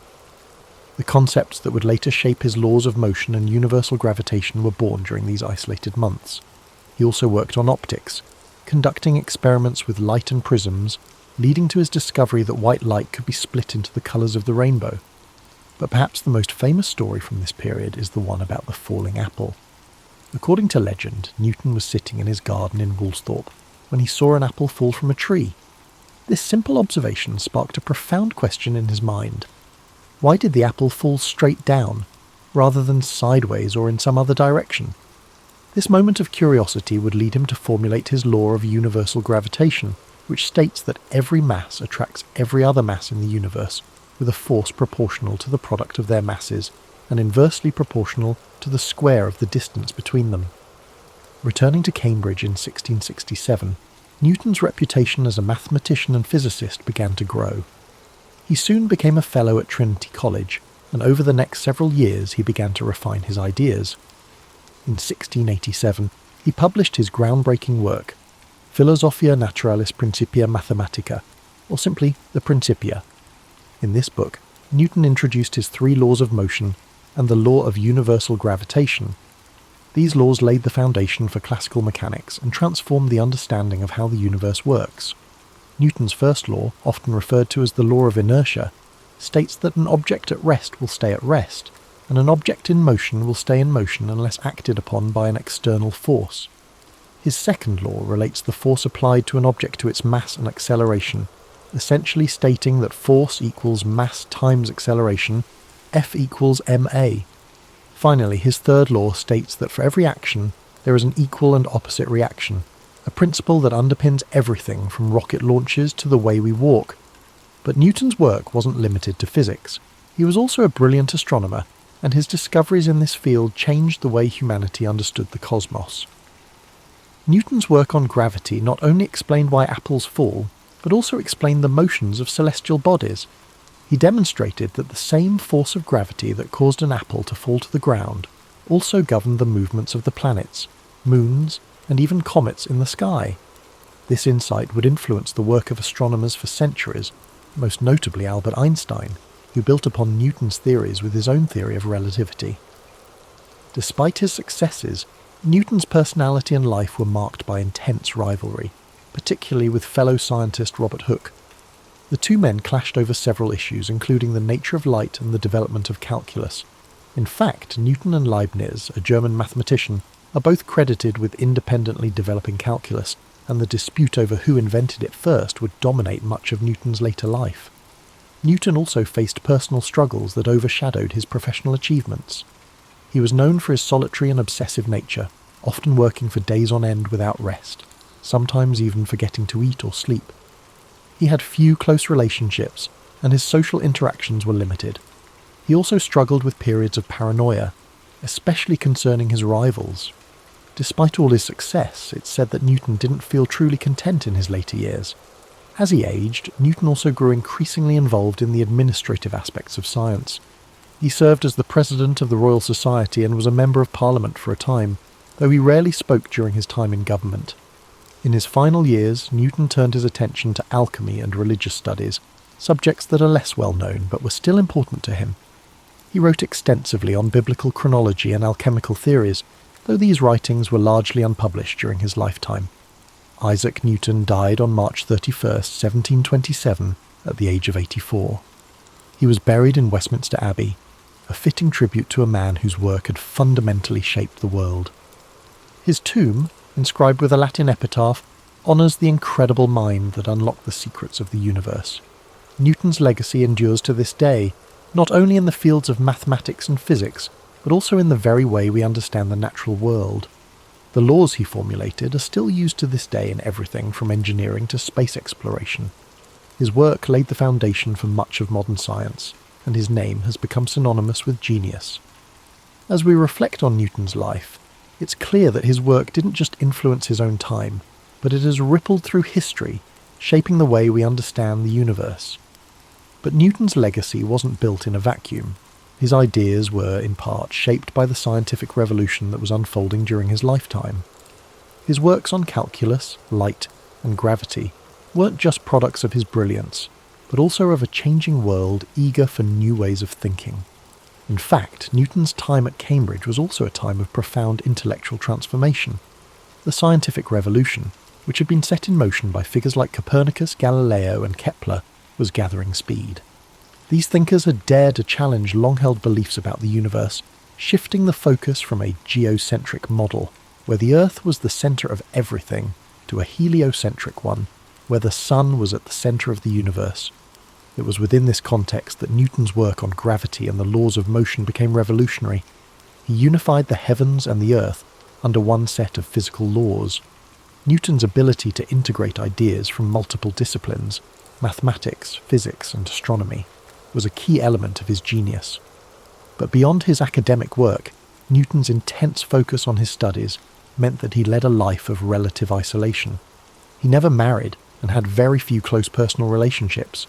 Some say he was a man of great emotional depth, but that his intellectual pursuits often overshadowed his ability to connect with others on a more personal level. It's also worth noting that Newton's work wasn't always received with open arms. His ideas, especially his theories about light and colour, were met with scepticism by some of his contemporaries. Notably, Robert Hooke, an English scientist, became one of Newton's fiercest critics. Hooke's contributions to the understanding of light and elasticity were significant, but Newton's more developed ideas on optics put him in direct conflict with Hooke, creating a rivalry that would last for many years. Newton's battle for intellectual supremacy didn't end there. His dispute with Gottfried Wilhelm Leibniz over the invention of calculus was one of the most bitter and drawn-out academic feuds in history. Both men independently developed the theory of calculus, and the ensuing conflict over who deserved credit for it led to years of acrimony. The battle was not just personal, it had a significant impact on the development of mathematics in Europe. Despite these controversies, Newton's work would ultimately be validated by history. By the time of his death in 1727, he had already established himself as one of the foremost intellectual figures of the Western world. His contributions to mathematics, physics, and astronomy became foundational to the development of modern science, and his Principia is still considered one of the greatest works ever published in the history of science. Now, when we think about Newton's lasting legacy, we cannot overlook the sheer scale of his influence on the way we live today. His laws of motion and the law of universal gravitation are still applied in everything from engineering to space exploration. The space missions that carry astronauts and satellites into orbit rely heavily on Newton's work. The trajectory calculations used to send spacecraft to distant planets, such as the Mars rovers, are based on his principles. His equations have been the bedrock upon which countless scientific advancements have been built. And even though Newton's theories on gravity have been refined and expanded upon by later scientists, such as Albert Einstein with his theory of general relativity, the core ideas about the forces that govern motion and the behaviour of celestial bodies are still grounded in Newtonian mechanics. In a sense, Newton's work provides the framework within which later theories are tested and developed. In addition to his scientific contributions, Newton's influence extended into philosophy, religion, and even the political sphere. As president of the Royal Society, he played a significant role in shaping the direction of scientific research in England. Newton's work helped elevate science to a position of great prestige, laying the groundwork for the Enlightenment, a period in history marked by an emphasis on reason, logic, and scientific inquiry. But despite his global fame, Newton remained a man of contradictions. He was intensely private and could be quite bitter towards those who challenged his ideas. He was known to be secretive, often withholding his work until he felt it was perfect, and sometimes even to the point of being paranoid about rivals. There are stories of him working for days on end without sleep, consumed by his theories, losing touch with reality. This obsessive nature also manifested in his work on alchemy and biblical chronology, fields which seem unrelated to his scientific work but were important to him nonetheless. His pursuit of alchemy, for instance, is one of the lesser-known aspects of his life. Alchemy, an ancient practice that combined elements of chemistry, metallurgy, and mystical thought, was a passion of Newton's. He wrote hundreds of thousands of words on the subject, but his alchemical works remained largely unpublished during his lifetime. It's said that he viewed the pursuit of alchemy as a way to unlock deeper truths about the universe, but this side of his personality was overshadowed by his more well-known scientific work. In the realm of religion, Newton spent considerable time studying the Bible, attempting to decode its messages and understand the natural world through a spiritual lens. While many of his contemporaries were devoutly religious, Newton's religious views were a mix of traditional Christianity and personal, unorthodox beliefs. He believed that the natural world was a reflection of God's design, and that studying the laws of nature was a way to understand the divine order of the universe. Newton's later years were marked by a mixture of public service and intense personal reflection. After spending much of his life in academia, Newton was appointed Warden of the Royal Mint in 1696, where he was tasked with reforming England's coinage system. His work in this role was diligent and successful, and he eventually became Master of the Mint, overseeing the minting of all the country's coins. This role added a new layer to Newton's legacy, proving that his skills extended beyond the academic world into the practical affairs of state. When Isaac Newton passed away in 1727, he left behind a legacy that would change the world forever. He had transformed our understanding of the physical universe and set the stage for centuries of scientific progress. His discoveries continue to be celebrated and studied to this day, with his laws of motion and universal gravitation forming the backbone of much of modern physics and engineering. Today, we remember Newton not just as a scientist, but as a symbol of human curiosity and determination. He was a man who sought to understand the fundamental laws of nature, and in doing so, changed the way humanity sees the world. His story is a reminder that one person, no matter how humble their beginnings, can leave an indelible mark on history. As we draw this exploration of Isaac Newton's life to a close, it's important to reflect on the profound impact he has had on the world we live in today. Though centuries have passed since his death, his contributions continue to shape our understanding of the universe. One of the most remarkable aspects of Newton's legacy is how his theories laid the groundwork for much of modern science. His laws of motion, for example, are still foundational to fields like engineering, aerospace, and robotics. Every time a rocket is launched into space, scientists and engineers rely on Newton's understanding of forces and motion to chart its course. His ideas allow us to send satellites to orbit, predict the trajectory of asteroids, and calculate the velocity of objects moving at incredible speeds. Without his work, our modern technological advancements, especially in fields like space exploration, would not have been possible. Even beyond physics, Newton's influence extends to a variety of other disciplines. His work in mathematics led to the development of calculus, a tool that's now used in everything from economics to medicine. Calculus is indispensable in understanding rates of change, making it essential in fields like biology, chemistry, and even social sciences. It's amazing to think that these equations, developed over 3 centuries ago, are still used by scientists, mathematicians, and economists to solve real-world problems. Newton's discoveries about light and optics, too, paved the way for our modern understanding of vision, colour, and even the development of technologies like telescopes and microscopes. His experiments with prisms demonstrated that light is made up of different colours, fundamentally changing our approach to the study of light waves. His theories on optics played a key role in the development of modern physics, and they still inform cutting-edge research in areas like quantum mechanics and wave theory. But Newton's influence isn't confined to the realm of science and mathematics. His work in establishing a more rigorous, methodical approach to inquiry laid the foundations for the scientific method we rely on today. The idea that the universe operates according to predictable, natural laws that can be understood through observation, experimentation, and reasoning is something we take for granted now, but it was revolutionary in Newton's time. We can also see Newton's impact in the way we approach intellectual problems. His relentless drive to solve complex questions, his commitment to challenging the status quo, and his deep curiosity about the world around him have inspired countless individuals throughout history. Newton's life serves as a reminder that sometimes the pursuit of knowledge requires patience, perseverance, and an unshakable belief that there are answers to be found. Yet, for all of his groundbreaking discoveries, Newton's life was far from perfect. He lived in an era that was often hostile to new ideas, and his own struggles with isolation and personal conflict are a testament to the challenges that even the greatest minds face. Newton was deeply introspective, sometimes to the point of obsession. He had a tendency to push people away, focusing all his energy on his work, which left him with few close relationships. Even in his personal life, Newton found that achieving greatness often came at the cost of emotional fulfillment. In many ways, though, Newton's journey can offer us comfort. His story reminds us that greatness is not always defined by ease or popularity. Sometimes, it's the quiet, solitary pursuit of understanding that leads to the most profound discoveries.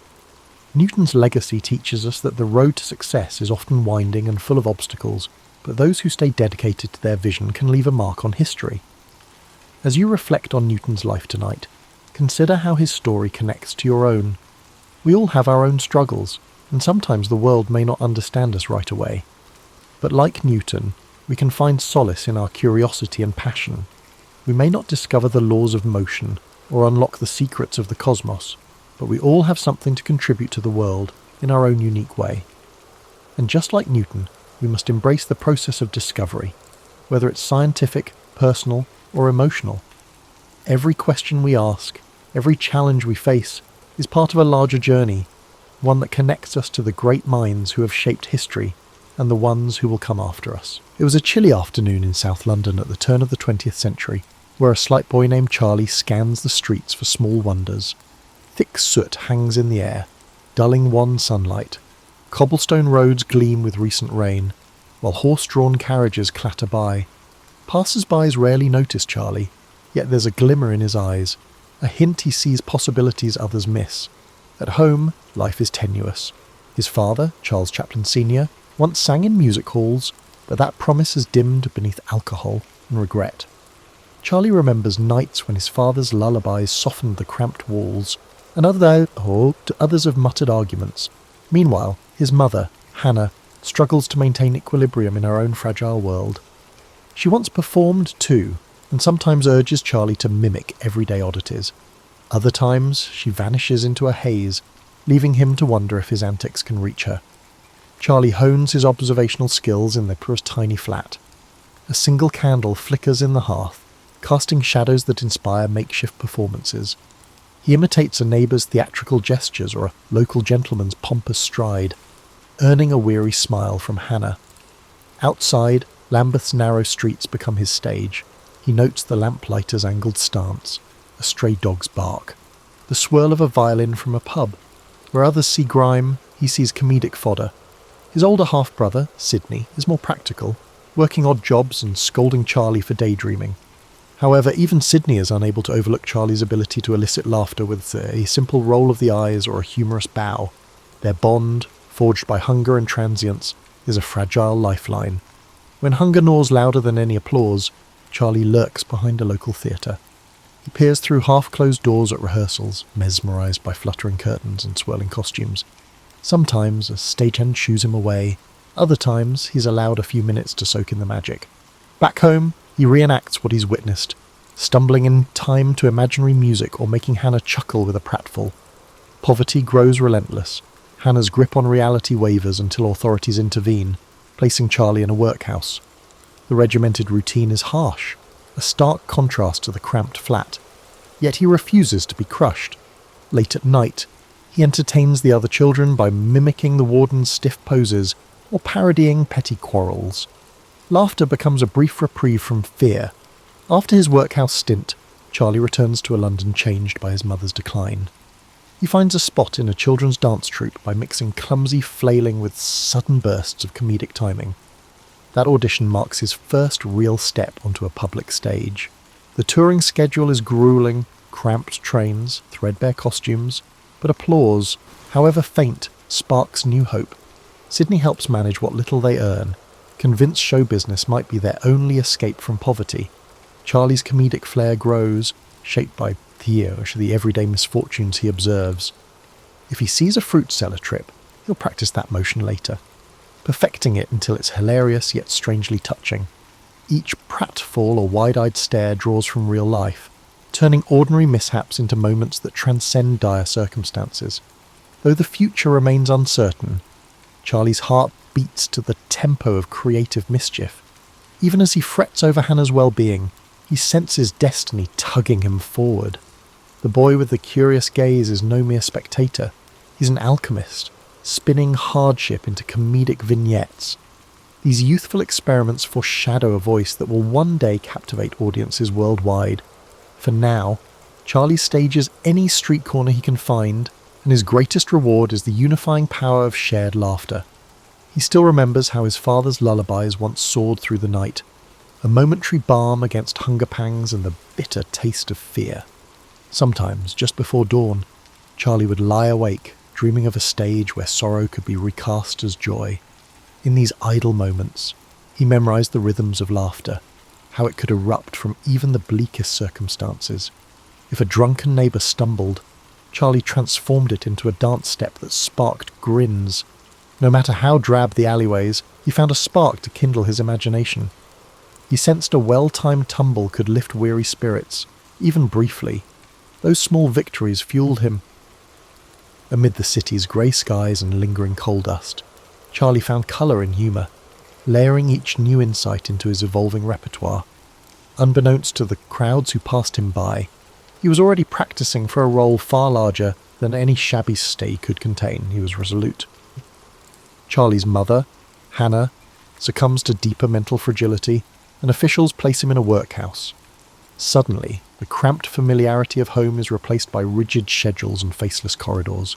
Children cry quietly, their hope eroding under stern watch. In this dreary labyrinth, Charlie clings to memories of Hannah's half-smiles and the musty warmth of dimly lit music halls. At night, he entertains the other kids, imitating wardens or reenacting staff disputes. Laughter, however faint, punctures the gloom. His stay is brief, thanks to sympathetic relatives who reunite him with Sydney. But Hannah's condition has worsened. At times, she acknowledges them, but at other moments, her own sorrow overwhelms her. Charlie's small comedic routines become lifelines, offering a glimmer of normalcy when all else fades. He auditions for a children's dance troupe with raw comedic timing, stumbling and flailing in ways that somehow shine. Despite threadbare clothes, he stands out, capturing the leader's curiosity. Soon, he tours dingy stages and half-full halls. Applause, however modest, affirms that he's more than his circumstances. Sydney manages logistics, scrounging for bookings. Both believe that if Charlie can succeed, they might secure better care for Hannah. Charlie refines each movement, storing real-life encounters for future skits. A pompous conductor or a clumsy fruit vendor sparks new routines. Observing life's contradictions becomes second nature. The schedule is grueling, nights in cold rooms, uncertain pay, unpredictable crowds. Yet each performance is a chance to spark joy. He learns timing is vital. Hold a pose too long and the gag falls flat. Collaboration with fellow acts teaches him to blend multiple comedic beats into a cohesive show. Hannah remains in his thoughts. Letters from home describe her fluctuating moods. Each laugh he conjures feels like a plea for her recovery, a silent vow to return triumphant. Through comedic alchemy, he tries to transform personal anguish into fleeting happiness. Small theatre ads begin to mention his name, labelling him an energetic comic. He meets older performers, many jaded by showbiz. Seeing their cynicism, Charlie resolves to remain hopeful. Performance, he believes, can be more than a paycheck. It can be an escape from bleakness. Though still young, he feels pressure to evolve. As the troupe's childlike novelty wears off, he adapts, weaving physical comedy into more refined sketches. He notices audiences respond to sincerity, even amid pratfalls. He aims to bridge the gap between comedic caricature and heartfelt empathy, so that wealthy patrons and struggling labourers alike find a piece of themselves in his act. A fresh uncertainty lingers. Adolescence creeps in, and he wonders how long he can play the endearing child. Yet each new show steels his resolve. He's tasted the rush of approval and the ache of indifference. Both drive him forward.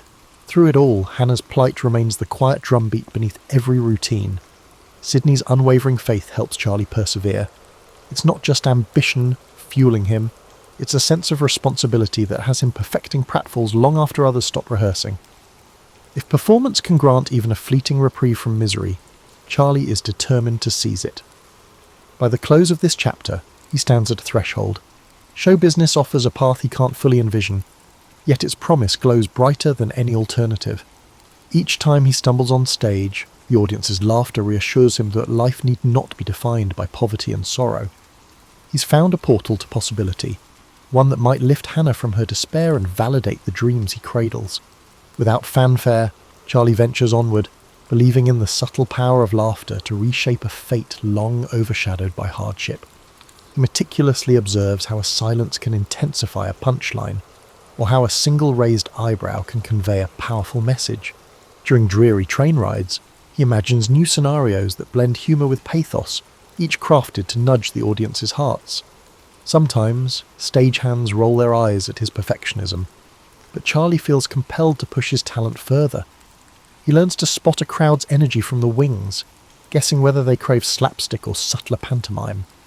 During these early years, he begins to understand the transformative power of comedy. It serves as a comfort against fear and a subtle jab at life's harsh realities. Even the simplest gag can spark unity among strangers. What began as a mere means to eat and survive now feels like a calling that transcends the drabness of London's underbelly. For Charlie, each new routine is a promise that better days might lie ahead. He yearns to be a spark, igniting hope wherever shadows. Charlie's teenage years arrive with dizzying changes. His time in small revues and children's troupes evolves into appearances at modest music halls. He expands his comedic repertoire, practicing pratfalls and silent gags in threadbare dressing rooms.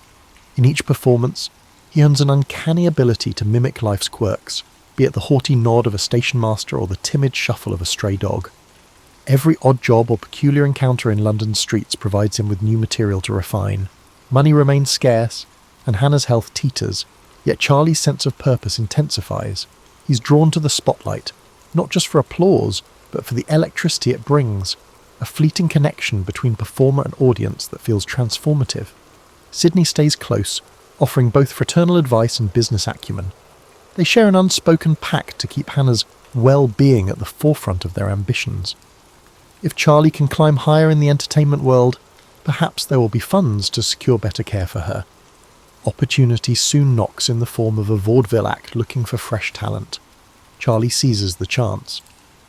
Stepping into a larger circuit that promises slightly better wages and exposure, he discovers an industry brimming with eccentric personalities, jaded comedians who cling to worn-out routines, dancers who sparkle on stage but sob in back alleys, and promoters who talk of fame but pay with coins that barely cover a meal. Charlie navigates it all with a mix of wonder and guarded optimism, gleaning hard lessons about showbiz's fickle nature. On stage, he amplifies his comedic style. His routines feature rapid-fire physical antics interspersed with brief moments of pathos, a balance that intrigues audiences. Unlike some comedians who rely solely on slapstick, Charlie finds that a touch of vulnerability elicits deeper laughter, a camaraderie that bridges social divides. Even the rowdiest crowds quiet when he punctuates a bumbling pratfall with a wistful look, as though yearning for a gentler world. This blend of humour and heart gradually becomes his calling card, a nascent hint of what he'll later perfect in silent cinema. Travelling across England, he sees communities battered by the inequality and jobs lost to new machinery. It resonates with his memories of squalor and hunger, and he weaves these realities into his sketches. Sometimes, a simple gesture, a battered hat doffed at just the right moment, leaves an audience laughing yet oddly moved. He senses that comedy can highlight life's injustices without preaching. The applause that ensues frequently carries a hint of relief, as if laughter serves as the sole remedy for a chaotic world. Then, the Fred Karno Company beckons. Known for elaborate slapstick sketches and precise comedic timing, Karno's troupe is respected in vaudeville circles. After a swift audition in a cramped rehearsal room, Charlie is hired. Instantly, he steps into an environment where discipline matters as much as inspiration. Rehearsals stretch late into the night, every tumble carefully choreographed. Karno insists on meticulous synchronization. No comedic beat is left to chance. Charlie revels in this rigorous approach, discovering that the best gags require exact timing and intense focus. Karno's ensemble soon prepares to tour America, a land of mythic proportions in Charlie's eyes. Crossing the Atlantic on a crowded steamship, he feels the hum of possibility. The moment he steps onto American soil, he's overwhelmed by the frenetic energy of New York City. Towering skyscrapers, flashing electric lights, and melting pot neighborhoods ignite his curiosity. As Karno's troupe traverses the vaudeville circuit, Charlie devours fresh inspirations, the swagger of street vendors, the lilting drawl in a Mississippi town, and the raucous laughter of Midwestern audiences, performing night after night. He refines his craft under the pressure of instantaneous audience feedback. American theatregoers are rowdier and quicker to judge, but also lavish in their praise if they sense authenticity. Charlie's brand of physical comedy, tinged with empathy, resonates across state lines. He relishes each stage as a blank canvas to test new moves, contort his face into improbable expressions and spark roars of laughter. Here, pantomime transcends language. He doesn't need words to communicate longing, mischief, or sorrow. Between shows, he writes letters to Sydney, who remains in England to watch over Hannah. The updates brim with excitement at his American experiences, Yet a thread of worry snakes through every line. Charlie wonders if each successful performance might bring him a step closer to the stability they crave, or if show business is as precarious in the States as it was back home. When the troupe reaches California, sun-drenched and teeming with new film studios, he grows restless. Rumours abound that moving pictures are the future of entertainment. While some older comics scoff, Charlie senses a fresh frontier. If he can convey so much with a simple gesture on stage, imagine what he could accomplish on camera, where expressions can be magnified for all to see. At the conclusion of the tour, Charlie finds himself in a precarious situation. Vaudeville has sharpened his comedic instincts, but the emerging world of film entices him.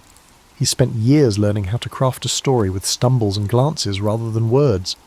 In this new medium, such skills might find their perfect home. Unsure how or when, he clings to the hope that his path will soon lead to film, a place where his silent eloquence might speak volumes. In his pocket, he keeps a note from Sydney detailing Hannah's improving spirits. That alone fortifies him. Each passing show intensifies his sense of a destiny he's just beginning to envision. Fortunately, Max Sennett, the head of the Keystone Film Company, notices Charlie's increasingly captivating stage presence. Intrigued by the wiry comedian who stirs laughter with a twitch of an eyebrow, Sennett offers him a short-term contract. Hesitant yet curious, Charlie steps onto a Keystone set in early 1914, surrounded by banana peels, frenzied chases, and broad slapstick scenes. The chaos is exhilarating, but the film process is unlike anything he's known. There's no native audio or nuance to gauge his performance, just a camera that captures every move in stark finality. He soon embraces the novelty of it. Film allows multiple takes and close-ups that highlight his subtle expressions. Where vaudeville demanded exaggerated gestures to reach the back row, the camera reveals nuance, an eye roll, a knowing smirk, a delayed double take. Charlie revels in these details, quickly learning to craft comedic moments that linger. Audiences see these short reels in Nickelodeons across the country, giggling at the ungainly newcomer whose rubbery movements and distinctive moustache leave a lasting impression. Keystone churns out comedies at breakneck speed. The storylines are paper-thin, a love triangle here, a pie fight there, car chases zigzagging through city streets. Charlie, however, suspects that slapstick can be more than mere chaos. When he's given leeway to direct, he experiments, injecting small doses of empathy into the humour. A fleeting moment where his character sighs or appears embarrassed adds emotional texture to the pratfalls. Before long, his bowler hat, oversized pants and cane transform into a recognisable persona, still unnamed but undeniably distinct. He invests it with a humanity that resonates, even in the midst of Keystone's manic energy. Fame creeps up on him. Moviegoers start referring to him as the little fellow or the tramp, enthralled by his comedic oddities. Newspapers run blurbs praising his rubber-limbed antics. Charlie is still young and uncertain, yet he can't deny the sweet rush of public adoration. He sends bigger money orders back home, hoping Sydney can keep Hannah comfortable. Each success feels like a lifeline extended to the mother he fears he may never see fully healed. However, success within Keystone brings friction. The studio has its established methods, fast production, broad comedy, and Sennett grows uneasy with Charlie's desire for more control. Tensions rise when Charlie requests extra time to perfect a gag or begs for an additional shot to highlight a subtle reaction.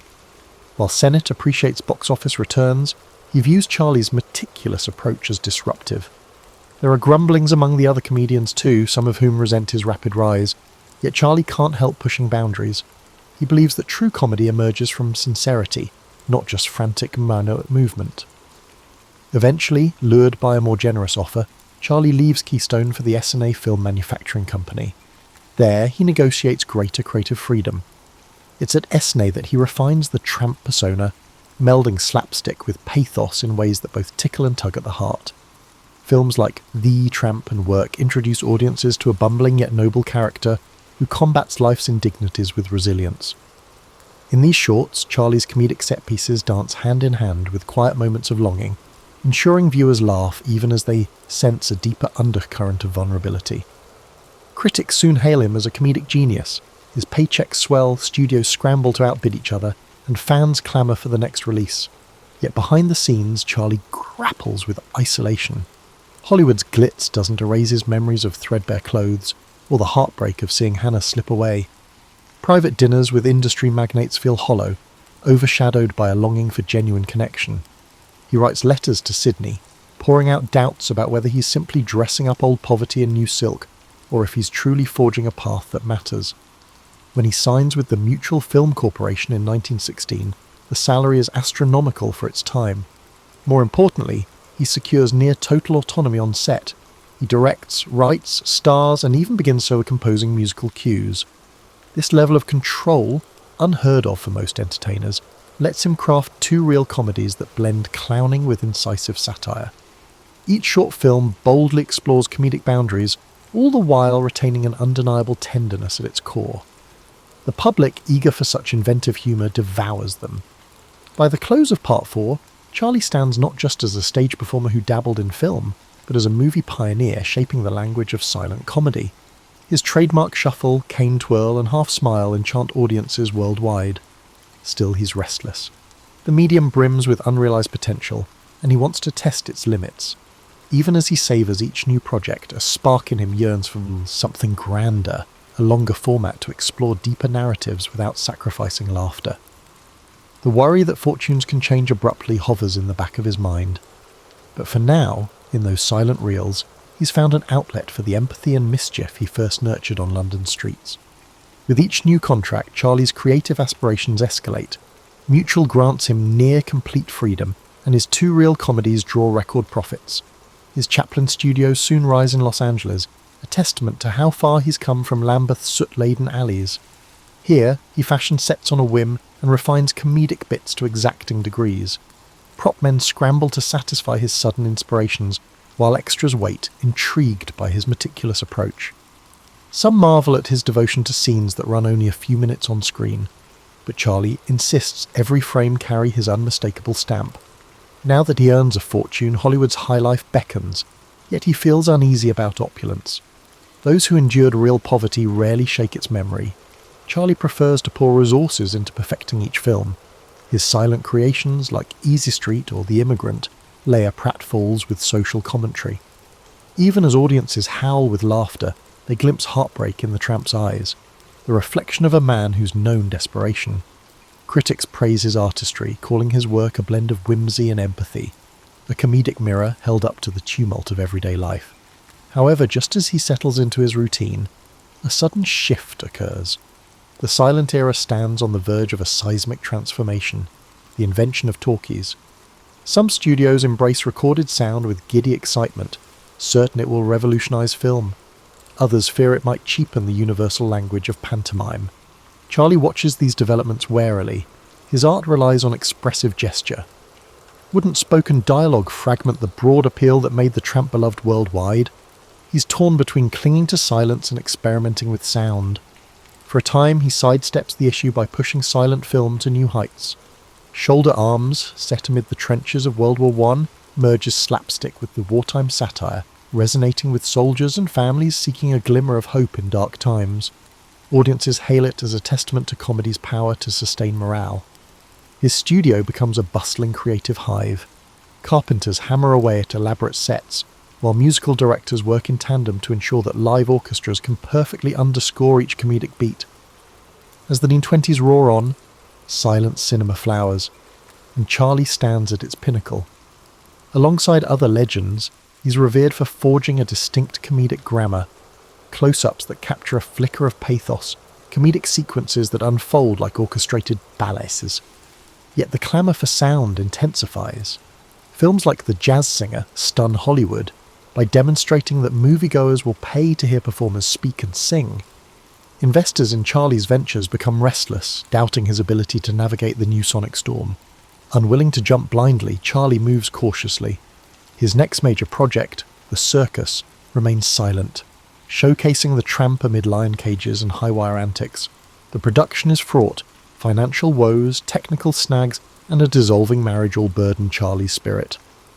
However, despite his constant editing and re-editing, the core of the comedy remains unwavering. When the film premieres in 1928, audiences roar with laughter and tears. For Charlie, it's validation that silence, if wielded thoughtfully, can still conquer hearts. Behind the scenes, he wrestles with personal turbulence.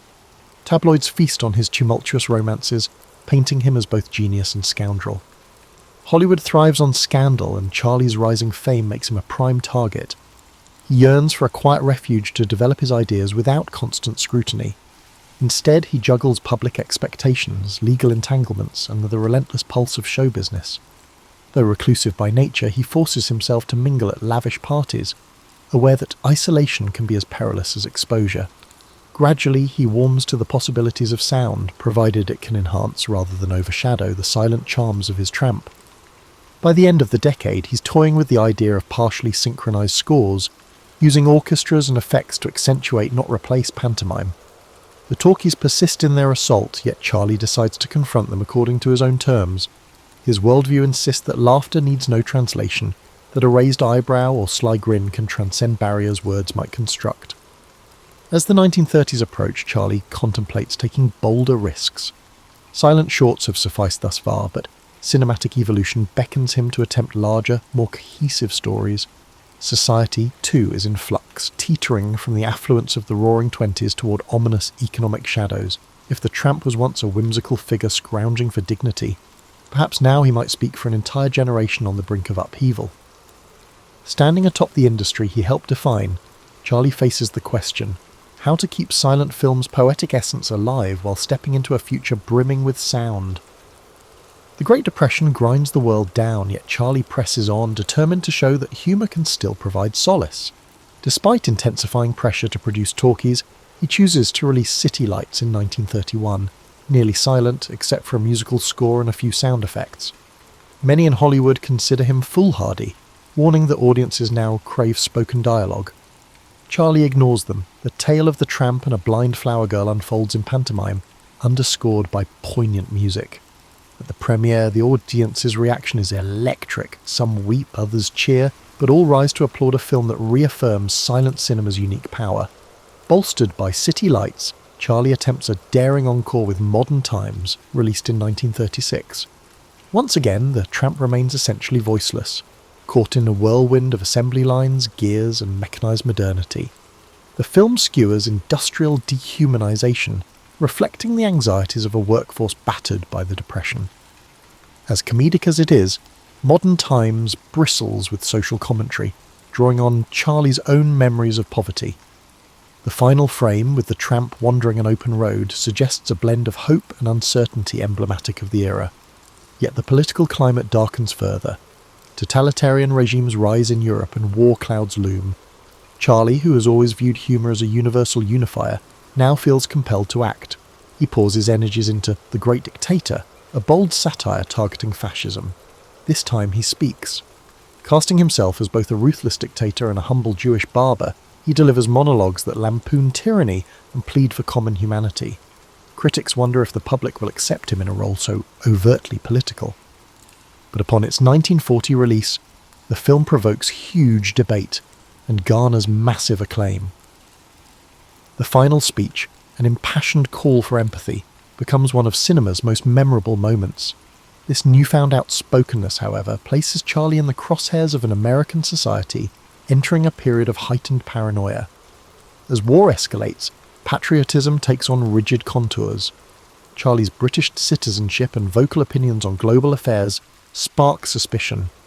Gossip magazines spin narratives about his private life, labelling him a radical or worse. The FBI, led by J. Edgar Hoover, compiles files on him. His open disdain for bigotry and his sympathy for the underprivileged are recast by some as communist sympathies. Even so, Charlie clings to the belief that laughter can diffuse hatred. He attends charity events, pushes for war relief efforts, and speaks out against discrimination. Meanwhile, personal setbacks mount. Controversial relationships, painful divorces, and grueling legal battles keep him in the headlines. He tries to shield his children from the spectacle, wrestling with the chasm between his comedic persona and the scrutiny that dogs him day and night. His extravagant lifestyle, once a symbol of success, now feeds criticism. Enemies portray him as an out-of-touch celebrity meddling in political issues. With the end of World War II, relief is short-lived. A fresh wave of suspicion engulfs Hollywood as the Cold War dawns. Government committees investigate subversive elements in entertainment, and Charlie's name surfaces repeatedly. He defends himself in newspapers, maintaining his stance that comedy must be free to question authority. Still, the tide of public opinion begins to shift. Audiences that once embraced his universal humour grow uneasy at the glare of controversy, leaving Charlie torn between speaking his conscience and preserving his beloved tramp's image. Under these pressures, he completes Monsieur Verdoux, a dark comedy exploring the ethics of murder for profit. Audiences, expecting playful slapstick, are jarred by the film's biting social commentary. Reviews are mixed, and critics argue over whether Charlie has gone too far. Some hail the film as bold satire, others label it unpatriotic. The box office takes a hit. Charlie notices that for the first time in decades his work struggles to find unqualified acclaim. Compounding his woes, the government questions his moral fitness to remain in the country. Departing for the European premiere of Limelight, he learns mid-voyage that his re-entry permit has been revoked. Effectively exiled from the nation where he built his career, Charlie grapples with the realization that the comedic persona cherished by millions has become politically untenable. Headlines proclaim him a banished provocateur, while supporters decry the move as an injustice. Stunned but unbowed, he settles in Switzerland, left to wonder how the tramp's gentle spirit led to such conflict. Switzerland's quiet lakes and lofty peaks become Charlie's new backdrop, a stark contrast to the glare of Hollywood Klieg lights. Denied re-entry to the United States, he settles with his family in a spacious estate, hoping to find peace. Yet even from this alpine refuge he feels the sting of exile. Newspapers worldwide clamour for comment on his banishment. Some condemn America's actions, seeing paranoia run amok. Others chastise Charlie for voicing political views that overstepped his comedic domain. Despite the swirl of controversy, he refuses to retire in bitterness. He channels his restless creativity into new projects, penning ideas for films and writing reflective articles. Time, once a scarce resource in Hollywood's ceaseless churn, now stretches out. He strolls through Swiss villages, occasionally recognised by locals. While no longer hounded by paparazzi, he senses the ache of severed roots. The nation he once considered a second home has slammed its doors, and he wonders if the tramp's universal appeal holds any sway in an era so divided by ideology. In 1957, Charlie releases A King in New York, a satirical jab at American commercialism and paranoia. Filmed in Europe, it portrays a dethroned monarch bewildered by a society obsessed with television ads and witch hunts. Critics see a thinly veiled reflection of Charlie's own banishment. In America, distribution is spotty, with some theatres refusing to show the film. Overseas, it draws praise for its wit, if also sadness at how personal the subject matter feels. Through biting humour, Charlie processes his disillusionment. Meanwhile, his personal life finds stability with his wife, Una O'Neill, 2 decades his junior yet a nurturing presence. Their growing family fills the Swiss estate with laughter, a solace that eases the sting of isolation. Charlie's children know him as a sometimes strict, always imaginative father who regales them with improvised pantomimes. He composes music and revisits past triumphs, gradually shaping the narrative that will become his autobiography. Though ostracised by some, he remains beloved by many abroad, receiving invitations to film retrospectives that hail him as a pioneer of cinematic art. Once McCarthyism fades, the political landscape shifts, leading revisionist perspectives to perceive Charlie's exile as a tragic overreach. Young critics rediscover his silent classics, enthralled by the physical genius that transcends language. University film clubs screen The Gold Rush and City Lights, sparking debates on how comedy can blend with social insight. Students pen essays dissecting the tramp's endearing shuffle, passing each comedic beat as a subtle stand against tyranny and despair. As the 1960s roll into the 1970s, reverence for Charlie Chaplin swells anew. Hollywood, bruised by past fanaticism, grows eager to reconcile. In 1972, the Academy of Motion Picture Arts and Sciences extends an olive branch, an honorary Oscar for his immeasurable contributions to film. Nervous yet touched, Charlie ventures back to the United States for the first time in 2 decades. Stepping onto the Oscar stage, he receives a prolonged standing ovation. Stars, directors, and longtime fans erupt in cheers, wiping tears as the once-shunned legend stands frail but dignified. Overcome, Charlie offers a humble bow, and for a moment it's as if the storms of suspicion and anger never raged. Returning to Switzerland, he lives out his final years in relative peace. While he continues to write, compose, and occasionally entertain friends with impromptu routines, his days of cinematic glory are largely behind him. Yet the world refuses to forget his legacy. Fans from every continent make pilgrimages to pay homage, some leaving heartfelt letters at his gate. They speak of how the tramp's comedic resilience gave them hope in hard times. Charlie's eyes still light up at the notion that simple pantomime can thread together disparate souls. On Christmas Day 1977, Charlie Chaplin sadly passed away in his sleep. Tributes poured in, bridging cultural divides that once loomed so large. No one can deny the colossal imprint he left on cinema and on laughter itself. Across decades of triumph, scandal and exile, he insisted that humour was more than escapism. It was a lifeline, a mirror, a gentle nudge toward empathy. From the cramped tenements of South London to sold-out theatres around the globe, Charlie's journey testified that even the humblest beginnings can spark a revolution of joy.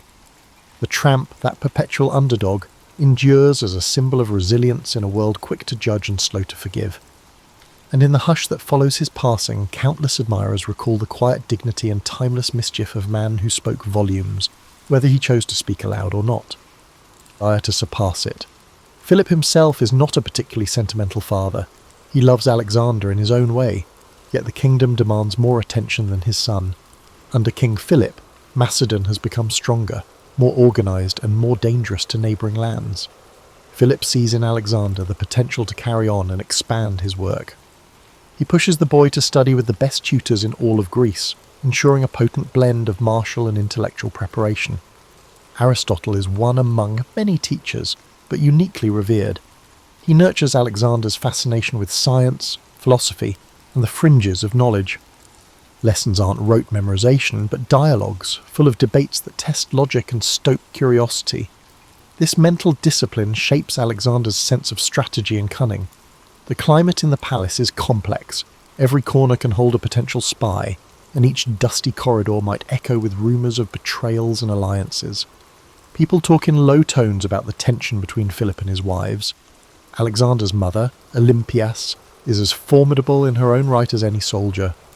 Devout worshipper of the god Dionysus, she's rumoured to participate in midnight rituals involving serpents, drums, and an ecstatic communion with the divine. Some say she is cunning, even a dangerous influence on Alexander. Yet to him, she is not the mysterious priestess, but the unwavering pillar of maternal warmth. Between Philip's stern discipline and Olympias's intense devotion, Alexander is shaped by a certain duality, logic wedded to the mystical, ambition guided by tradition but emboldened by dreams of grandeur. From an early age, Alexander's thirst for the glory finds its first real test in the stables of his father. Legend has it that when he encounters a spirited black stallion named Bucephalus, the horse refuses to be tamed by any of Philip's most capable men. They try, they fail, and the beast is ready to be dismissed. But young Alexander notices the animal's fear of its own shadow. Patiently, he coaxes Bucephalus to face the sun, away from the silhouette that spooked him. In minutes, the horse is calm, and Alexander rides him without protest. Observers watch, stunned, as the boy demonstrates a combination of empathy and ingenuity that even seasoned horsemen lack. From that moment, Bucephalus becomes a living extension of Alexander, a half-wild mirror to his own fierce spirit. In the Macedonian court, no virtue stands above the ability to wage war, an art requiring both brilliance and brute strength. Alexander's basic training begins, filled with the typical rigours, sprinting uphill, wrestling in dusty arenas, and drilling with weapons under the unrelenting heat of the summer sun. Yet his father insists he also master oratory. The skill to sway hearts with words is as valuable in forging alliances as a sharpened spear is in battle. Philip knows that to conquer new lands, you need to win people's faith or kindle their fear. Alexander, even as a teenager, shows promise in both realms before he ever lifts a sword in earnest combat. He has already convinced many of his peers he is destined for greatness. At night, after the strenuous training and political chatter, Alexander retreats to the palace library. He pores over scrolls describing the achievements of legendary heroes, Achilles most of all. When Alexander reads these stories, he doesn't see them as dusty relics, but as signposts of what is possible. Every triumph of Achilles, Every cunning manoeuvre of Odysseus becomes a clue to his own destiny. Yet he's not content to just mirror these heroes.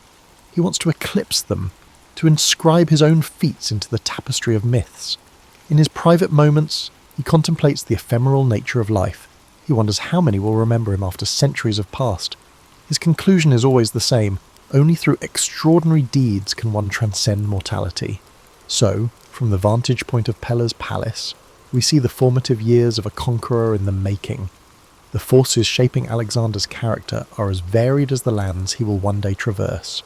The unwavering discipline from King Philip, the fierce spiritual intensity from Olympius, the philosophical grounding from Aristotle, and the burning ambition stoked by legends of warriors past. Already, he's begun forging a path that few in the Greek world, indeed, the entire known world, can envision. He's not simply an heir to a throne. He sees himself as the living manifestation of a myth destined to break the boundaries of what Macedon, or any kingdom, believes is possible. Life in Macedon, even for a prince, is precarious. The hallways of the palace buzz with potential treachery, assassins lurking in the shadows, and cunning allies who are only as loyal as their opportunities demand. Every so often, tensions flare between Philip and the aristocracy. Some resent the king's bold military reforms, believing he is gradually dismantling old tribal structures that once defined Macedonian life. Others fear that while building alliances with Greek city-states, Philip risks losing the distinct identity of Macedon itself. Young Alexander, absorbing these concerns, learns early that power can be fickle. Even the mightiest monarchy can topple under the weight of ambition, both from within and beyond the palace walls. Beyond politics, Alexander wrestles with internal doubt. Yes, he is fearless on a charging horse, but the responsibilities overshadowing him loom far greater. There's a hidden conflict, often unspoken, between father and son. Philip expects gratitude for all he provides: training, a stable empire, connections. But Alexander yearns to chart his own course, unsatisfied by mere inheritance. He wants to carve out something unprecedented, an empire bridging cultures and continents. Sometimes it feels like the older generation just wants to secure Macedon's local dominion, while Alexander's private vision stretches across the horizon. He doesn't articulate it yet, but deep within, the seeds of conquest already take root.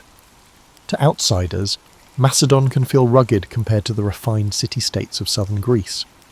Athenians and Spartans might sneer at Macedonian barbarism, but Philip has proven that Macedon's might lies in an organised army led by fierce leadership. Alexander sees the transformations, the phalanx formation perfected, discipline enforced, and new siege technologies tested. He trains alongside hardened veterans who share stories of battles fought against formidable foes. Growing up amid soldiers' banter, Alexander learns not only the physical demands of combat, but also how morale, fear, and loyalty can determine outcomes before the first arrow even flies. Around this time, Alexander is invited to visit Athens with his father. Despite any mocking glances from local intellectuals, he admires the marble columns, the bustling agora, and the philosophical debates that spill out onto street corners. The famed city is a living monument to human achievement in art and reason, yet it also teems with political tensions, a sense of friction between progress and tradition. Walking those storied streets, Alexander muses that controlling a city is far more than just occupying its walls. You must win over its spirit, its sense of cultural pride. He keeps that insight close, suspecting he'll one day need it. Yet tragedy and strife soon converge, as they so often do in the ancient world. Word spreads of plots against Philip. Some revolve around former allies who feel slighted by the king's conquests or suspect he's grown too bold. Alexander stands on the periphery, uncertain whether he should intervene, afraid that any misstep might implicate him as a conspirator. The tension boils over during a grand ceremony, one that should have been a pinnacle of Philip's prestige. In a sudden and shocking moment, an assassin plunges a blade into the king. The crowd gasps. The king of Macedon, unstoppable in battle, falls victim to a single thrust in the confusion of the celebration. Chaos erupts, with bystanders scattering and guards rushing forward. Within minutes, the assassin lies dead, but the damage is done. Philip's lifeblood seeps into the dirt, and Macedon stands at a precipice. Alexander is thrust into an unexpected, yet almost inevitable, position. At age 20, with the kingdom newly crowned upon his head, he must stabilise his realm. Some friends rejoice, convinced this is his destiny. Others wait in tense anticipation, unsure if the fledgling monarch can hold the reins. Fractious lords sense an opening for independence. Rival city-states begin murmuring about retaking lost territory. Even within Macedon, old grudges resurface. All eyes fix on the new king, who must assert control with the same decisiveness as his father, or face disintegration of all that has been built. One of his first orders is brutal and direct, subdue any potential revolts. In a swift campaign, Alexander and his loyal companions quell insurrections, sometimes responding with shocking severity. Towns that challenge him learn the cost of defiance as he razes structures and exacts harsh penalties. These measures, while seemingly cruel, do confirm a crucial fact. The throne is not vacant. Alexander wields power with an iron determination that matches, and at times surpasses, Philip's. Yet behind the stern facade, there's a flicker of deeper purpose. Alexander doesn't want to be the typical monarch who rules merely out of fear. He yearns to unite, to be recognised not just as a conqueror, but as a visionary leader who can guide disparate peoples towards something grander. In the midst of stamping out rebellions, Alexander turns his eyes back to the Greek city-states. Many think him too young to command their respect, until he arrives at Thebes. The city had rebelled, perhaps assuming the new king was inexperienced. In an audacious move, Alexander's troops storm Thebes quickly, unleashing severe punishment. While horrific to watch, it cements a realization across Greece. This is no malleable successor. If Alexander is tested, he will respond forcefully. The punishment also sends a cautionary note to Athens and others tempted to break alliances. Diplomacy, Alexander understands, can be built on intimidation as well as flattery.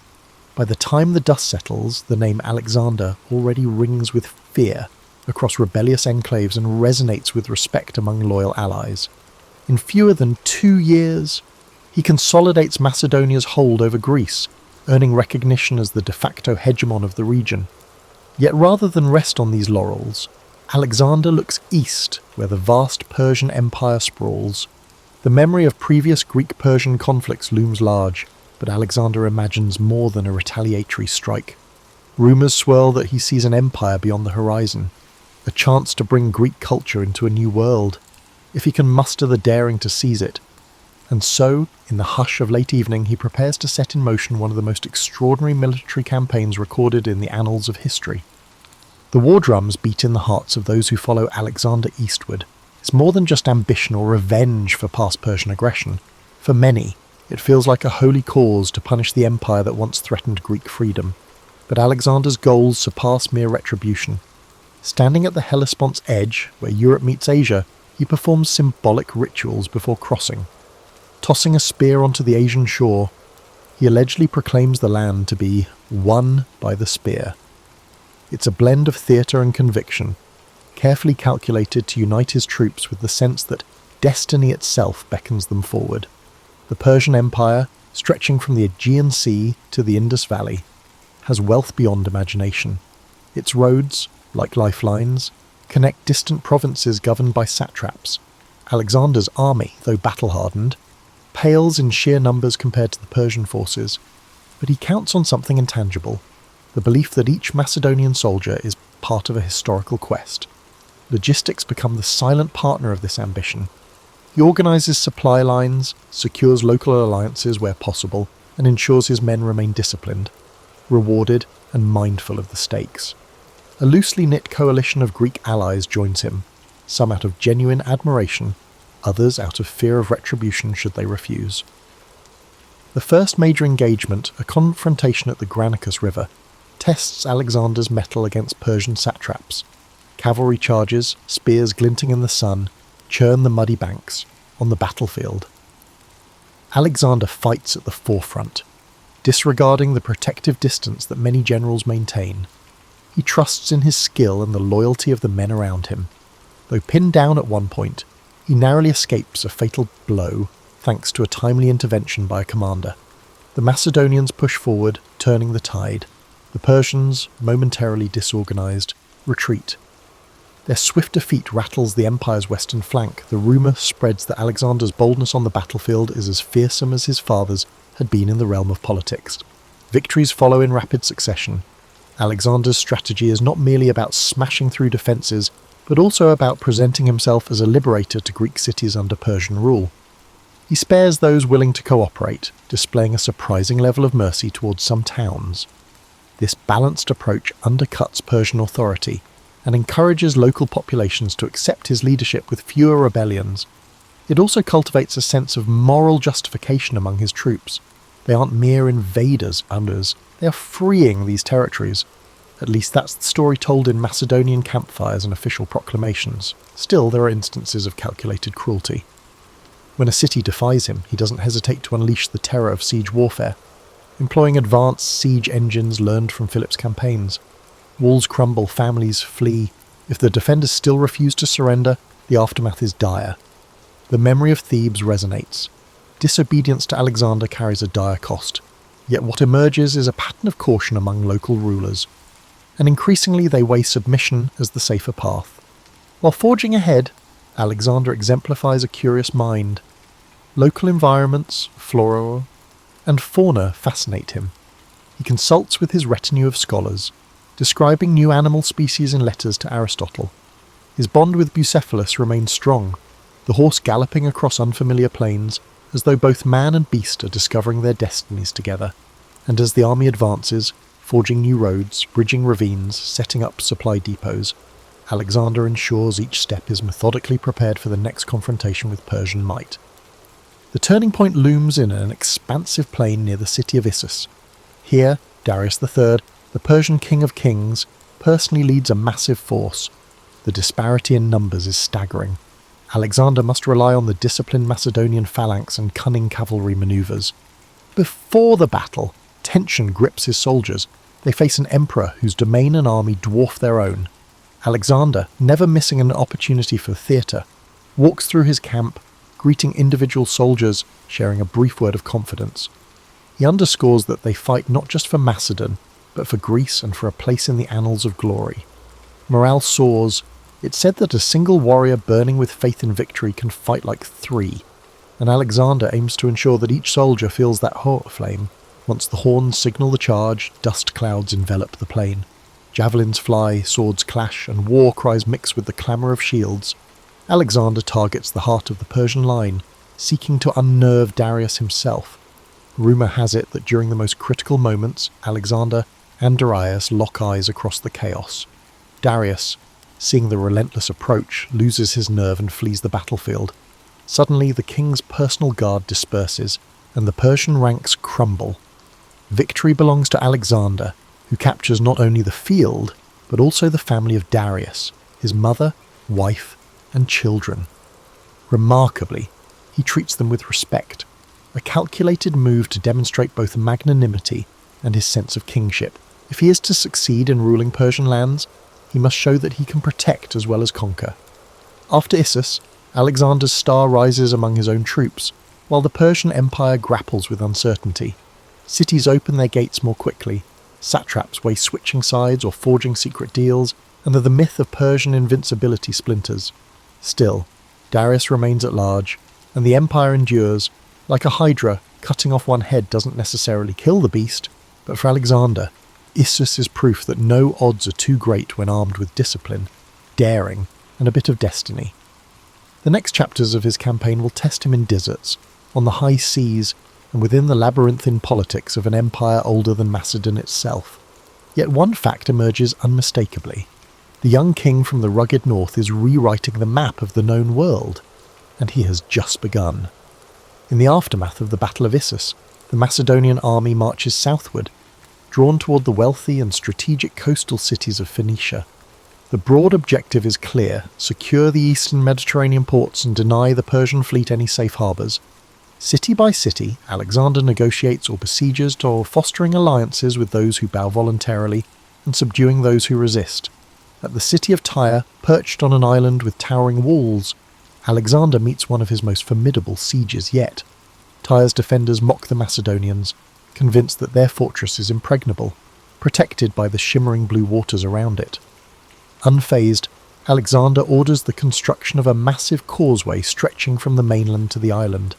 Day by day, the land bridge inches forward, built from timber and rubble. Tyre's defenders hurl blazing projectiles and stage daring naval raids, inflicting casualties. Still, Alexander's men persist. The siege of Tyre drags on for months, an agonizing test of perseverance and engineering. To motivate his frustrated troops, Alexander personally joins them at the construction, shoulders loaded with materials as though he were an ordinary labourer, sweat mingling with dust on his brow. This spectacle of shared hardship stiffens their resolve, forging a deeper bond. Eventually, Macedonian siege engines batter Tyre's walls. The city falls, unleashing a bloody aftermath that once again underscores Alexander's ruthless approach when denied a swift victory. The causeway, left behind in the sea, stands as a testament to his unbending will to succeed. From Tyre, Alexander's gaze shifts to Egypt. The Egyptians, long subjugated by Persia, see an opening in the young conqueror's approach. Upon arrival, Alexander is greeted less as an invader and more as a liberator, welcomed with processions and offerings. The famed city of Memphis opens its gates, and Alexander visits its temples. He's fascinated by the age-old rituals, the colossal statues of the gods, and the labyrinthine lore. For some, his admiration might seem an act, another shrewd political ploy to win hearts. But Alexander truly finds wonder in the cultural richness he encounters. Sensing the importance of Egyptian beliefs, he visits the oracle of Amun at Siwa, traversing desert expanses. Legend suggests that in the hush of the sanctuary, the oracle addresses him as the son of a god. The exact words remain hidden in the desert's silence, but from that day on, Alexander's conviction in his divine destiny intensifies. Seizing this momentum, he founds the city of Alexandria on Egypt's Mediterranean coast, his future capital in the region. Alexander envisions it as a bustling hub for trade, culture, and philosophy. He consults architects on layout and design, ensuring broad avenues to catch the sea breeze and grand public spaces that might rival Athens. Even in the midst of conquest, his mind is drawn to city planning, forging new centres of learning and commerce. For him, building an empire isn't merely about claiming land, it's about shaping the fabric of civilization.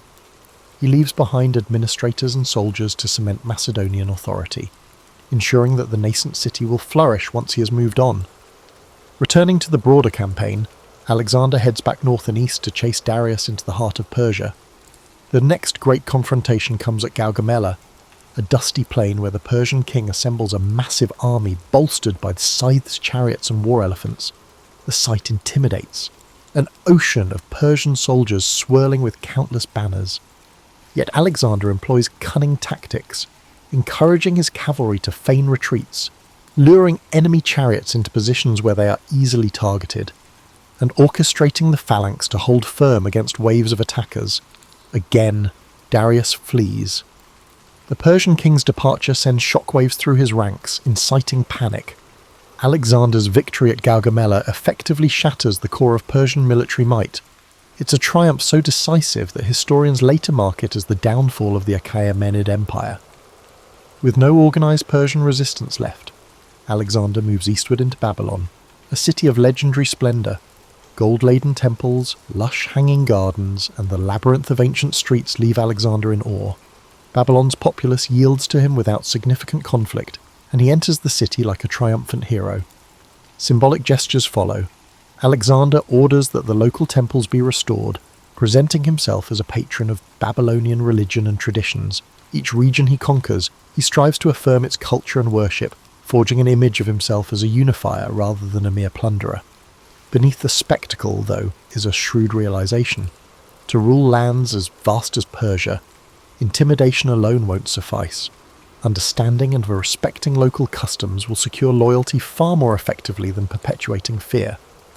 As he journeys further into Persia's heartland, Alexander takes possession of the Persian capital cities, Susa and Persepolis among them. At Persepolis, the seat of Achaemenid power, an iconic event unfolds. During a drunken revel, some Macedonian soldiers, possibly incited by Alexander or by a woman's vengeful suggestion, set fire to the royal palace. Flames dance across priceless reliefs and echo through the columns that once bore testament to Persian might. The devastation stands out as a moment of fiery revenge, avenging centuries of Persian aggression against Greece. Yet, as the embers fade, Alexander reportedly regrets the destruction of such a magnificent sight.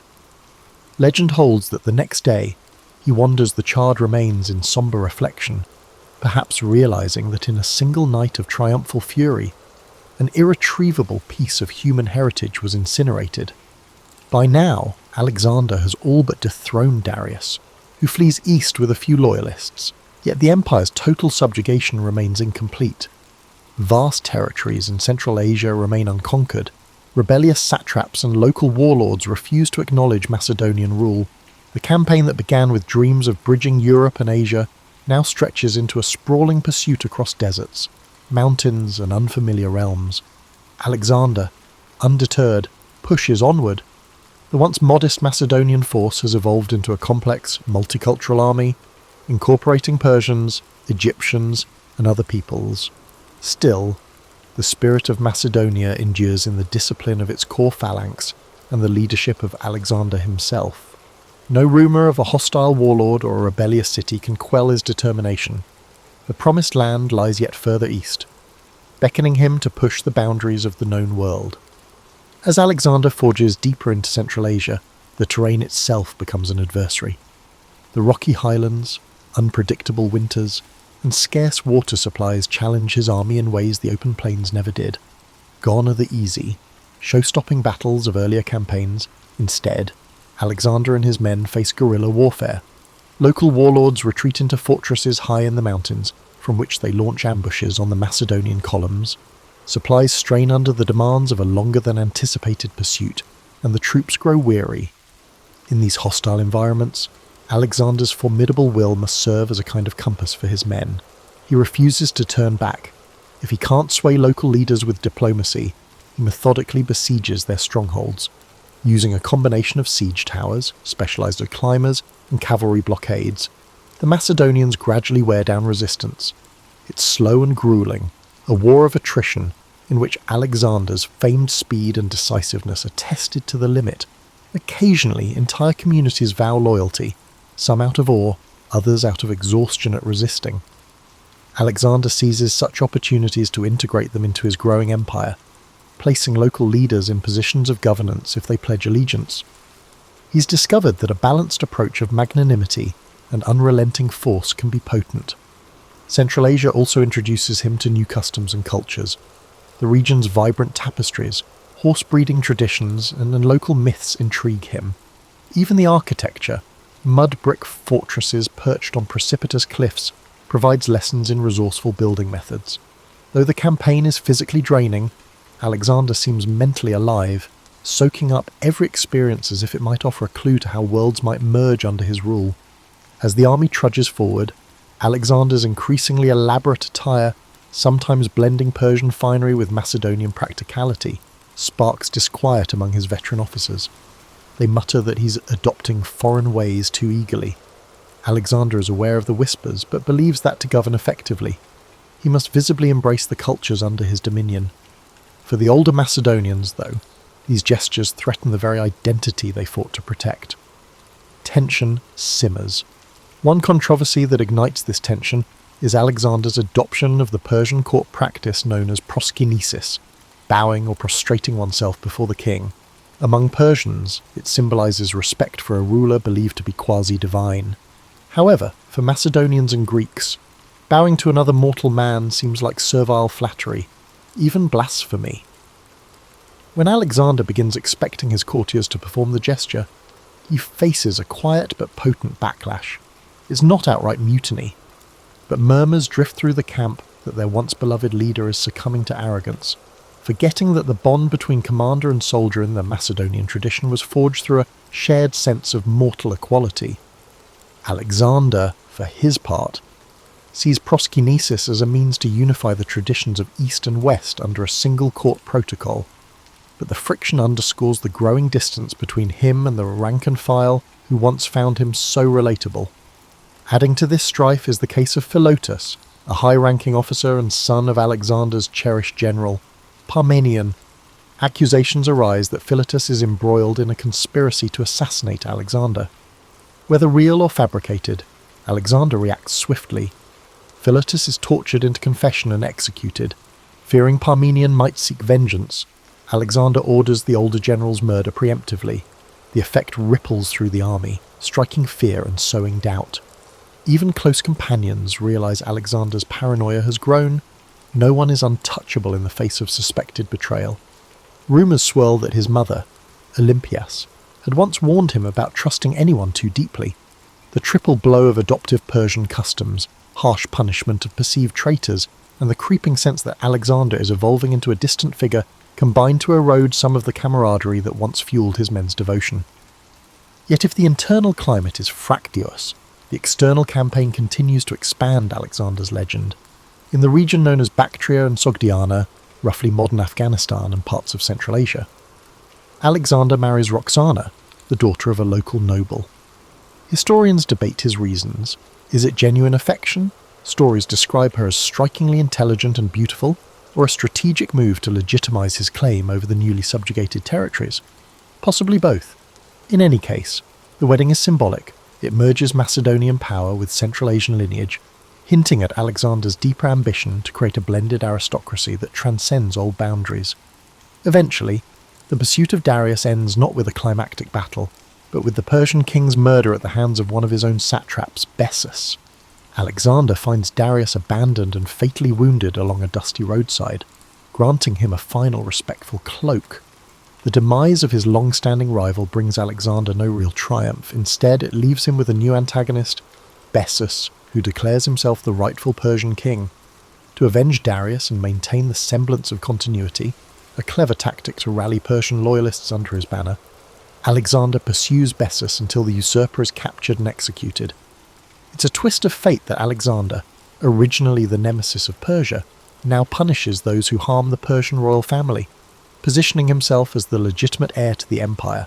With that, Alexander effectively becomes king of Asia, though the label falls short of capturing the enormity of what he's achieved. He's already governed territories from Greece to the eastern edges of the Iranian plateau, but the horizon beckons him yet again, this time toward the far-flung lands of the Indus Valley. Having extended his empire across deserts and mountains, he thirsts for new challenges. No ancient map fully satisfies him. If oceans define the world's boundary, he wants to see that boundary for himself and possibly cross it. Marching into the Indian subcontinent, the vast Indus region, Alexander confronts not a monolithic empire but a tapestry of kingdoms, each with its own traditions, warriors, and alliances. The land is lush, with tropical forests and rivers that swell during monsoon rains. As he advances, he sends envoys to local rulers, hoping to forge alliances or demand submission. Some comply, offering gifts and tribute. Others test his mettle on the battlefield. Famed among these rulers is King Porus, who reigns over a territory in the Punjab region. Taller than most men, Porus is said to command fearsome war elephants that tower over the Macedonian cavalry. When Alexander's scouts bring back tales of the beasts' trumpeting roars and the sight of their sweeping trunks used like living battering rams, it sparks both fascination and anxiety among the troops. Alexander senses this confrontation will be unlike any before. Elephants can shatter a phalanx, throwing even seasoned veterans into disarray. Nevertheless, he refuses to be deterred. In fact, the challenge invigorates him. His route to Porus leads him and his men across the Hydaspes River, where fast currents and monsoon rains make the crossing treacherous. Under the cover of darkness and using diversionary tactics, Alexander manages to transport a significant portion of his forces to the opposite bank, positioning himself to attack. When dawn breaks, the armies face each other on a sodden plain. Porus, astride an elephant, appears regal and unflinching. Alexander, on his trusty Bucephalus, readies his cavalry to harry the flanks. As the battle commences, the thundering of the elephants shakes the ground, sending tremors through the Macedonian lines. Yet Alexander employs cunning. He directs archers to focus on the elephant mahouts, drivers, creating confusion among the beasts, and positions horsemen to strike from multiple angles. The Macedonian infantry displays its trademark discipline, forming tight formations that can pivot to lure elephants into lethal cul-de-sacs. The chaos is intense, mud and blood mingle underfoot, and the roar of maddened elephants resonates across the battlefield. Eventually, Porus's forces buckle under the unrelenting pressure. Even the mighty war elephants, wounded and panicked, turn against their own side in some cases. In the end, the Macedonians triumph. Rather than subjecting Porus to humiliation or execution, Alexander does something unexpected. Impressed by Porus's bravery, he restores him to his throne as a subordinate ruler, extending a policy of pragmatic statesmanship. This act leaves an enduring legacy in the region, capturing the idea that Alexander valued noble opponents and recognised the utility of local rulers who would maintain order in his name. A sense of admiration grows on both sides. Some of Alexander's men remark they've never seen him so openly respectful to a defeated foe. And in return, Porus becomes a loyal ally, at least for a time. Despite the victory, the Macedonians are battered by the tropical climate, monsoon rains, unfamiliar diseases, and the strain of campaigning so far from home. Some murmurs become open pleas to turn back. Many have marched for years, seldom seeing their families. Tales spread of monstrous rivers further east, of endless armies waiting, or of new elephant corps that dwarf Porus's. The men, once intoxicated by a continuous string of conquests, begin to waver. The bond between Alexander and his army is tested. He rallies them with talk of forging an empire that circles the entire known world. Yet even as he speaks, the weariness in their eyes is palpable. At the Hephaestus River, they finally balk, refusing to go any further. Alexander is outraged. This is the first time his men openly defy him en masse. He tries all his powers of persuasion, calling upon their shared glory, reminding them of the unswerving loyalty they once showed under the scorching sun of Persian deserts. But the tired, homesick soldiers refuse to yield. The standoff is deeply emotional. At last, Alexander relents, perhaps realizing that an empire without an army to maintain it would collapse anyway. He constructs large altars at the boundary, symbolically marking the furthest point of his march and dedicating them to the gods. It's a gesture that provides him a sense of closure, even as frustration roils in his heart. The retreat begins. Though it's hardly a straightforward journey home, Alexander splits his forces, sending part by river while he leads the remainder through the harsh Gedrosian desert, modern-day southern Pakistan and Iran. This route is fraught with scorching heat, water scarcity, and sandstorms that obscure the sun. Many men succumb to thirst, exhaustion, and disease, leaving their bleached bones on the barren dunes. The retreat, in a way, becomes more of a trial than any of the battles waged. Alexander shares in the hardships. He famously pours out a helmet of offered water onto the sand rather than drinking it himself when his men have none. Such acts rekindle a measure of respect, though no one can forget the scale of the suffering they endure. At length, the battered army reunites near the Persian heartland. In place of triumphal parades, there is subdued relief. They have conquered more territory than any Greek or Macedonian ever dreamed possible. Yet the human toll is devastating. Alexander now stands at the apex of his power, in theory the ruler of everything from the Ionian Sea to the fringes of India. He has tested the boundaries of the world as known to him, but he can't escape an inevitable question.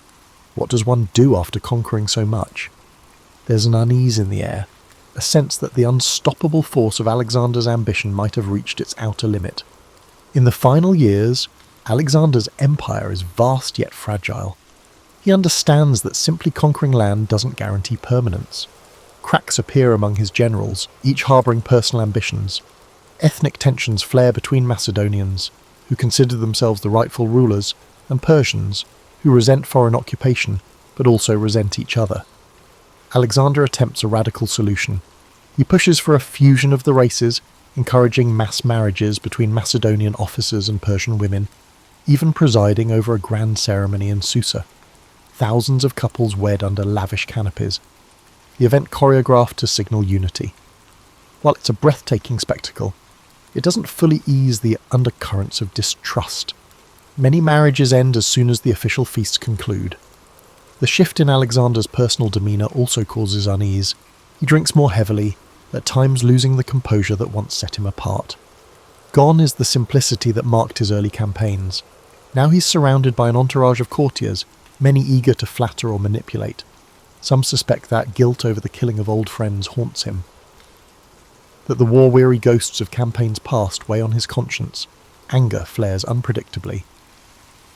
In one infamous episode, during a heated argument, he fatally stabs Clytus the Black, the same officer who once saved Alexander's life at the Battle of the Granicus.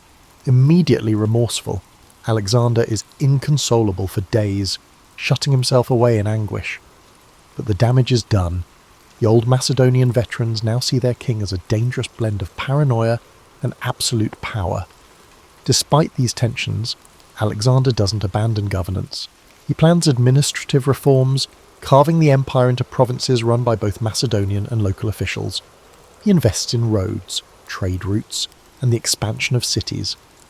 Alexandria in Egypt blossoms into a vibrant metropolis, a beacon of Hellenistic culture. Similar foundations or refoundations across Asia create a network of Alexandrias, each intended as a focal point of Greek influence entwined with local customs. Scholars travel these routes, exchanging knowledge from Athens, Babylon, and beyond. Alexander envisions a cosmopolitan tapestry, though whether such a vision can survive him remains uncertain. He even contemplates new campaigns. Rumours swirl that he wants to press into the Arabian Peninsula, that he might return to India with a fresh army, or sail around Africa to find a western sea route. The man who once stood restless in the courtyard of Pella still cannot resist the siren call of uncharted horizons. Yet fate intervenes. While residing in Babylon, his chosen administrative centre, Alexander falls ill after a prolonged banquet. High fever grips him. Some whisper it's the result of poisoning. Others claim it's malaria, typhoid, or complications from old battle wounds. The unstoppable conqueror, only in his early 30s, finds himself bedridden.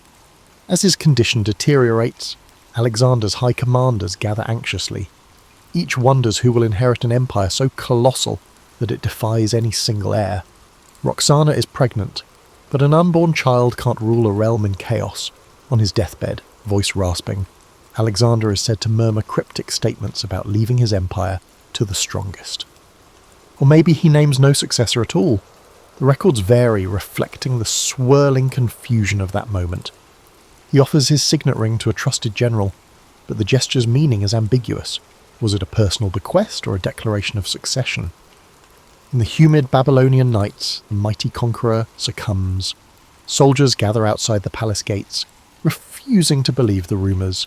They beg to see him one last time. Legend says the dying Alexander is carried to an antechamber, where he silently acknowledges his troops with his eyes. Too weak to speak, sorrow envelops them. The man who led them across oceans, deserts, and countless battlefields is now leaving them, with no clear directive for tomorrow.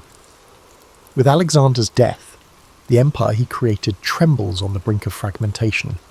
Generals, later called the Diadochi, will carve the territories into separate kingdoms, forging their own dynasties in Egypt, Asia Minor, and beyond. Many of the cities Alexander founded remain, cultural crossroads that spin out new fusions of art, philosophy, and religion. Hellenistic influence spreads further than any purely Greek city-state ever could have imagined, shaping centuries of development in lands as far as the Indus Valley. And what of Alexander's legacy? For some, he is a brilliant strategist who rewrote the art of warfare, a king who integrated peoples and stoked the fires of cross-cultural exchange. To others, he is a figure of tragic hubris, dragging thousands into a long, bloody march fueled by personal ambition. Stories from the Indus to the Nile, from the Oxus River to the Aegean Sea, carry fragments of his legend. Over centuries, the raw details morph into myths. Poets transform him into a demigod. Historians debate his virtues and vices, and explorers invoke his name when embarking on perilous quests. But above all, Alexander remains the restless soul of antiquity, a leader who, from his first steps on Macedonian soil, dreamed not of limiting horizons but of breaking them. His life stands as a testament to the sheer, and sometimes terrifying, force of will, forever leaving questions about how one man's drive can alter the course of nations for good or ill. Thus concludes our tapestry of Alexander the Great, a story woven from dusty paths, rivers of conflict, lavish banquets, and fleeting triumphs. He was shaped by powerful parents, guided by philosophers, tested on countless battlefields, and enthralled by the promise of immortality through conquest. Whether or not he had achieved that immortality remains for us to judge.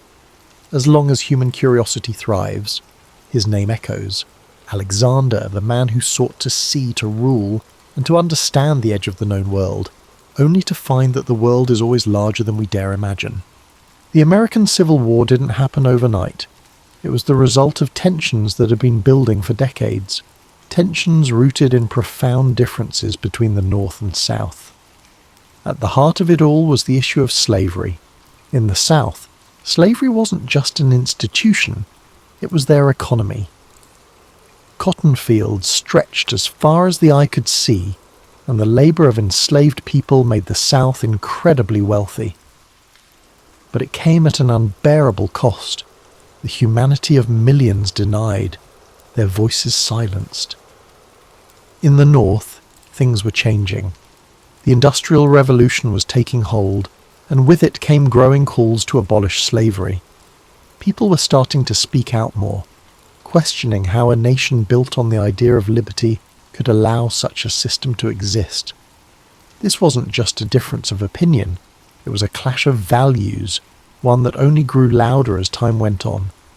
Then there was the question of states' rights. Southern leaders believed they had the right to govern themselves without interference, especially when it came to slavery. They feared that the federal government, growing stronger by the year, would strip them of their autonomy. On the other side, many in the North believed that a united country required a strong central government, one that could uphold the principles of freedom and equality. The country tried to hold itself together through compromise. The Missouri Compromise, the Compromise of 1850, these were like bandages on a wound that just wouldn't heal. Each new agreement seemed to deepen the mistrust between the North and South. By the 1850s, things were nearing a breaking point. Laws like the Fugitive Slave Act demanded that even people in free states help capture runaway slaves, and that outraged abolitionists. Books like Harriet Beecher Stowe's Uncle Tom's Cabin brought the horrors of slavery to light, stirring emotions on both sides. Then came politics. The Republican Party was formed, with a platform that directly opposed the expansion of slavery. When Abraham Lincoln was elected president in 1860, it was the final straw for the South. His victory wasn't just a political loss, it felt like a direct threat to their way of life. Southern states began to secede from the Union, forming the Confederate States of America, and just like that, the country reached its breaking point.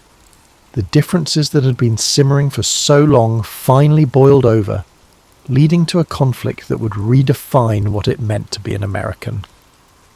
As you think about these divisions, take a deep breath.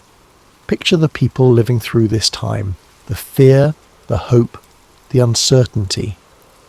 Let the weight of their struggles soften as you relax, knowing that history is full of lessons about resilience, progress, and the power of moving forward. By the spring of 1861, the tensions that had been tearing the nation apart finally reached a boiling point.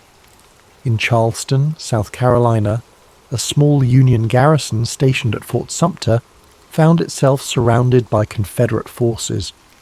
The fort had become a symbol of defiance for the Union and a test of legitimacy for the Confederacy. Both sides knew that what happened there could set the tone for what was to come. After weeks of tense standoff, Confederate forces under the command of General P.G.T. Beauregard demanded that the Union troops surrender the fort. When Major Robert Anderson, the Union commander, refused, the Confederate forces opened fire on April 12, 1861. For 34 hours the cannons roared, lighting up the harbour with fiery streaks and deafening booms. The soldiers inside Fort Sumter endured the bombardment as best they could, but with no reinforcements and supplies dwindling, Major Anderson had no choice but to surrender. The fall of Fort Sumter was more than just the opening act of the Civil War. It was a spark that ignited the passions of both the North and South. News of the attack spread like wildfire, stirring anger and determination on both sides. In the North, President Abraham Lincoln issued a call for 75,000 volunteers to suppress the rebellion. The response was overwhelming, with men from towns and cities across the Union stepping forward, ready to fight for the preservation of the nation. In the South, the bombardment of Fort Sumter was seen as a declaration of independence. More states, including Virginia, North Carolina, Tennessee and Arkansas, joined the Confederacy. The divide was now complete, the lines drawn between two very different visions of America. The early days of the war were marked by a sense of optimism on both sides. Many believed the conflict would be brief, with one decisive battle bringing it to an end. Young men marched off to war with confidence, their families cheering them on with flags and songs. But beneath the surface, the reality of what was to come was far graver than anyone could imagine. As you think about the beginnings of this war, allow your mind to soften its grip on the tension. Picture the soldiers standing on the shores of Charleston Harbour, their breaths visible in the cool dawn air, their thoughts uncertain but resolute. Imagine the cannon fire fading into silence, replaced by the gentle rhythm of waves lapping against the shore. Let this moment remind you that even in the face of division, hope and resolve can endure. As the war moved from the hopeful marches of its early days to the grim reality of prolonged conflict, the battles became larger, bloodier, and more devastating than anyone could have imagined. Names like Antietam, Gettysburg, and Vicksburg became etched into the collective memory of a nation forever changed by the horrors of war. In September 1862, the Battle of Antietam unfolded in Maryland. It was a single day of unimaginable carnage. Soldiers clashed in cornfields and along winding roads, with cannon fire and musket shots tearing through the air. By the end of the day, more than 22,000 men were dead, wounded, or missing. The ground was soaked with blood, and the scale of the losses left an indelible mark on those who survived. But out of this tragedy came a turning point. President Lincoln used the Union's strategic victory at Antietam to announce the Emancipation Proclamation, redefining the war as a fight not just to preserve the Union but to end slavery. Then came Gettysburg, the battle often seen as the turning point of the war. For 3 days in July 1863, Union and Confederate forces clashed in the rolling hills and fields of Pennsylvania. The stakes were enormous and the fighting relentless. On the third day, Confederate General Robert E. Lee ordered a bold assault known as Pickett's Charge. Thousands of Confederate soldiers marched across an open field under withering Union fire. The charge failed, leaving the Confederate army battered and retreating. Gettysburg marked the beginning of the end for the Confederacy, but the cost was staggering. More than 50,000 casualties in just 3 days. Further south, the Union Army achieved another critical victory at Vicksburg, Mississippi, securing control of the Mississippi River. The campaign was grueling, with soldiers enduring sweltering heat, constant skirmishes, and the hardships of siege warfare. When Vicksburg fell on July 4th, 1863, the Confederacy was effectively split in two, a devastating blow to their cause. These battles revealed the full weight of the Civil War, not just in numbers but in the profound human cost. Families mourned the loss of fathers, brothers and sons. Soldiers bore the scars of battle, both physical and emotional. The countryside was littered with the remnants of war, broken cannons, torn flags, and fields that once grew crops now filled with unmarked graves. As you reflect on these moments, let your thoughts rest lightly on the courage of those who lived through these battles. Picture the quiet after the storm, the fields growing still, the sun setting over the hills, and the long shadows stretching across the land. Let this image of stillness and resilience bring a sense of calm to your own thoughts, reminding you that even in the darkest times, there is always a path to healing. While the Civil War raged on the battlefields, the lives of those who remained at home were transformed in ways that were just as profound. Families were torn apart, communities reshaped, and everyday life became a constant balancing act between hope and hardship. In the North, industry boomed as factories shifted their focus to produce weapons, uniforms, and supplies for the Union Army. Women took on roles they had never imagined, working in factories, managing farms, and volunteering as nurses.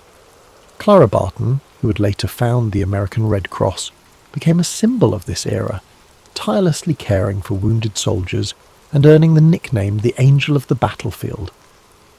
But even as the war effort created new opportunities, it brought heartache, with families anxiously awaiting news from the front lines. In the South, the war brought devastation. Cities like Atlanta and Richmond were transformed into hubs of Confederate military activity, but as Union forces advanced, they left a trail of destruction in their wake. Fields that once grew cotton and tobacco now stood fallow or burned. With so many men away fighting, women and children were left to manage farms, often without the resources they needed. Food shortages became common, and Confederate currency quickly lost its value, plunging families into poverty. Both sides experienced the emotional toll of war. Letters became lifelines, offering glimpses of love, worry, and resilience. Soldiers wrote about the hardships they faced, while their families wrote back with words of encouragement and longing. These letters carried the weight of entire relationships, connecting lives separated by hundreds of miles. In addition to the physical and emotional struggles, the war also brought questions of identity and purpose. Enslaved people in the South began to seize opportunities for freedom as Union forces advanced. Some escaped to the North, while others joined the Union Army, fighting for their own liberation and the promise of a new life. The Emancipation Proclamation, announced in 1862, gave their efforts a powerful voice, transforming the war into a fight not just for unity but for justice. Amid all this upheaval, communities found moments of solace. Churches became places of gathering and prayer, offering comfort to those who had lost so much. Music, too, became a source of strength. Patriotic anthems, sorrowful ballads, and spirituals filled the air, reflecting the hopes and fears of a nation at war. As you reflect on the home front, allow yourself to feel the weight of these quiet acts of resilience. Picture a mother sewing by candlelight, her stitches steady even as her heart aches with worry, or a soldier reading a letter from home, finding strength in the words of love and hope. Let these moments of humanity remind you of the enduring power of connection, even in the face of immense challenge. By 1864, the Civil War had entered its fourth year. The hope for a quick resolution had long faded, replaced by the grim reality of a war that seemed to have no end. But momentum was beginning to shift. The Union, under new and determined leadership, launched a series of campaigns that would bring the war to a close, though not without immense sacrifice. General Ulysses S. Grant had risen to command the Union forces, bringing with him a relentless strategy of total war. Unlike his predecessors, Grant was willing to engage the Confederate armies directly, knowing that the Union's superior numbers and resources could eventually wear them down. His overland campaign in Virginia was brutal, with battles like the Wilderness and Cold Harbor leaving tens of thousands dead. Yet Grant pressed on, earning the nickname Unconditional Surrender for his unwavering resolve. In the Deep South, General William Tecumseh Sherman carried out his infamous March to the Sea, cutting a path of destruction from Atlanta to Savannah. Sherman's goal was to break the South's will to fight by targeting not just its armies, but its infrastructure and resources. Railroads were torn up, factories dismantled, and crops burned. The devastation was immense, but it succeeded in crippling the Confederacy's ability to sustain the war. As Union forces closed in, Confederate morale began to crumble. Desertions increased, supplies dwindled, and the reality of defeat loomed. In April 1865, General Robert E. Lee's Army of Northern Virginia, the backbone of the Confederate forces, found itself surrounded near the village of Appomattox Courthouse. With no hope of escape, Lee met with Grant to negotiate surrender. Their meeting on April 9th, 1865, marked the end of the war's major fighting. The terms Grant offered were generous, allowing Confederate soldiers to return home with their horses and personal belongings. His intention was to heal the nation rather than humiliate its defeated half. It was a moment of quiet dignity, the beginning of a long and difficult process of reconciliation. Yet, even as the war ended, its cost was staggering. More than 600,000 lives had been lost, and much of the South lay in ruins. President Abraham Lincoln, who had guided the Union through its darkest hours, would not live to see the fruits of his efforts. Just days after Lee's surrender, Lincoln was assassinated by John Wilkes Booth, a Confederate sympathizer, plunging the nation into mourning. The war had answered two critical questions. The Union would endure and slavery would not, but it left behind deep scars, both physical and emotional, that would take generations to heal. The Reconstruction era that followed was fraught with challenges, as the nation struggled to rebuild and redefine itself. As you reflect on the end of this monumental conflict, let the weight of its lessons rest gently in your thoughts. Imagine the quiet after the surrender, the weary soldiers returning home, the fields gradually returning to life, and the first rays of hope shining through the darkness. Let these images remind you of the strength it takes to rebuild and the enduring resilience of the human spirit. When the guns fell silent and the soldiers returned home, the United States was a changed nation. The Civil War had been a crucible, testing the very foundation of the country and reshaping its identity forever. Though the fighting was over, the legacy of this monumental conflict continued to echo through the generations, shaping the path forward for a fractured but hopeful nation. One of the most profound outcomes of the war was the abolition of slavery. The Emancipation Proclamation had begun this process, but it was the 13th Amendment, ratified in December 1865, that formally ended the institution that had defined so much of the nation's conflict. Millions of formerly enslaved people began new lives, but the road ahead was steep. The promises of freedom were met with resistance, and the Reconstruction era revealed just how deep the division still ran. The war also redefined the relationship between the states and the federal government. No longer would the question of secession hang over the Union. The victory of the North solidified the idea that the United States was not just a collection of states, but a single, indivisible nation. It was a hard-fought truth, one that cost countless lives but ultimately preserved the Union. Yet the scars of war were everywhere. The South faced immense physical and economic devastation. Cities had been reduced to rubble, and entire communities were struggling to rebuild. The loss of so many men left families broken and towns forever changed. Even in the North, where victory was celebrated, the weight of the sacrifices made was impossible to ignore. For the soldiers who fought, the war left an indelible mark. Some returned home to rebuild their lives, carrying memories of camaraderie and courage. Others bore wounds, both seen and unseen, that would shape the rest of their days. Memorials began to rise in towns across the country, honouring the fallen and reminding future generations of the cost of conflict. The Civil War also left a legacy of storytelling. Veterans shared their experiences, songs from the era became part of the cultural fabric, and writers like Walt Whitman and Ambrose Bierce captured the emotional depth of the war in poetry and prose. These stories served not only to remember, but to help a nation heal, to bridge the gaps between North and South, and to offer lessons for the future. As you reflect on the legacy of the Civil War, let the enormity of its lessons settle softly in your thoughts.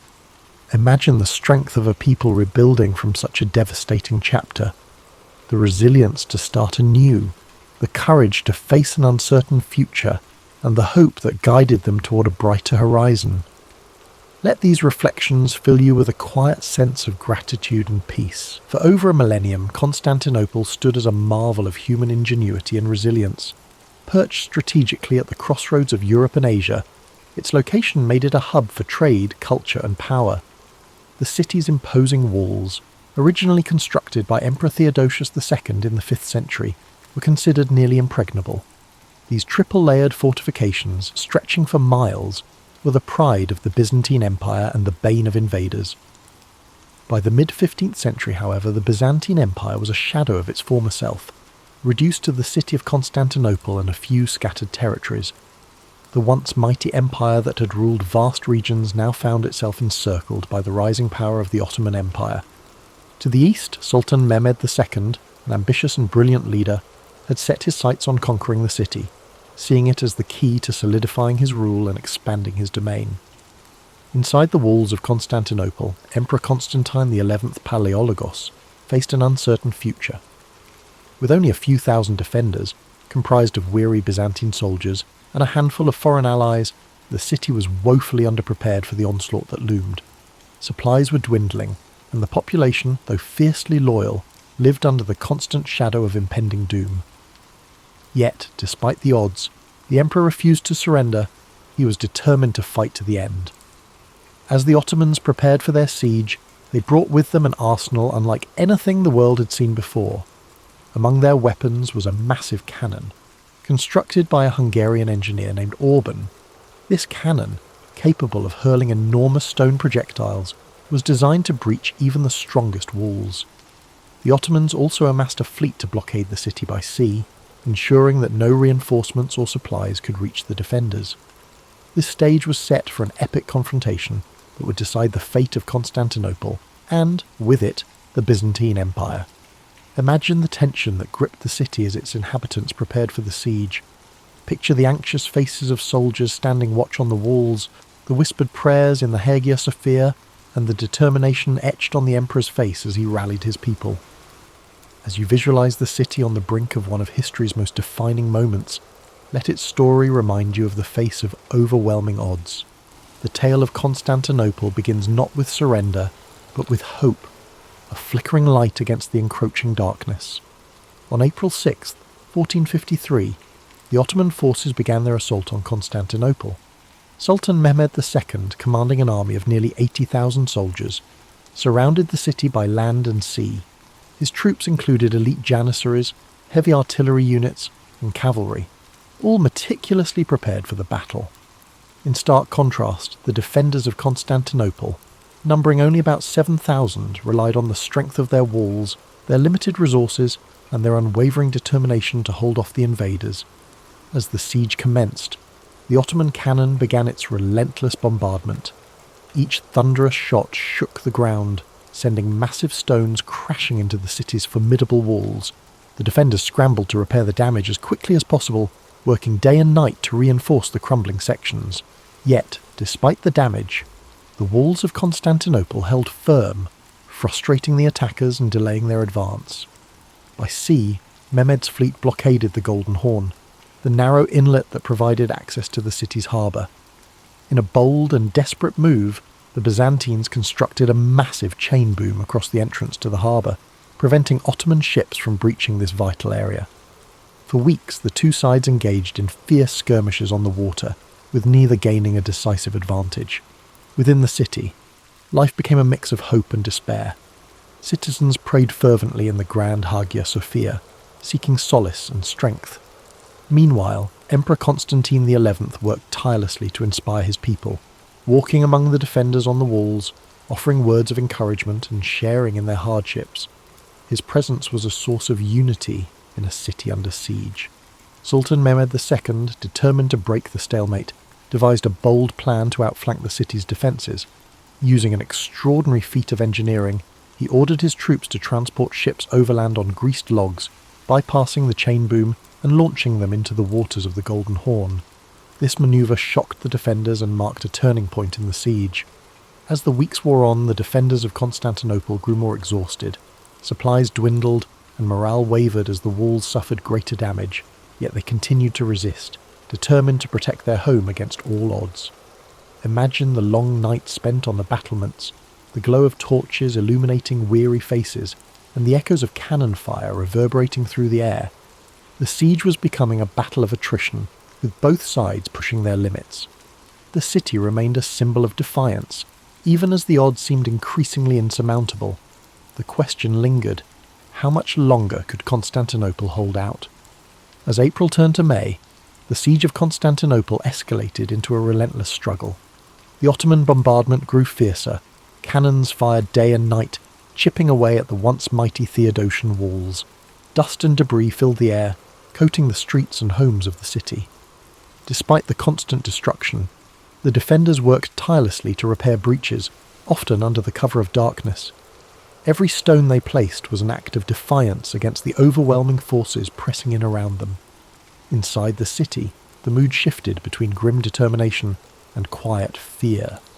Emperor Constantine XI continued to rally his people, addressing soldiers, citizens and priests alike. His words were simple but powerful, reminding them that they were fighting not just for their lives but for their culture, faith and history. Families huddled together in their homes, offering whispered prayers for protection. In the Hagia Sophia, the city's spiritual heart, the clergy led solemn services, their chants echoing in the grand dome chamber.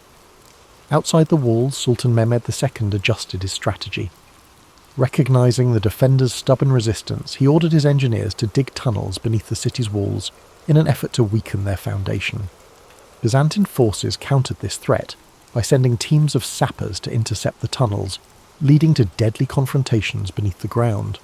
These underground battles, fought in narrow, dimly lit passageways, added another layer of desperation to an already harrowing siege. The Ottomans also intensified their efforts on the Golden Horn. The fleet, now partially inside the harbour thanks to Mehmed's audacious manoeuvre, launched a series of attacks on the Byzantine navy. The defenders fought valiantly, using fire ships and skilled tactics to hold off the superior Ottoman fleet. But their resources were stretched thin, and each victory came at a high cost. The city's residents faced growing hardships. Food supplies dwindled, forcing strict rationing and leading to widespread hunger. The constant noise of the siege, cannon blasts, the clash of swords, and the cries of battle made restful sleep nearly impossible. And yet, the people endured, drawing strength from their shared purpose and their leaders' unyielding resolve. As May progressed, the city's defenders began to realize that relief from the outside was unlikely. The Venetian and Genoese fleets, though sympathetic to the Byzantine cause, were entangled in their own conflicts and slow to act. Constantinople stood alone against the might of the Ottoman Empire. The stage was set for a climactic confrontation. The city was battered but unbroken, its defenders refusing to yield despite the impossible odds. The Ottomans, frustrated by the slow progress of the siege, prepared for an all-out assault to breach the walls and claim their prize. The air was heavy with tension, every moment pregnant with the possibility of triumph or tragedy. As the final days of the siege approached, one could feel the weight of history bearing down on Constantinople. The city's fate hung in the balance, and the world watched, waiting to see how this epic struggle would end. Yet as the cannon blasts faded into the distance and the days turned into long quiet nights, imagine the peaceful stillness settling over the defenders of the city. The weight of the struggle seemed to lift, replaced by a soft calm that allowed weary eyes to rest, even amidst the constant pressure of the siege.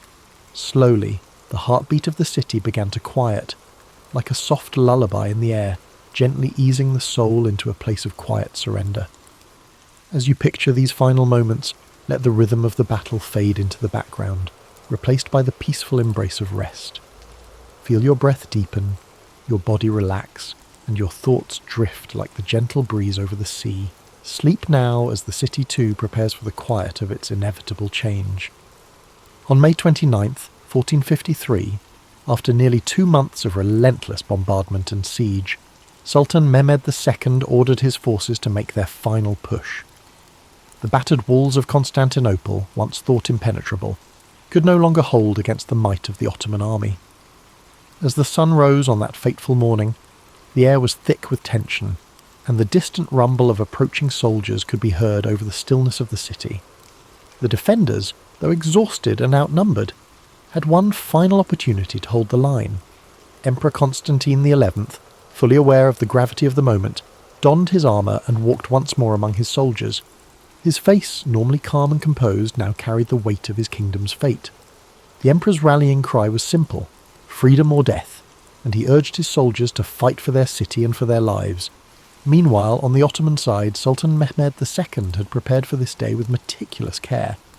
His engineers worked tirelessly to breach the walls using battering rams, and his elite Janissary troops positioned themselves to take the city by force. A final, massive cannon barrage rang out across the city as the Ottomans made their move. With each blast, the walls of Constantinople groaned, and the defenders scrambled to repair what they could, but the damage had taken its toll. At the same time, the Ottoman fleet, now fully in position within the Golden Horn, moved to blockade the last remaining escape routes by sea. Constantinople, once a beacon of power and culture, was now a city trapped. Its streets, filled with the sounds of combat, became narrow avenues of despair and defiance. As the battle raged in the city, the defenders fought valiantly, but it was clear that the odds were stacked against them. The walls were crumbling. The artillery had breached a gap large enough for the Ottoman forces to swarm in. The fighting grew fiercer, house by house, street by street, as the city's residents and soldiers tried to push back the invaders, but there were too many Ottomans, and their determination to conquer the city was overwhelming. As the day wore on, the fate of Constantinople was sealed. By afternoon, the Ottomans had broken through the walls, and the city began to fall. Emperor Constantine XI, realizing that the end was near, fought bravely until the very last. But when the Ottoman forces entered the city, they found no mercy. The city was overrun, and its defenders, exhausted and outnumbered, were either captured or slain. The fall of Constantinople was not just the fall of a city, it was the end of an era. The Byzantine Empire, which had once been a powerful force in Europe and Asia, was no more. The city, now in Ottoman hands, would be renamed Istanbul and become the new capital of the Ottoman Empire. As you reflect on the fall of this great city, imagine the silence that followed the chaos of battle. The cries of the defeated soldiers faded into quiet, and the city, now under new rule, began its transformation. The once grand buildings, the churches, and the bustling marketplaces were left to be reborn into something new. Let the stillness of this moment wash over you, as the world that once was fades away, and a new world takes its place.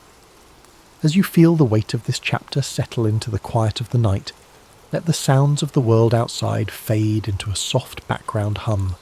Close your eyes and feel the peace of history unfolding, letting the past gently drift away. Sleep now, as time itself slows, and the city's story becomes a part of your dreams. The fall of Constantinople marked the end of one era and the beginning of another, reverberating far beyond the walls of the ancient city. As the Ottomans took control, they reshaped not only the city's physical appearance, but also its cultural, political, and religious landscape. The Byzantine Empire, which had once been the protector of Christian Orthodox traditions, was gone. The city of Constantinople, now Istanbul, would become the heart of a new empire, the Ottoman Empire, bringing with it a wave of change that would echo through history for centuries. The fall of Constantinople was a pivotal moment for Europe, signalling the end of the medieval period and the start of the Renaissance. With the loss of one of the most important Christian cities, scholars, artisans, and intellectuals fled to the west, carrying with them priceless knowledge and manuscripts. The Greeks, who had lived under Byzantine rule for generations, brought their learning to places like Florence, Venice, and Rome. The rediscovery of classical texts and ancient Greek philosophy fueled the Renaissance, sparking a new era of intellectual and artistic flourishing. But the impact of the city's fall was not just felt in the West. For the Ottomans, capturing Constantinople was a moment of immense pride and significance. Sultan Mehmed II, now known as the Conqueror, solidified his legacy and the Ottoman Empire's power. He established a new capital that would rival all other cities in the world, renaming it Istanbul, and began transforming it into a thriving metropolis. The Hagia Sophia, once a Christian cathedral and a symbol of Byzantine glory, was converted into a mosque, and the city's skyline would be dominated by the grand minarets of Ottoman mosques. The Ottomans also began to expand their empire, pushing further into Europe, Asia, and Africa. Constantinople's fall opened up new trade routes and positioned the Ottomans as the dominant force in the eastern Mediterranean. The city's strategic location between Europe and Asia gave the Ottomans control of crucial land and sea trade routes, further strengthening their empire. In the centuries that followed, the legacy of Constantinople would continue to shape the world. For the East, it became a symbol of Ottoman strength and prosperity. For the West, it served as a reminder of the fragility of empires and the shifting tides of history. The fall of Constantinople was more than just a military victory. It was a symbolic event that signalled the changing balance of power in the world. As you reflect on the long-reaching consequences of this moment in history, imagine how the passing of centuries can transform a city how the echoes of one era can reverberate into the next. Feel the calmness of time moving forward, each breath slower as you let the weight of these changes settle into your thoughts. The past is a river, constantly flowing, and Constantinople's fall was but one ripple in the vast current of history. Let this ripple guide you into a peaceful place of reflection, where the weight of time and change lifts, and you feel the peace of quiet understanding.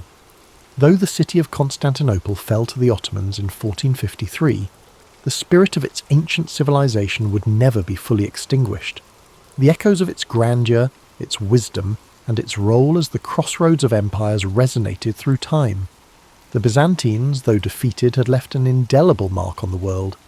The artifacts, the knowledge, and the stories of their culture continued to influence not only the Ottomans, but the entire world for generations. Even the name Constantinople itself would live on in the hearts of those who revered its history. For the Ottomans, the transformation of the city into Istanbul was more than a conquest. It was a blending of two worlds. The Greek Orthodox and Christian heritage of Constantinople mixed with the Islamic Ottoman culture, creating a rich and diverse society that would flourish for centuries. The city's iconic Hagia Sophia, once a Christian church, stood as a testament to this blending, a symbol of the city's enduring beauty and the confluence of different faiths, traditions and ideas. Over time, Istanbul would become a global hub for art, science and trade, fostering an environment where diverse cultures and ideas could meet. Scholars, artists and merchants from all corners of the world passed through the city, contributing to its ongoing legacy as a place of knowledge and exchange. As you reflect on the lasting impact of Constantinople, imagine how the quiet passage of time can allow a city's legacy to endure long after its walls have crumbled. The stories of Constantinople's rise, its cultural riches, and its eventual fall are woven into the fabric of history. And just as the city evolved, so did the stories of the people who lived there, stories that still inspire awe and contemplation today. Now, as the quiet night settles in, let yourself be carried away by the soft waves of time. The distant sounds of the past are now mere whispers in the night, fading into a calm silence.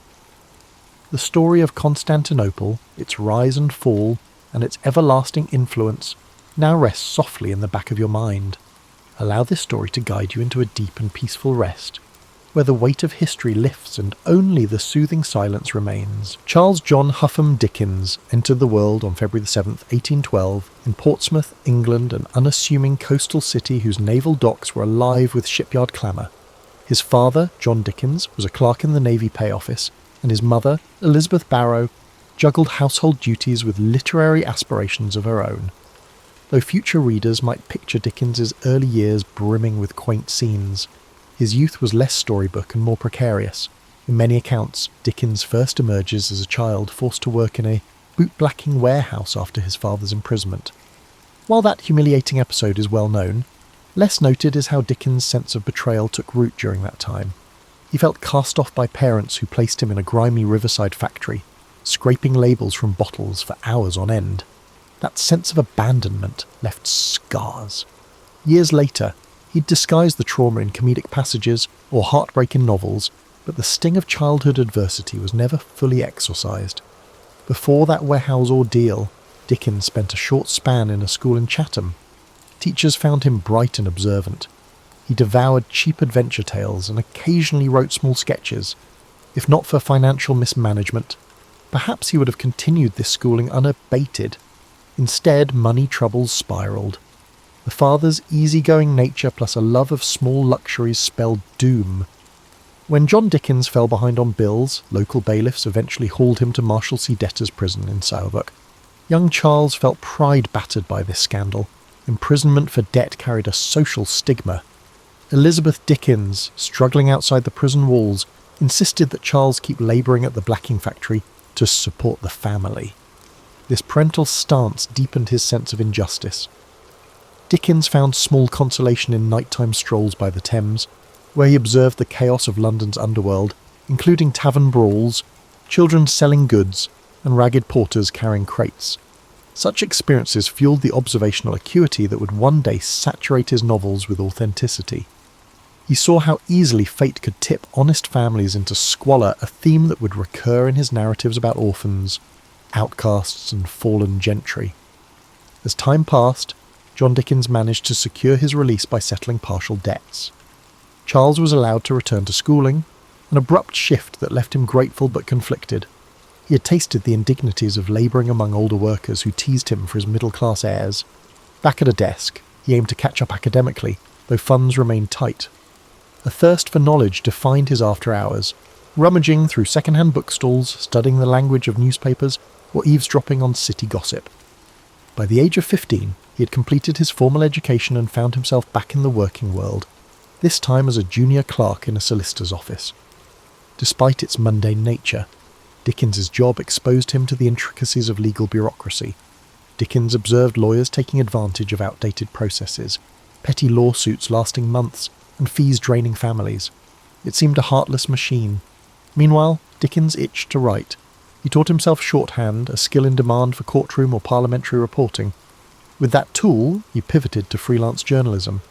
He roamed London's streets after his clerk hours, forging a double life as an amateur reporter, penning observations about social ills or comedic mishaps. Soon enough, he earned small commissions, capturing parliamentary debates for local papers. This exposure sharpened his sense of London's political theatric, a stage of pomp, cunning, and sweeping rhetoric that seldom solved the plight of the poor. In these formative years, Dickens rarely confided his deeper ambitions to family. He was polite, energetic, but also guarded. It's said that the warehouse humiliation bred secrecy. Publicly, he projected wit and warmth. Privately, he seethed at injustice.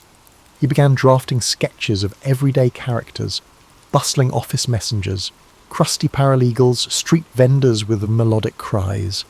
These glimpses shaped the core of his early style. He recognised that the city teemed with stories just waiting to be told, stories of ambition, heartbreak, and improbable comedy. For Dickens, the line between real life and fiction thinned daily. Thus, by age 20, Charles Dickens was a restless spirit, armed with bitter memories and a natural gift for observation. Though not yet the famed novelist, he was planting seeds for the empathy and social critique that would soon bloom. He'd glimpsed the cruelty of circumstance and the fragility of fortunes. That awareness, fused with irrepressible humour and sympathy for the downtrodden, would guide him as he waded deeper into the journalistic realm, then soared into the literary spotlight. Dickens's early foray into journalism gradually eclipsed his clerk duties. He discovered a knack for capturing small happenings with dramatic flair. Employed first as a shorthand reporter at Doctors' Commons, where maritime and probate cases were heard, Dickens gleaned odd legal details, comedic rivalries, and labyrinthine procedures that later informed his novels about the law's absurdities. Meanwhile, his coverage of parliamentary debates demanded swift, accurate shorthand. That discipline sharpened his memory and attention to nuance. He soon ventured into writing sketches, brief, witty observations on London life. For periodicals, using the pen name Boz, Dickens portrayed bus conductors cracking jokes, fussy spinsters in their cramped parlours, or rowdy coach passengers headed to the suburbs.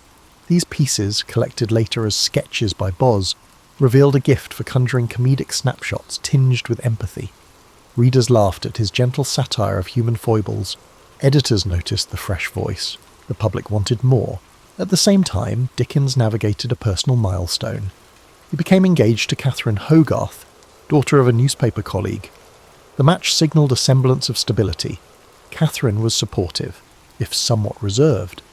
Their courtship led Dickens to refine his sense of domestic security, something he'd lacked in youth. Although not known for confessional writing about romance, Dickens's letters hinted at genuine affection.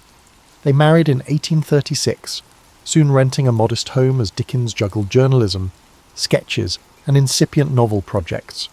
Opportunity knocked unexpectedly when a publisher approached him for a serialised comedic novel to accompany illustrations by a well-known artist. The result, initially planned as a set of light-hearted sporting adventures, evolved into The Pickwick Papers. Dickens's comedic energy, combined with whimsical characters, turned it into a literary phenomenon. Through Mr. Pickwick's misadventures and the Cockney charm of Sam Weller, Dickens found a vast audience. Circulation soared. Readers devoured each monthly instalment. Dickens, at 24, became a household name, yet behind the success, he sweated over deadlines, rewriting chapters at the last moment. The serial format demanded constant invention. He discovered that comedic set pieces like a misread will or an accidental infiltration of a lady's costume party tickled popular taste. He also experimented with poignant moments, such as the plight of a downtrodden servant or a debtor, infusing the narrative with moral undertones. This blend of humour and pathos would define Dickens's brand. He recognised that laughter softened readers for deeper empathy. Money finally poured in, letting Dickens move to a better residence. Catherine bore children in rapid succession, turning their home into a bustling nest. Dickens, though loving, found that fatherhood demanded time he often spent writing. A private tension brewed. He was the affectionate patriarch, but also a restless creator who craved quiet hours for brainstorming new tales. Despite paternal duties, he scoured London's back alleys for inspiration. Venturing to slums at odd times, eavesdropping on pub chatter, he believed authenticity hinged on direct observation, not second-hand accounts. Following Pickwick, Dickens leapt to more serious themes in Oliver Twist, 1837 to 1839. No longer content to dwell solely on comedic escapades, he painted the bleakness of workhouses and child exploitation, partly echoing his own teenage anguish. Readers reeled at the raw depiction of criminals, though Dickens leavened the gloom with comedic minor characters. Critically, Oliver Twist ran concurrently with Dickens's other obligations. He was editing magazines, finishing shorter works, and beginning new serials. The pace was relentless. He thrived on the excitement, yet it risked exhaustion. Public acclaim soared. His name now graced invitations to dinner parties with aristocrats who craved proximity to the sensational Boz. Dickens appreciated the chance to expand his network, though he sometimes mocked upper-class pretensions. He never forgot his working-class brushes with hardship, refusing to let polished society lull him. Instead, he leveraged connections to champion philanthropic concerns. He privately aided London charities and joined reform committees. While not a radical agitator, Dickens believed in social improvement through publicity and moral suasion. His novels became a subtle force for that cause, exposing readers to the realities of orphanages, slums, and corrupt institutions. Around this time, Dickens also travelled to rural areas, gleaning stories from rickety stagecoaches or decrepit inns. These journeys reaffirmed that outside London's bustle lay entire pockets of tradition and superstition, fertile ground for future plots. Meanwhile, Catherine's sister Mary Hogarth, who had moved in to assist the household, died suddenly. Her death devastated Dickens, triggering a profound grief that coloured some subsequent chapters in his writing. The ephemeral nature of life became a quiet refrain in his novels, as he realised that personal tragedy was inseparable from comedic levity. The public continued to clamour for his narratives, hungry for that singular Dickens style, vibrant characters dancing between humour and sorrow. Thus, Dickens closed the 1830s riding high, yet increasingly aware of the moral gravity behind his fictional worlds. Beneath the success, the seeds of tension sprouted, creative demands, a growing family, and an evolving conscience about society's failings. He pressed on, certain that fiction could spark empathy and reform, forging a path into the next decade, where his ambition would expand with each new novel's unveiling. Dickens's star blazed brightly as he entered the 1840s.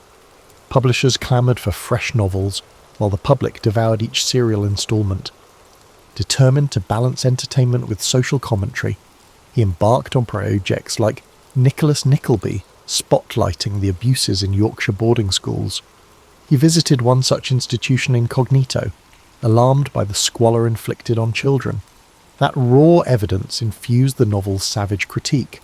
Dickens aimed to jolt readers from complacency, believing that shining light on corruption might spur reform. Yet despite success, Dickens felt a creeping restlessness.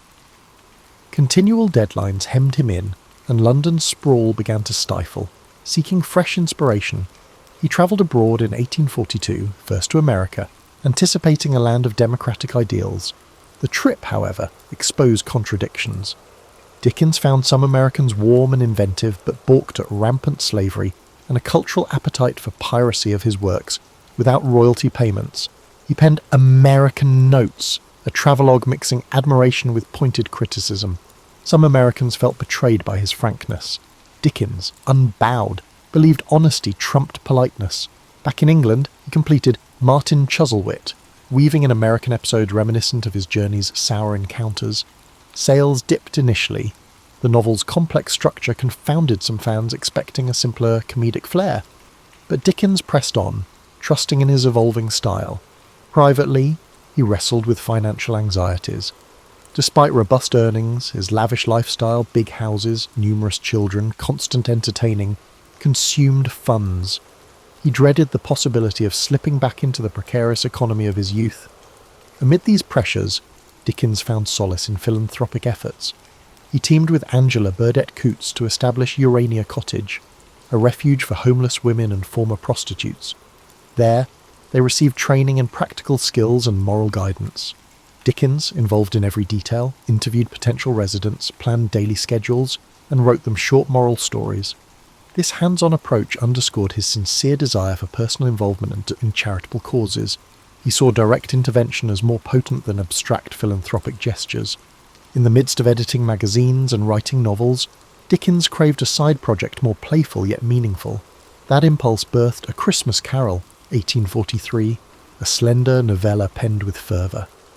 Observing the plight of the urban poor amid festive spending, Dickens aimed to spark compassion through a ghostly redemption tale. He wrote it rapidly, spurred by both moral zeal and a need for fresh income. The result was a cultural phenomenon, stirring readers to reflect on generosity and social conscience. Dickens realised short, impactful works could amplify moral messages as powerfully as sprawling tomes. Despite public adoration, his personal life showed strains. Catherine bore more children, leaving her fatigued and less able to join Dickens on travels. He found himself forging deeper friendships with other women, some purely platonic, others rumoured to be more. Biographers still debate the emotional complexities swirling beneath his family's outward respectability. Dickens maintained an outwardly jovial persona, hosting boisterous parties where parlour games and comedic recitations thrived. But diaries hint at occasional rages triggered by minor frustrations, revealing an undercurrent of stress. On the professional front, Dickens launched a new weekly periodical, Master Humphrey's Clock, in 1840, intending to serialise stories, including The Old Curiosity Shop. This novel's tragic figure, Little Nell, captured the era's sentimentality. Readers wept over her fate, and the final chapters sold in a frenzy. Some critics called it manipulative, but Dickens dismissed such complaints. He believed emotional resonance was essential to galvanise moral empathy. The fervour surrounding the book's climax demonstrated how deeply he could move the masses. Yet Dickens couldn't rest on triumphs. He recognised the public's appetite was fickle. He had to top himself with each new release. That intensity weighed on him. At times, he toyed with the idea of drama. He loved the theatre, once even considering an acting career. He occasionally directed amateur theatrical productions, casting friends in comedic roles, or staging mesmerising readings from his works. These private stagings foreshadowed the public readings he'd eventually embark on later, enthralling audiences in full performance mode. As the 1840s advanced, Dickens's worldview deepened. He was no longer content with mere comedic social sketches.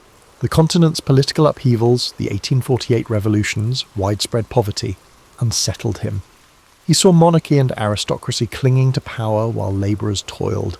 Travelling through Europe, he'd note the crumbling palaces side by side with squalid tenements, fueling an ongoing quest to tackle deeper social and political themes. His novels began weaving heavier critiques of institutions, be they philanthropic boards, debtors' prisons, or unscrupulous factories, while still retaining the comedic flair that made him beloved. The stage was set for some of his most iconic works, culminating in a radical approach to criticising Victorian hypocrisy. Approaching the latter half of the 1840s, Dickens sought fresh experiences abroad, venturing to Italy and Switzerland.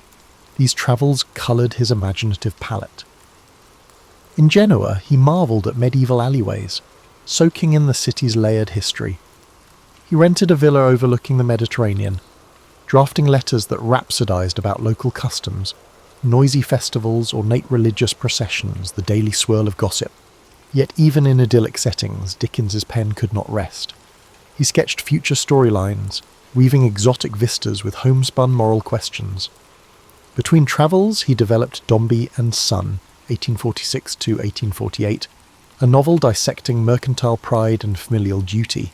Its portrait of industrial commerce and personal coldness signalled Dickens's evolving maturity.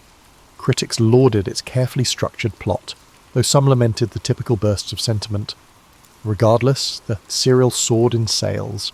Meanwhile, Dickens fueled his creative energies by founding Daily News. In 1846, a liberal newspaper intended to champion progressive ideas. Dickens took on the role of the newspaper's first editor, but resigned within a few weeks due to the stifling nature of editorial politics and the excessive strain of daily work. Still, the foray indicated his thirst to shape public discourse beyond fiction. In 1849, he embarked on David Copperfield, the novel many consider his most autobiographical. Through David's journey from mistreated childhood to authorship, Dickens exorcised the ghost of the blacking factory years. He transmuted humiliations into comedic episodes. Mr. Murdstone's cruelty mirrored real paternal failings Dickens had observed, while Mr. Micawber's eternal optimism recalled Dickens's own father. This personal closeness gave the novel an intimate warmth. Serialization built momentum. Readers recognized the luminous sincerity. Dickens felt a special fondness for the project, referring to David as his favourite child. Despite success, family tensions escalated. Catherine bore 10 children in total, and Dickens, though affectionate, sometimes felt suffocated by domestic chaos. He retreated into creative sprints, locking himself away for hours or strolling city streets at night to brood over plot tangles. Sister-in-law Georgina Hogarth also lived with them, helping manage the household. Rumours swirled about Dickens's rapport with Georgina, though no definitive evidence of impropriety emerged. The mix of personalities living together intensified the tension. Dickens's diaries suggest mood swings, one day exultant after writing a brilliant chapter, next day furious over trivial household irritations. The passing of Dickens's longtime publisher, John Forster's close friend, also weighed on him. Grief sharpened his awareness of life's fragility. He doubled efforts on philanthropic projects, championing improved sanitation in London slums. In letters to local authorities, he argued that squalid conditions fostered crime and disease. He used novels to underscore the plight of the urban poor, trusting that emotional narratives could move the hearts of even complacent readers. The moral imperative behind his fiction grew more explicit, culminating in Bleak House, 1852 to 1853. With Bleak House, Dickens tackled legal malaise via a labyrinthine chancery case.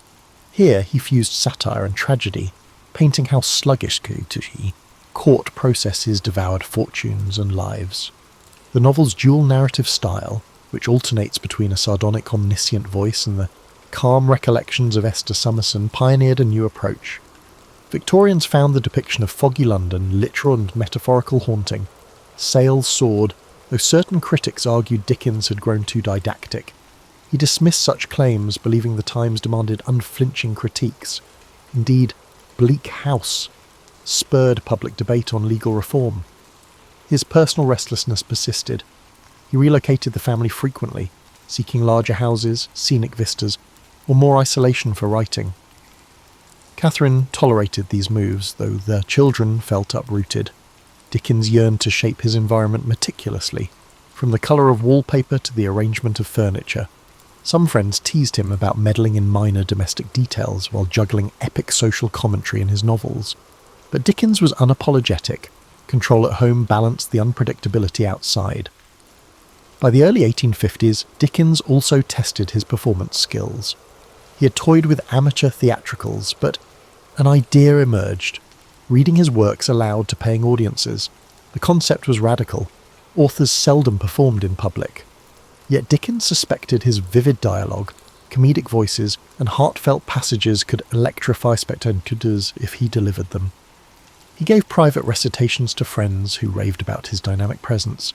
Building confidence, he planned that one day he might stage full-blown public readings, an artistic offshoot that would shape his late career. Hence, the mid-1850s arrived with Dickens poised for fresh transformations. Married life grew strained, but fatherhood demanded presence. Literary acclaim soared, but so did expectations. He recognised the friction between domestic reality and his imaginative yearnings. David Copperfield behind him, he now turned to novels of deeper cynicism. The city, with all its smog and labyrinthine institutions, remained his muse. He sensed the well of stories was far from dry, though personal fulfilment still seemed elusive. In 1854, Dickens published Hard Times, a shorter novel dissecting the grim industrial landscape of Coketown. Its emphasis on utilitarian philosophy, represented by the rigid Mr. Gradgrind, took aim at the era's mechanical approach to education and factory work. Critics were divided. Some praised the focused indictment of industrial dehumanization. Others found the story too polemical. Dickens shrugged off such mixed reception, content that Hard Times spurred heated debate on factory conditions and the cult of facts over imagination. Simultaneously, Dickens's private life lurched toward crisis. His discontent at home worsened. Catherine, though mild in temperament, couldn't quell Dickens's sense of entrapment. Letters reveal his dissatisfaction with her perceived lack of spirit or companionship. Though many suspect Dickens's restlessness drove him to scapegoat her. The emotional chasm widened. By 1857, Dickens encountered actress Ellen Ternan, a young performer in a theatrical production he arranged. Their connection, though discreet, grew intense. Dickens's marriage effectively collapsed. He demanded a legal separation from Catherine in 1858, a scandal at the time. He insisted on maintaining custody of most children, leaving Catherine isolated. Publicly, Dickens used his magazine Household Words to issue statements about the split, casting blame and fueling gossip. The affair with Ternan stayed veiled, with Dickens employing elaborate ruses to protect the secret. Professionally, Dickens pivoted to the public readings he had long contemplated.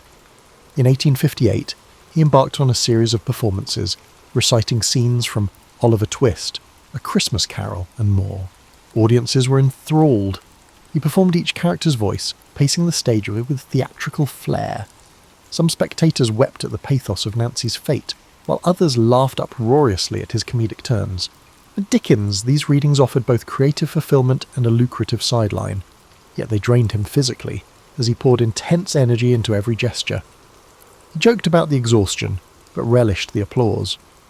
In 1859, Dickens launched a new weekly all the year round, effectively replacing his previous magazine.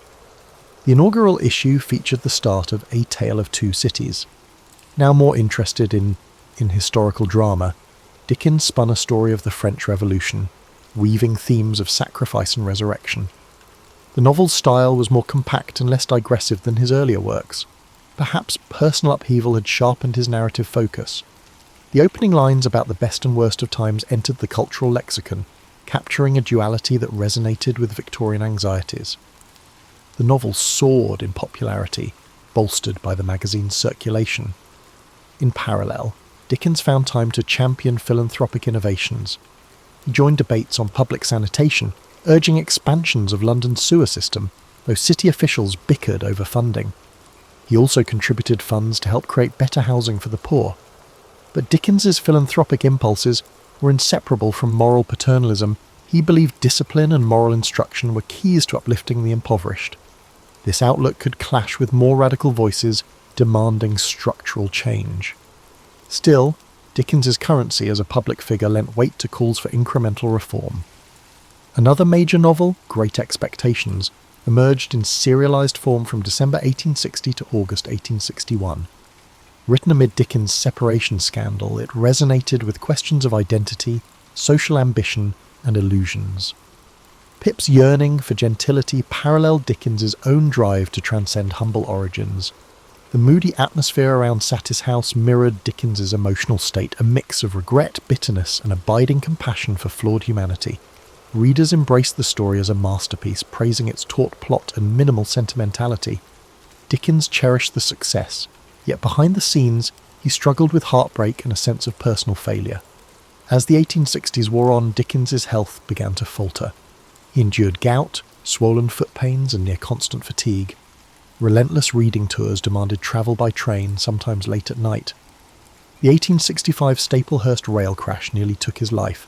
Dickens was in a first-class carriage that dangled over a destroyed track. Though he helped rescue fellow passengers, the psychological shock lingered, aggravating his ailments. Still, he persisted with public readings, forging new scripts from David Copperfield and Nicholas Nickleby. Audiences remained enthralled. Dickens, by then a venerable figure in a black frock coat, coughed through performances but refused to scale back. Meanwhile, rumours about Ellen Ternan continued swirling. Dickens confided only in a tight circle. He shielded her with cunning strategies, renting separate dwellings under assumed names. The moral climate of Victorian society demanded secrecy. Though some close acquaintances quietly pitied Catherine, few confronted Dickens. He pressed on, certain that his literary mission justified any personal complexities. Always craving momentum, he flung himself into each new project as if outrunning regret. That paradox, immense empathy for fictional sufferers but complicated empathy in private life, defined Dickens's twilight decade. The public saw the champion of social justice. His family endured the strains of his single-minded devotion. By the late 1860s, Charles Dickens' hectic schedule showed little let-up. I'm still editing all the year round, still unveiling novels in serial format. He also committed to more reading tours, travelling beyond London to the Midlands and Scotland. Each venue overflowed with admirers who yearned to see the outstanding novelist conjure Fagin, Scrooge, or other beloved characters live.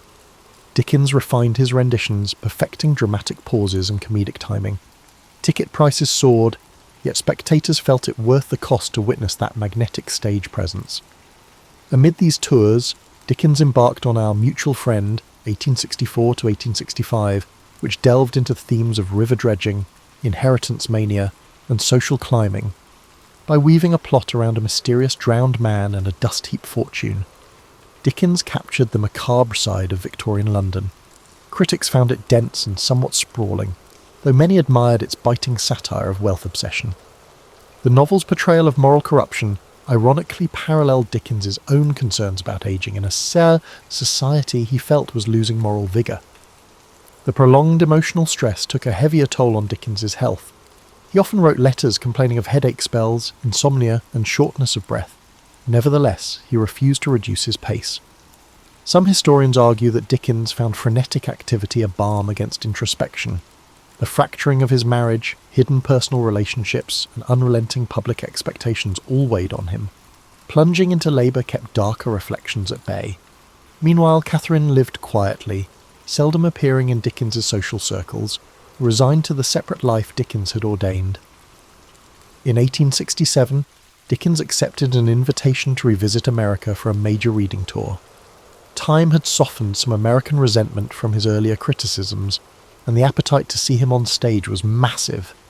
He landed in Boston to an exuberant welcome, complete with banquets and tributes. Dickens gave dozens of performances, each draining yet exhilarating.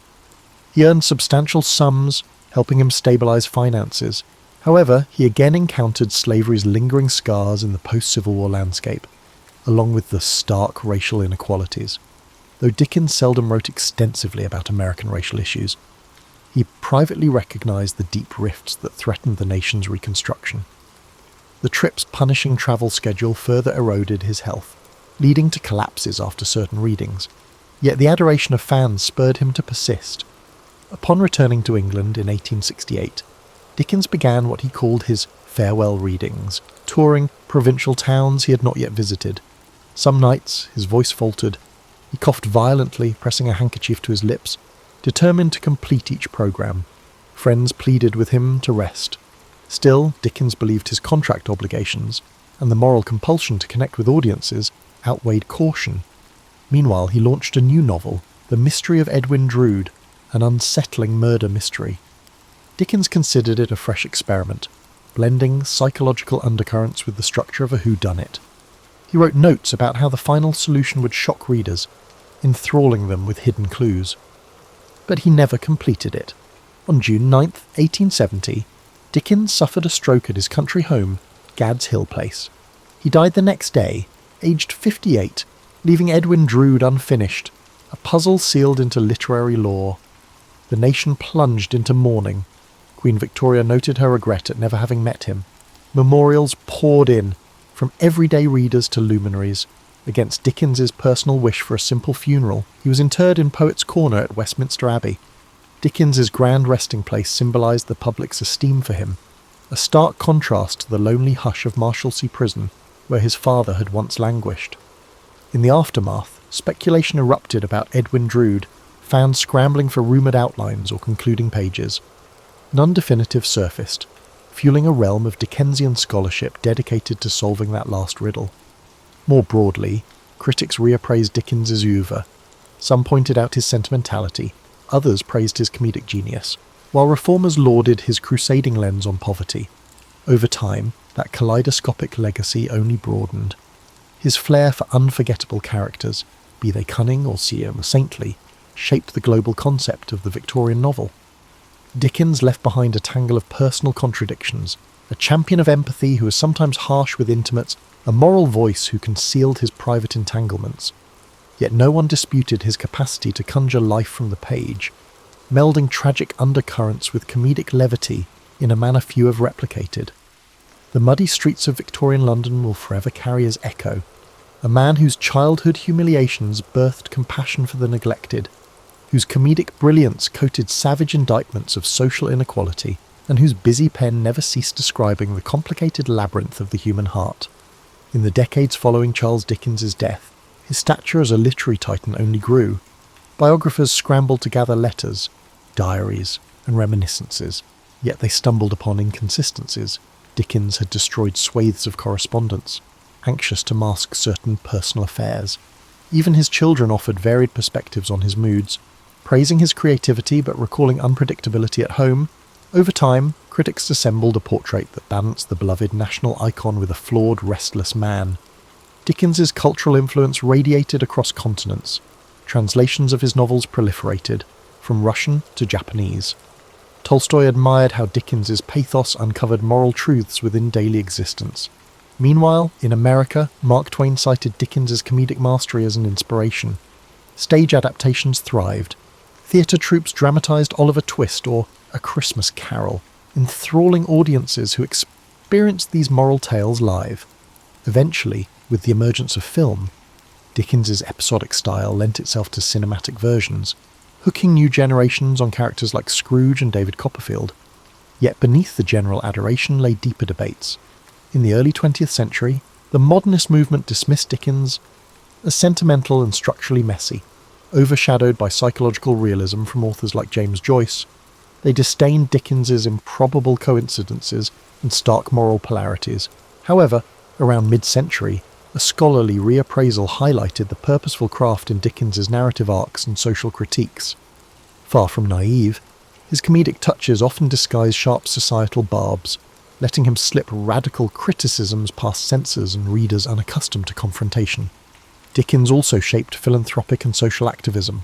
His scathing depiction of workhouses, or the cruelty of child labour, galvanised subsequent reformers. Wilkie Collins, Elizabeth Gaskell, and others in Dickens' circle integrated similar strategies, using fiction to dramatise social injustice.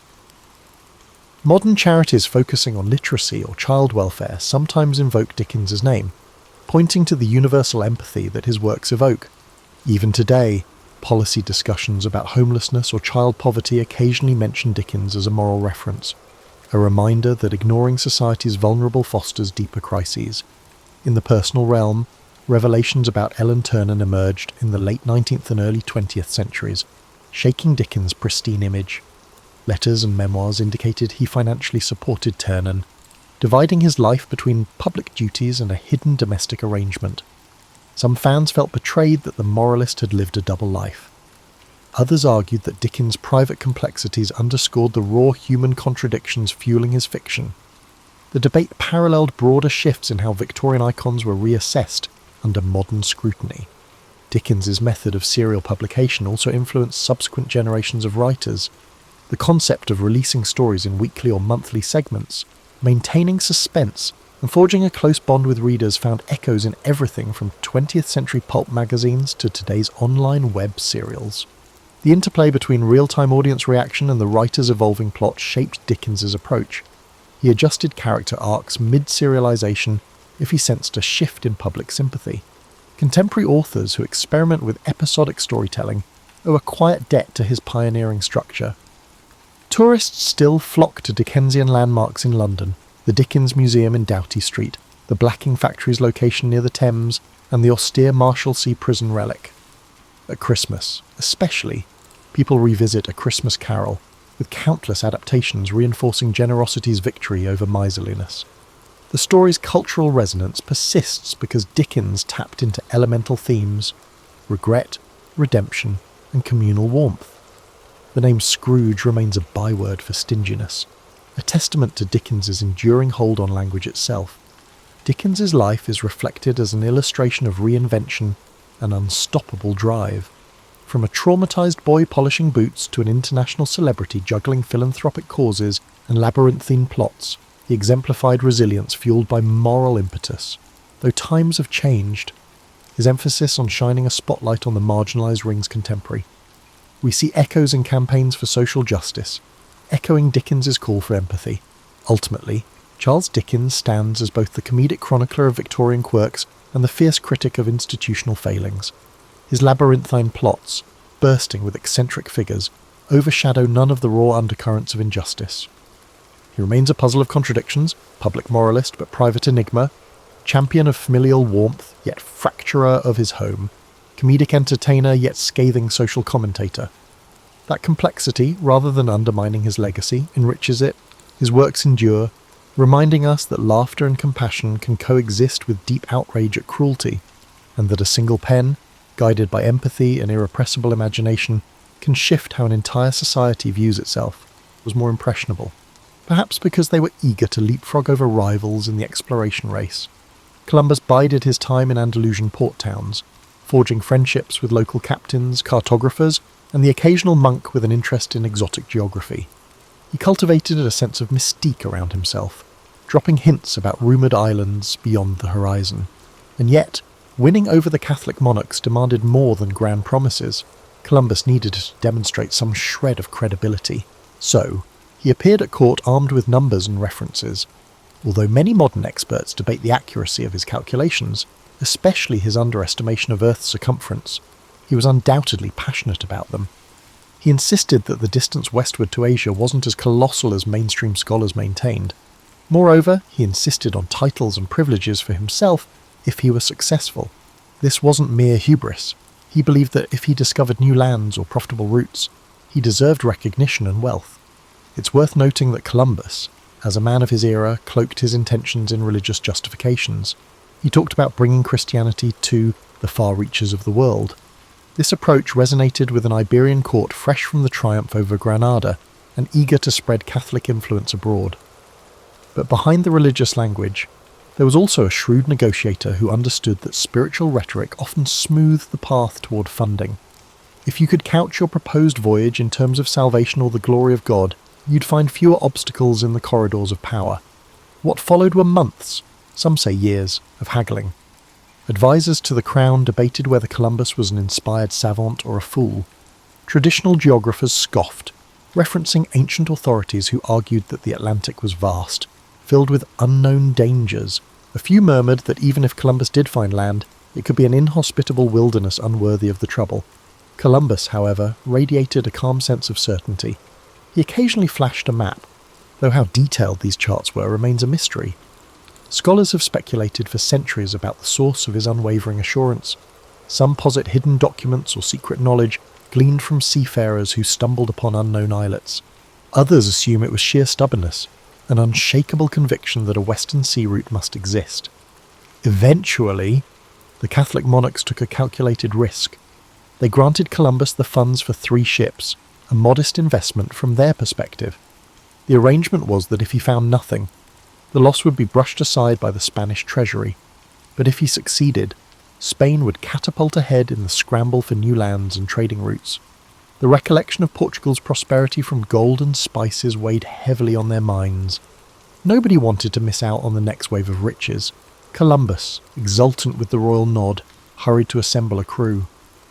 People often overlook the question of how Columbus gathered those men. It's true many were from modest backgrounds, with some rumoured to be on the run from the law, hoping to escape their past in the expanse of the ocean. But it wasn't just desperados who signed up. Skilled navigators from Palos, Huelva, and beyond joined, intrigued by the potential for fortune.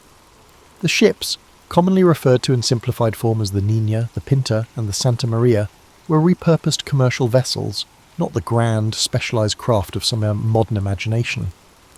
In those final days before departure, Columbus prayed publicly at small monasteries and confided in a handful of confidants. The air crackled with anticipation. Coastal communities whispered about the boldness of it all.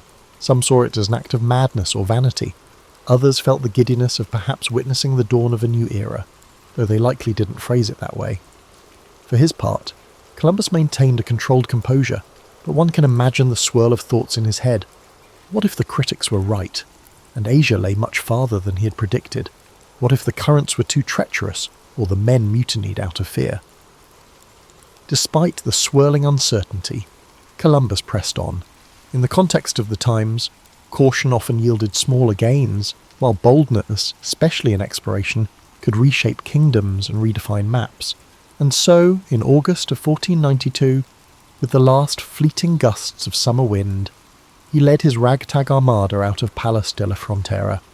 Spain's coastline faded behind them under a brilliant sky, and all that remained was the emptiness of the Atlantic. No one aboard those 3 ships fully grasped the magnitude of what they were about to set in motion. Columbus was convinced that on the other side of that endless horizon lay a gateway to Asia. What he actually found would ripple through history in ways neither he nor his patrons could have envisaged. Yet that departure day, so often depicted in simplified paintings, was anything but routine. The tension on deck, the unspoken prayers of the men, the spectre of turning back if storms threatened, it all brewed a potent mix of hope and dread. Columbus, unwavering, stood near the ship's helm, mentally rehearsing his route, likely feeling the weight of his deal with Spain's monarchy on his shoulders. But as a faint breeze pushed them out to open sea, he also might have felt an intoxicating rush of possibility. Sailing into the unknown demanded more than bravado. It demanded an unspoken agreement among the crew that they would trust Columbus's instincts, for better or worse. For weeks, the men heard nothing but the wind snapping the sails and the hull creaking under the pressure of the open sea. Fears of sea monsters and bottomless whirlpools circulated in hushed conversations. Each day, Columbus measured the sun's position with the astrolabe, jotting figures in a logbook he kept hidden from prying eyes. Rumour has it he maintained 2 sets of records, one genuine, one skewed to soothe anxious sailors. As time wore on, their diet, initially bread, onions, salted meat, became stale and monotonous. Water turned brackish, tempers flared as frustrations boiled over. The sense of distance from any known shore was paralysing for some. A few men muttered that they should force Columbus to reverse course. Yet each evening, Columbus delivered a kind of pep talk, reminding them of the wealth rumoured to be waiting just beyond the horizon, of the possibility that each day's sail brought them closer to Asia's spice markets. From a modern perspective, such promises might seem manipulative, but within their historical context, Columbus was playing the necessary role of morale builder. Along the voyage, certain signs stirred fleeting moments of optimism. Floating clusters of seaweed, stray birds overhead, even the faint smell of unfamiliar vegetation on the breeze. Sailors latched onto these clues like lifelines, interpreting them as evidence that land must be near. Some historians argue that these were the crucial threads holding the expedition together when minds threatened to unravel. Columbus, however, rarely displayed his own doubts. His journals hint at the internal turmoil he felt when days stretched into weeks and no solid coastline materialized. But to the men, he projected unwavering determination.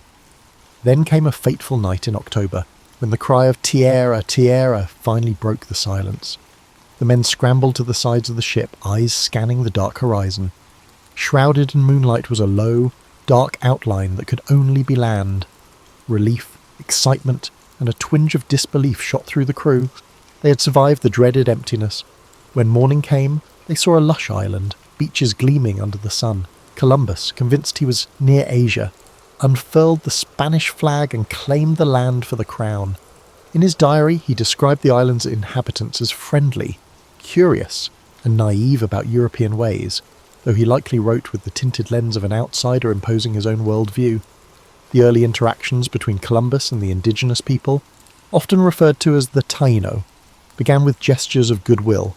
Small gifts of glass beads and trinkets were exchanged for parrots, cotton, and rudimentary gold ornaments. Columbus interpreted these gestures in a context shaped by centuries of European feudal and mercantile culture. He wrote excitedly about the potential for future riches and the ease with which Spain might extend its reach across these lands. That initial moment of wonder, two distinct worlds meeting for the first time, held a fragile promise of mutual discovery. Yet history shows us how illusions can fracture under the weight of greed and cultural misunderstanding. Columbus recorded that some of the islanders directed him farther to the south and west, mentioning places with greater wealth. So, he pressed on, navigating among the islands of what we now call the Caribbean.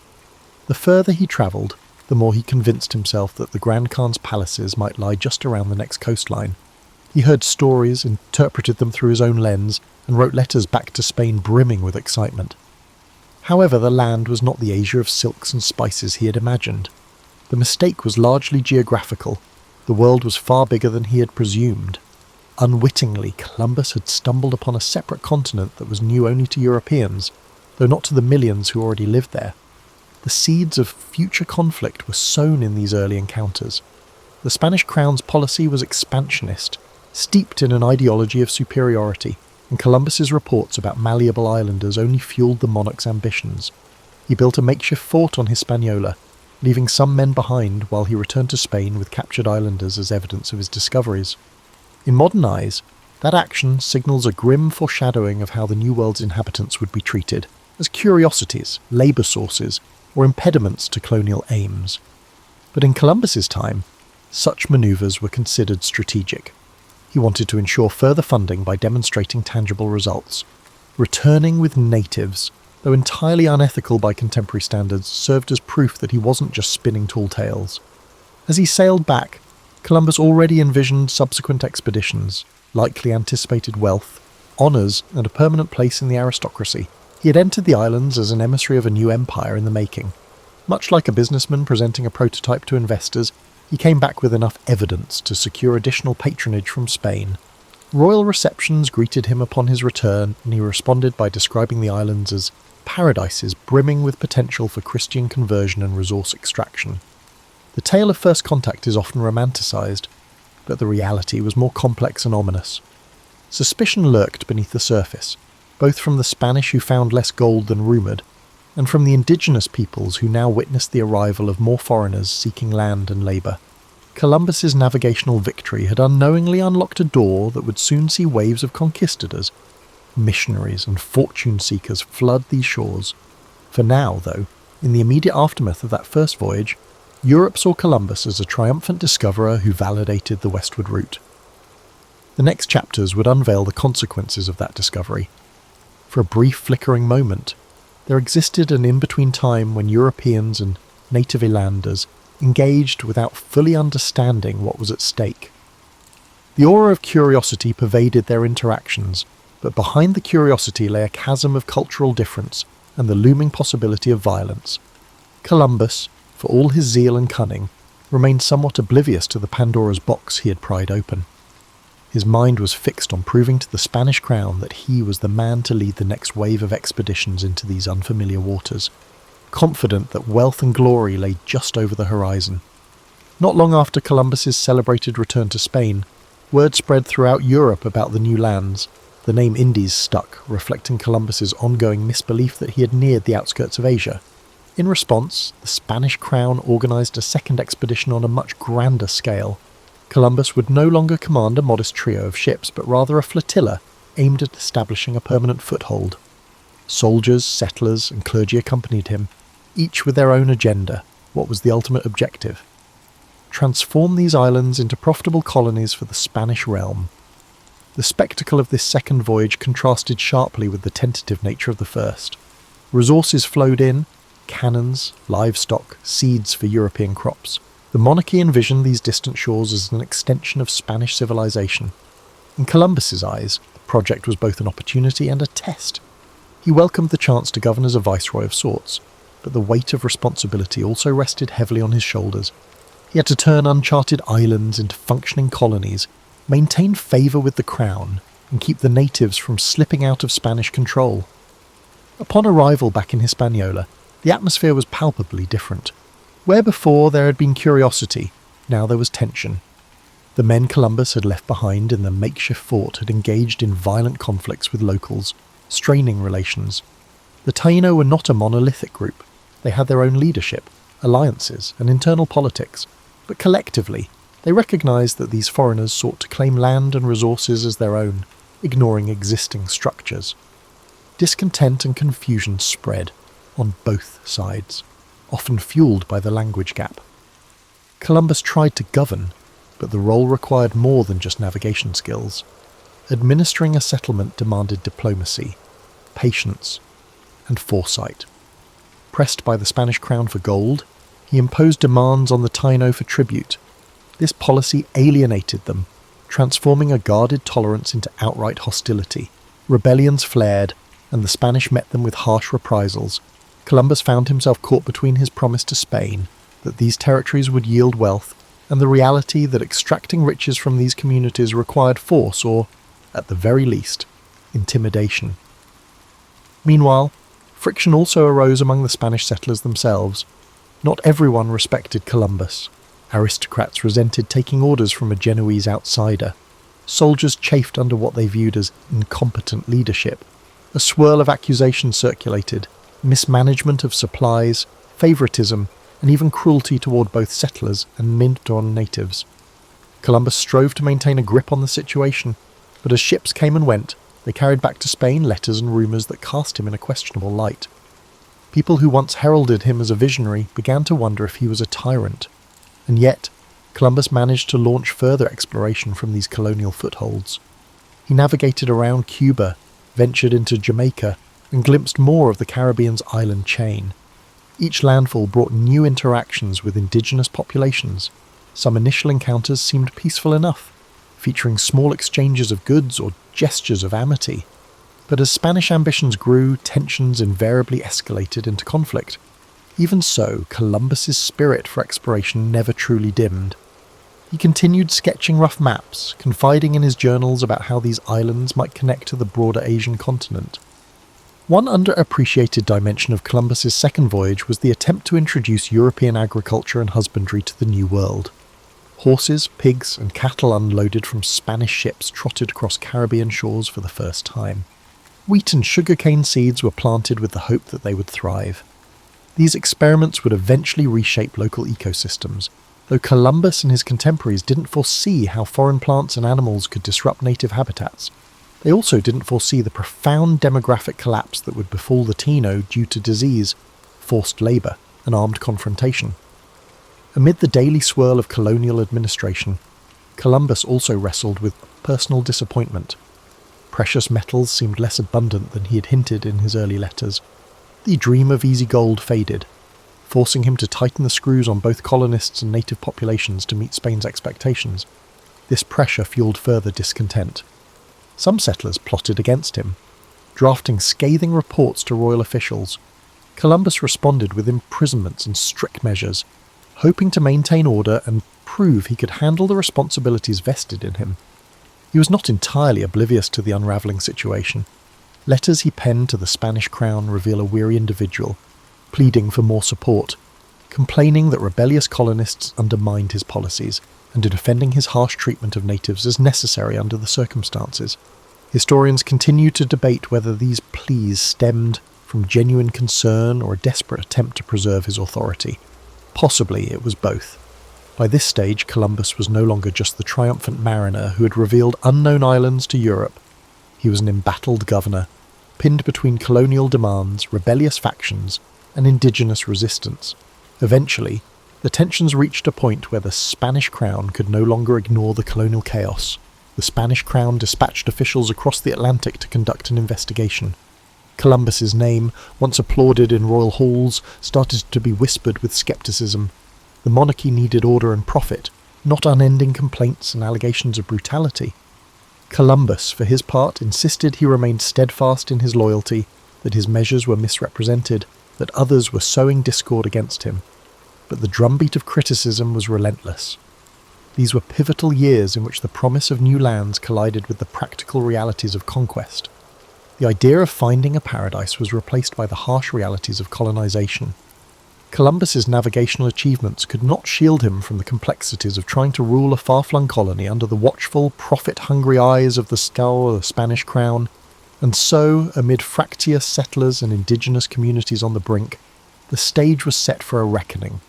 The once celebrated admiral, whose unwavering conviction had brought him so far, found himself ensnared in the bureaucracy and violence of empire building, an empire that demanded more than a dreamer's spirit could easily deliver. When people talk about Christopher Columbus today, they often reduce him to a single act, that of discovering America. In that narrative, the nuance of his multiple voyages and the complexities of his tenure as a colonial administrator often vanish. Yet it's precisely in the aftermath of these voyages that the full dimensions of his influence and his failures come into stark relief. As Columbus initiated further journeys, some leading him toward the coasts of Central and South America, he found himself increasingly marginalized by Spanish bureaucracy. This shift manifested most dramatically in the arrival of Francisco de Bobadilla, a royal commissioner tasked with investigating complaints about Columbus's governorship. The new bureaucrat, carrying the weight of royal authority, wasted little time in gathering testimony. Both Spaniards and local islanders recounted episodes of cruelty, nepotism, and questionable decisions. Bobadilla was apparently so appalled that he arrested Columbus and his brothers, sending them back to Spain in chains. Legend has it that Columbus wore his shackles defiantly, even when given the chance to remove them on the ship. He saw them as a symbol of injustice, proof that his loyalty and service were being repaid with humiliation. It was a potent image for someone who once stood triumphant before the same crown that now authorized his imprisonment.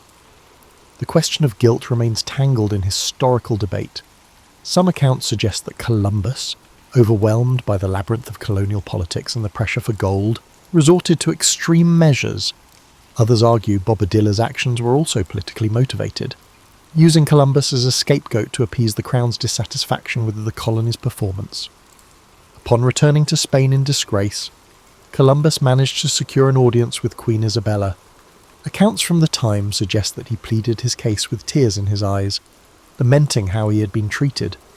The Queen, who once supported him so fervently, was moved enough to release him. However, his authority over the New World territories would never be fully restored. The monarchy recognised his contributions as an explorer, but deemed his administrative methods unacceptable, or at least too fraught with controversy to continue under his leadership. Despite these setbacks, Columbus managed to mount a fourth voyage, albeit with far fewer resources and a more modest mission, to find a passage to the Indian Ocean. He skirted the coasts of Central America, enduring hurricanes, shipwrecks, and near mutinies. This journey carried a distinct sense of desperation. Columbus remained convinced he could unstumble upon a maritime strait that would vindicate his original thesis, that these lands were indeed part of Asia's outskirts. He found no such passage, of course, and ended up stranded in Jamaica for a time, relying on the uneasy goodwill of local communities to survive. During that ordeal, Columbus famously exploited his knowledge of an upcoming lunar eclipse to secure provisions from the indigenous people. By predicting the moon would turn dark as a sign of divine displeasure if they withheld supplies, he manipulated the local population. This episode underscores the lengths he would go to maintain authority in precarious circumstances, and it also points to the lopsided power dynamics at play. Even when cut off from Spanish support, Columbus found ways to leverage advanced European knowledge like astronomy for short-term advantage. Eventually he managed to return to Spain in failing health, battered by the years at sea. The illusions that he might still be recognised as the viceroy of a new empire, or that he might uncover the golden cities of Asia, had diminished. Queen Isabella's death in 1504 further eroded his political support. King Ferdinand was far more pragmatic and less inclined to indulge Columbus's petitions for power or wealth. Over time, other explorers, such as Amerigo Vespucci, began to map the contours of the so-called New World, inadvertently challenging Columbus's fixation on Asia. In his later years, Columbus lived in semi-retirement, dogged by lawsuits over revenues he believed were owed to him based on his original contract with the Crown. The once bold dreamer was reduced to lodging legal complaints. He penned letters that oscillated between self-justification and appeals to higher Christian purposes. Even on his deathbed in 1506, he seemed unwilling to let go of the conviction that he had indeed found a western route to Asia. From a purely human perspective, these final chapters present a poignant figure, a man once lauded as an unrivaled pioneer, brought low by the machinery of the empire he helped expand. It's tempting to cast him as either victim or villain. He was, in truth, a complex amalgamation of ambition, faith, calculation, and tunnel vision. His voyages unleashed colossal consequences for countless indigenous peoples who bore the brunt of colonization's brutality, disease, and cultural upheaval, and yet, from a European standpoint, he undeniably altered the map and opened an era of unprecedented maritime expansion. One might argue that his ultimate downfall was that he neither adapted nor let go of his initial misconceptions. Had he recognized these territories as a separate landmass, he might have adjusted his strategies, perhaps forging alliances or seeking more sustainable ways to govern. Instead, he persisted, year after year, in claiming that Asia was just around the corner, that a strait or a city of gold would validate his calculations. This inflexibility collided with the messy reality of empire building. The monarchy demanded tangible riches and stability, not unending quests based on outdated assumptions. By the time Columbus died, he had seen only fragments of his grand vision realized. The world had indeed changed, but largely beyond his personal control. Ships from other European nations would soon arrive, each with their own agendas, as the scramble to exploit the newly unveiled continents gained momentum. Columbus's name would echo through centuries, but his latter days were marked by a troubled sense of having been eclipsed. The shimmering illusions that guided him across unknown waters faded into a legacy far more complicated and far more transformative than even he could have imagined. The ramifications of Columbus's journeys extended far beyond the man himself, unleashing a chain of events that would reshape the globe. With each subsequent ship sailing westward, more European settlers landed on Caribbean shores and, eventually, the mainland. While the Spanish crown extracted gold and silver from mines carved out of the soil, indigenous societies buckled under forced labour and diseases like smallpox, measles, and influenza. These illnesses, new to the Western Hemisphere, devastated populations who had no immunity. Communities that had thrived for generations collapsed, their cultural practices disrupted or erased. Within a single generation, the vibrant tapestry of the Taino and other native groups was forever transformed. Some scholars estimate mortality rates well over 70% in certain areas due to epidemics alone. The Spanish approach was typically to establish encomiendas, a system in which settlers were granted control over local communities. They were supposed to protect and educate them in Christianity, but in practice, the system turned into a form of enslavement, extracting labour while paying minimal heed to well-being. Columbus's initial governance might not have single-handedly created these policies, but his methods and the Crown's encouragement of resource exploitation set the tone. The idea of the Columbian Exchange is often used to describe the massive transfer of plants, animals, people, and ideas between the old and new worlds. From the Americas came crops like maize, potatoes, tomatoes, and cacao, which would revolutionize European cuisine and agriculture. Conversely, Old World animals like horses, cattle, and pigs quickly became fixtures in the Americas, changing landscapes and indigenous livelihoods. This exchange also included the forced migration of African slaves who were brought in to replace decimated local labour forces, grim escalation that Columbus may never have directly orchestrated, but that followed from the colonial blueprint he helped lay out. In a broader sense, Columbus's voyages sparked the European imagination. Portugal, England, France, and the Netherlands soon launched their own missions across the Atlantic, driven by rumours of riches and unconquered lands. Competing claims ignited conflicts over territory, opening a new age of imperial rivalry. The lines on maps were redrawn countless times, each iteration leaving a trail of treaties, wars, and boundary disputes. And so, the impetus that began with Columbus's belief in a westward path to Asia spiraled into a global upheaval that reached far beyond the Caribbean. As these powers jostled for control, indigenous nations across two continents faced waves of new arrivals. Some groups formed alliances with Europeans, leveraging firearms and trade relationships to gain regional advantages. Others resisted colonization with every means at their disposal, whether through warfare or diplomatic negotiation. In that unfolding drama, Columbus's role was recast, overshadowed by conquerors like Cortés and Pizarro. whose direct subjugation of massive civilizations, Aztec and Inca, dwarfed the smaller-scale conquests of the first islands. Yet the initial spark, the template for claiming land under royal charters, traced back to Columbus's insistence that these lands belonged to Spain. Over the centuries, his reputation waxed and waned. In Spain, he was intermittently lionized as a national hero, though he was Italian-born. In the emerging United States, Columbus was mythologized as an emblem of pioneering spirit, particularly during the 19th century, when a young nation sought founding myths disconnected from British colonial rule. Monuments sprouted in his name. Poets and chroniclers polished away the unseemly details, painting him as a visionary chosen by fate. But as the modern era approached, historians began to piece together the darker facets, the enslavement of native peoples, the ruthless tactics to extract tribute, and the catastrophic demographic collapse that accompanied European arrival. Within academic circles, Columbus's identity has been dissected with increasing rigour. Was he a brilliant, if flawed, mariner caught in the unstoppable tide of empire? A cunning opportunist who used royal favour to pursue his quest for personal glory? Or a tragic figure who stumbled into a continent he never understood, living long enough to see his illusion crumble? The man's diaries, the letters he exchanged with monarchs, and the records of those who travelled with him reveal contradictions and complexities that defy easy categorization. Social movements in the late 20th and early 21st centuries further heightened scrutiny. Protesters targeted Columbus Day celebrations, calling attention to the brutal legacy of colonization for indigenous peoples. Statues were defaced, public debates raged, and local governments declared alternative holidays like Indigenous Peoples Day. The conversation shifted from glorifying Columbus's navigational triumphs to examining the price others paid for his endeavours. Some people clung to the older narrative, seeing him as an icon of exploration and progress, while others demanded a more candid acknowledgement of the suffering woven into his story. In many ways, Columbus embodies the paradox of exploration, a thirst for new knowledge and wealth, coupled with the violent imposition of power over those encountered.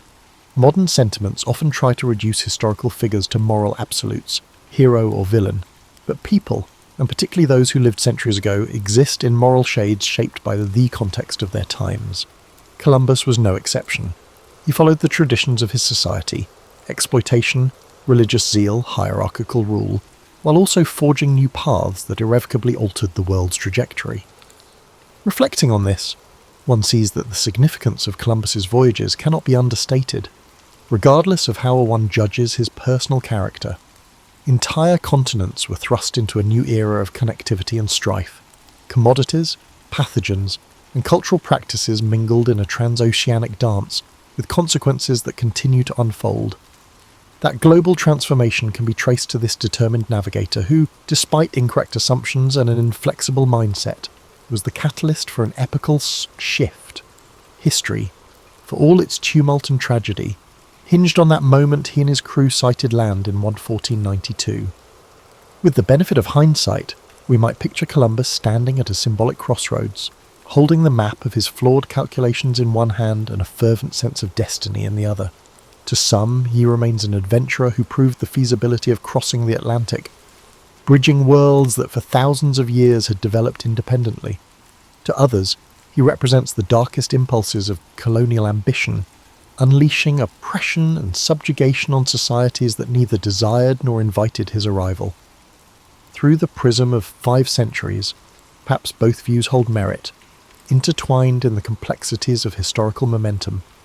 In contemporary times, the story of Columbus resonates differently depending on cultural, educational, and national perspectives. For those whose ancestors hailed from Europe, his voyages might be hailed as the dawn of a new chapter in global affairs, an invitation to expand horizons and share in cultural exchanges. For the descendants of indigenous peoples, it can symbolize the devastating onset of invasion and loss of sovereignty. And for countless African families, Columbus's breakthroughs in navigation would pave the way for a transatlantic slave trade, forcibly uprooting millions from their homelands to labor in plantations across the Americas. If we peel away the mythic layers, we find a man both guided and blinded by the convictions of his era. Columbus believed in a cosmology that insisted Earth's size was smaller than many experts claimed. He also adhered to the conviction that Christianity had a mission to spread to every corner of the globe, by force if persuasion failed. Even as a young boy, haunted by the brine-scented air of Genoa's docks, he likely never pictured how far-reaching the consequences of his ambitions would be. If anything, his early dream was to find a direct route to Asia's wealth, not to become the instigator of a massive reordering of human societies. His navigational prowess remains undeniable. Crossing the Atlantic in those small vessels demanded skill, courage, and an uncanny ability to rally terrified crews. He navigated with rudimentary tools under harsh conditions, forging routes that would later become standard passages for ships of exploration, trade, and conquest. Indeed, the staying power of his story rests partly on the maritime accomplishment itself, proving that a transoceanic crossing could be repeated and systematized. Yet the same willpower that made him persist in the face of skepticism also fueled his unwillingness to abandon his original assertion that he was in Asia. This insistence might appear almost comical, given our modern knowledge, but in his time, admitting error could jeopardize not just personal pride but the entire framework of royal patronage. Stubbornness, ironically, became a tool for survival in a cutthroat political environment. Historians continue to unearth documents that colour in the details of Columbus's relationships with both the Spanish monarchy and his relatives. Personal letters reveal a man vexed by the shifting allegiances at court and haunted by financial concerns. He yearned for the wealth and social status that successful explorers could attain, believing that divine providence had chosen him to fulfill a monumental role in human destiny. This near-messianic self-perception sometimes contradicted the messy and often brutal realities he oversaw in the colonies. Whether reviled or revered, Columbus stands as a testament to how individual actions can reverberate through the centuries. The controversies surrounding how modern societies commemorate him reflect broader debates about how we confront our collective past. How do we honour navigational feats while acknowledging the suffering inflicted by colonial pursuits? How do we teach the achievements of exploration alongside the tragedies that followed in its wake? The question of where Columbus fits within the moral landscape of history has no simple answer. For people in their middle years, like those between 45 and 54, revisiting Columbus can be a striking exercise in re-evaluation. Many of us learned a sanitized version in our youth, a simplistic epic of heroic discovery. Over time, reading more broadly or hearing stories from descendants of colonized communities might challenge those old narratives. The hallmark of historical awareness in one's middle years often involves reconciling childhood lessons with a more nuanced and frequently uncomfortable truth. Columbus's story exemplifies this process. Today, as technology allows us near-instant access to the world's knowledge, it's sobering to recall the day Columbus ventured into the unknown with only sails and unwavering belief.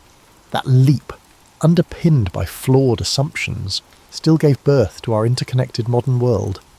A world where the ripple effects of his crossing shape our politics, cultures, and environment. Whether we choose to cast him as a visionary, a reckless conqueror, or both, the fact remains, his voyages forever altered the course of history. And in contemplating his legacy, we peer into this broader quandary of how explorations, well-intentioned or not, can unleash forces that transcend the visions of those who first set them in motion. In closing, the life of Christopher Columbus offers us no tidy moral resolution, only an evolving dialogue about exploration, legacy, and the burdensome complexity of the past. If there's a final takeaway, it might be this: to remember that progress and tragedy can arrive hand in hand. Columbus dared to sail into the unknown, an act that simultaneously expanded horizons and contracted the futures of countless others. Through his story, we see the power and peril of bold endeavours, reminding us that behind every famous voyage stands a mosaic of human lives, some forging destiny, others swept aside by its relentless tide.